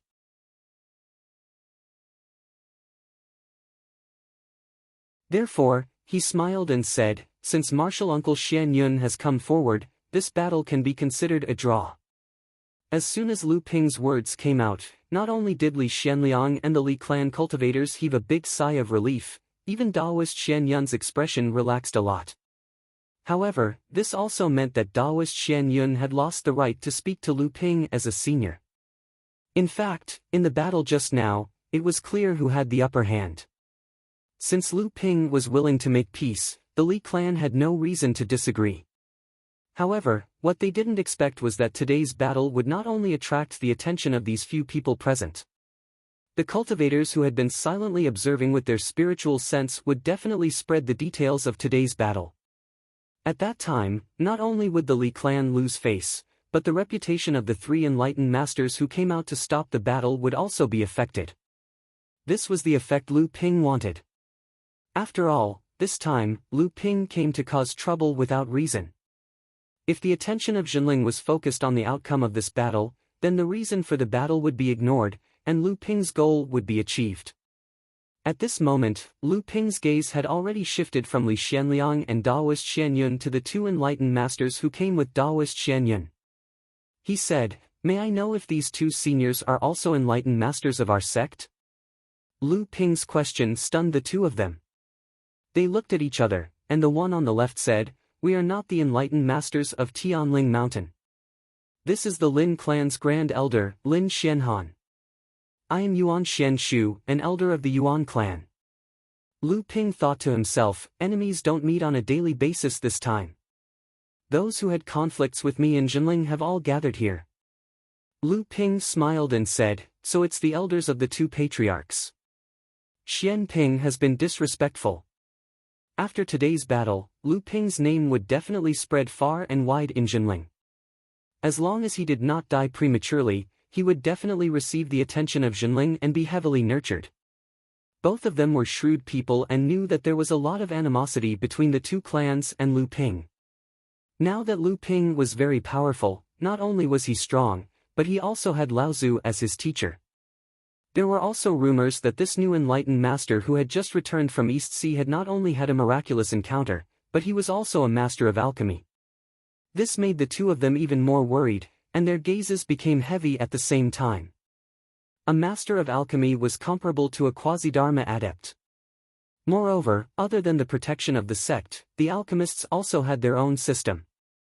If these clans were to harm him, not only would Jinling step forward to protect him, but even the alchemy world of the North Sea would intervene.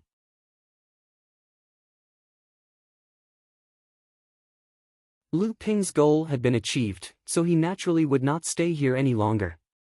Moreover, everyone present was obviously here to help the Li family. After exchanging a few pleasantries, Lu Ping left first. The Li, Yuan, and Lin families and perfected Master Xianyun were silent. After a while, perfected Master Xianyun said, "Today's matter has already given Lu Ping the upper hand. Let's go to Brother Xuanliang's house for a while, and we will discuss further." One day later, Lu Ping challenged the Li family's patriarch, Li Xianliang. After gaining the upper hand, because of the interference of perfected Master Xianyun and the elders of the Lin and Yuan families, the news of the two finally shaking hands and making peace was first spread in Jinling, and then spread to many forces in North Sea. What happened to Lu Ping before he disappeared in North Sea was also dug up by some people. A third-level core forging adept had used 3 types of minor swordsmanship and a minor thunder-type magical power. In a short period of time, Lu Ping's reputation among the new generation of adepts in North Sea soared. Water sword deity Lu Xianping jumped to 34th place among the North Sea rising talents.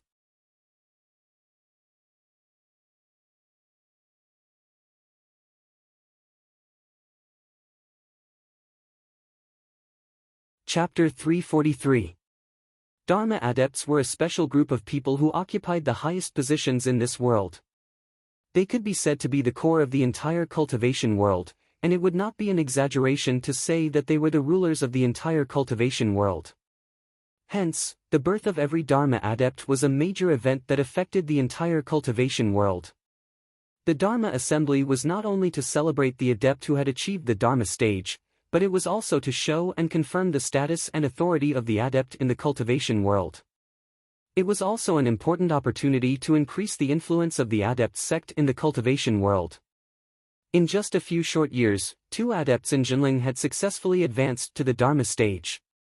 Without a doubt, this was a huge impact on the North Sea cultivation world. Amidst the normal and silent changes in the North Sea, the sect that suffered the most was undoubtedly Xianling's sect, which had been the leader of the North Sea cultivation world for thousands of years. Long before Jiang Tianlin Laozu advanced to the Dharma stage, it was said that Jinling had one more Dharma adept than Jinling. Jinling had 6 Dharma adepts, while Xianling's sect only had 5. However, Xianling's sect's Daoxing Laozu was the only late Dharma adept in the North Sea cultivation world. This allowed Xianling's sect to firmly occupy the title of the top sect in the North Sea. However, in these few years, Jinling had 2 adepts who had achieved the Dharma stage, while Xianling's sect only had Feng Shudao, who had challenged Jiang Tianlin and Laozu in a battle. At this time, Although the North Sea cultivation world maintained a unified North Sea alliance due to the increasingly intense battles between humans and demons, a silent storm was brewing in the shadows. In terms of the number of Dharma adepts, Jinling had two more than Xianling's sect. If Jinling could only barely compete with Xianling's sect before, Jinling now seemed to have the qualifications to challenge Xianling's sect's position as the top sect in the North Sea. And it seemed that Jinling was not willing to give up on this opportunity. Using this opportunity to add fuel to the fire, Tianling Laozu's Dharma assembly made its name known to almost everyone in the North Sea cultivation world. Not only did they send invitations to the other 9 sects in the North Sea, as well as friends who knew Tianling Laozu, but some of the major clans and sects in the North Sea that Jinling did not interact much with Jinling's sect, as well as some famous itinerant cultivators, also received invitations. Other than that, there were also many adepts who did not have the qualifications to receive an invitation but came uninvited, harboring all kinds of thoughts. To deal with these people, Lu Ping also made careful arrangements. After verifying their identities, he also made appropriate arrangements.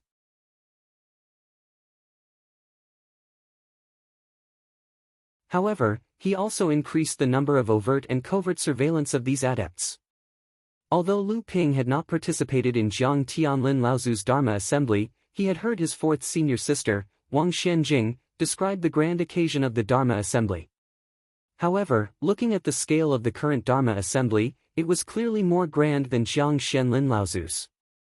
At that moment, Lu Ping seemed to have a very strange feeling. It was as if his teacher, Tianling Laozu, had organized such a grand Dharma assembly. Even though there was a hint of Jinling in it, it seemed as if he was trying to separate Jiang Xianlin Laozu. After all, the two Dharma assemblies were too close. Less than 10 years was probably just the time for a cultivator to go into seclusion with their lifespans of hundreds of years. It wasn't just Lu Ping who felt this way. Even second senior sister, Lu Xuanru, and the other disciples under Jiang Xianlin Laozu all had strange expressions on their faces.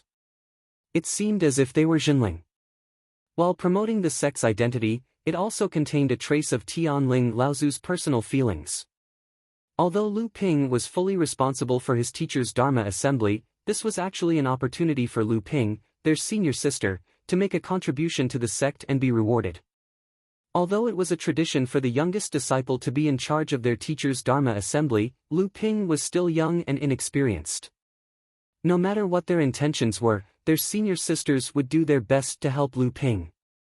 It was the same for the other disciples under Jiang Tianlin Laozu. Jiang Tianlin Laozu's carefree mansion only had 5 disciples. Aside from the third disciple, who died because he couldn't break through to the core forging stage, the other 4 disciples had all advanced to the core forging stage. Although Lu Tianling Laozu had a falling out with Jiang Tianlin Laozu for decades and led his disciples to establish Chonghua Mansion, the disciples of both manors had always regarded each other as one. The disciples of Chonghua Mansion had always regarded Jiang Tianlin Laozu as their teacher, and the disciples of Carefree Mansion had also addressed Tianling Laozu as their teacher's wife. The two Laozus also allowed this to happen. Their disciples didn't hate each other because of their broken relationship. This was also why, during Lu Ping's apprenticeship ceremony, when spiritual master Xian Jing used the opportunity of Lu Ping becoming Lu Ping's disciple to attack spiritual master Lu Xianling, Jiang Tianlin Laozu's fourth disciple, spiritual master Xianqing, didn't hesitate to offend spiritual master Xian Jing and defend his teacher's wife. Because of Tianling Laozu's Dharma assembly, a portion of the Jinling protective formation on Tianling Mountain was completely opened.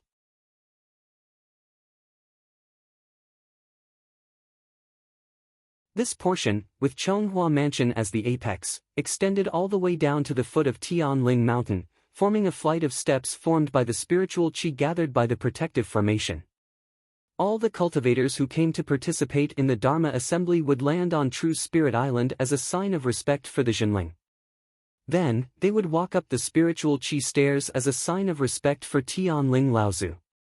Apart from Laozu, who had just achieved the Dharma assembly, the rest of the cultivators who came to participate in the Dharma assembly had to be core forging cultivators. This was also an unspoken rule in the cultivation world. The Dharma assembly was naturally dominated by the cultivators who had just achieved the Dharma stage. If other Laozus came, wouldn't they be the main focus of the Dharma assembly?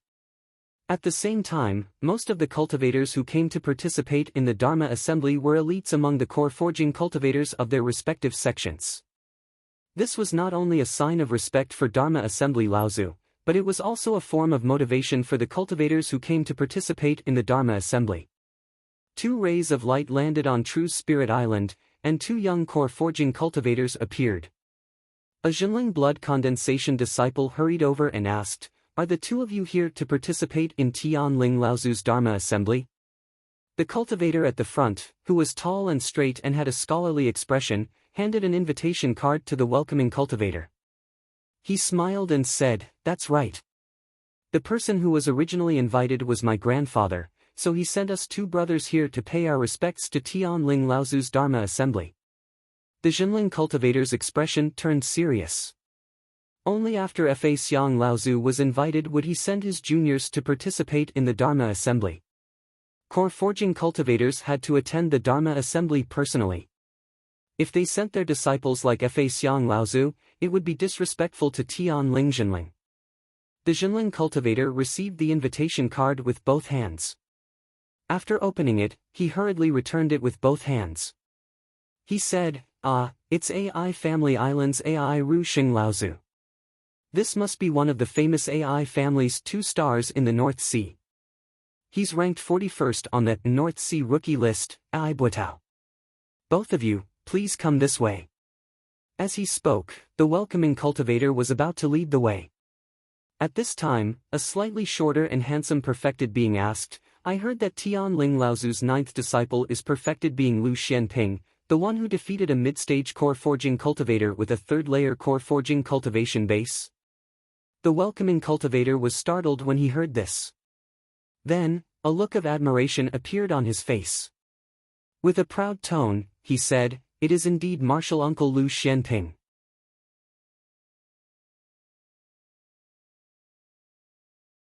Martial Uncle Lu Xianping is one of the youngest core forging cultivators in Jinling. It is said that he has only cultivated for a total of 30 years, but he has already reached the 3rd-layer core forging cultivation base and defeated a mid-stage core forging cultivator in one fell swoop. If it wasn't for the fact that he returned to the sect too late and didn't have more achievements in the war against the demon race, I believe that his ranking in the North Sea rookie list would be even higher. The handsome cultivator's face lit up. "That's great. Can you take me to see him? I'm his good friend. My name is AI Shutao." The welcoming cultivator looked at the handsome cultivator with a strange expression. However, the handsome cultivator was, after all, a core forging cultivator, so he said, "Perfected being, there is no need to be impatient. Martial Uncle Lu Xianping is the organizer of this year's Dharma Idol Assembly in Tianling Laozu. The 2 of you will see Martial Uncle Lu soon." Looking at the cultivators coming and going in all kinds of flashing lights, many core forging cultivators, whose cultivation bases were higher than the 2 of them, were led by Jinling sect's reception disciples up the Spirit Chi stairs towards the Chonghua Palace at the top. AI Buitao also stood on the Spirit Chi stairs, feeling the density of the Spirit Chi under his feet. He said to AI Shutao, "Jinling's sect is indeed rich in resources. Just the density of the Spirit Chi on these Spirit Chi stairs is at least supported by 3 large spirit veins." AI Shutao nodded and said, "That's right. After all, it is a big sect with tens of thousands of years of history." A core forging enlightened master who was passing by stopped in his tracks when he heard this. He turned around and gave AI Buitao a cold look. "It's hard to say. Maybe Jinling's sect is just playing to the gallery. After all, it's not difficult to gather a part of the power of the spirit veins in a small area and increase the concentration of spiritual chi to that of several large spirit veins." The 2 Jinling cultivators in charge of welcoming cultivators were angry when they heard this. However, the person who spoke was a core forging perfected being, so the 2 of them did not dare to say anything. AI Shutao was about to refute when AI Buitao reached out his hand and stopped him. "This perfected being is right. We are just discussing the matter as it stands." The perfected being who spoke snorted and continued to walk towards Chonghua Palace. AI Shutao watched the perfected being walk away and said, "Big brother, why didn't you let me speak just now?" AI Butao smiled and heard a voice coming from the side. This perfected being is a cultivator from the Feiyu sect. The relationship between the Feiyu sect and Jinling is not harmonious, so it is normal for him to say a few words. When AI Shutao heard this, his face suddenly lit up.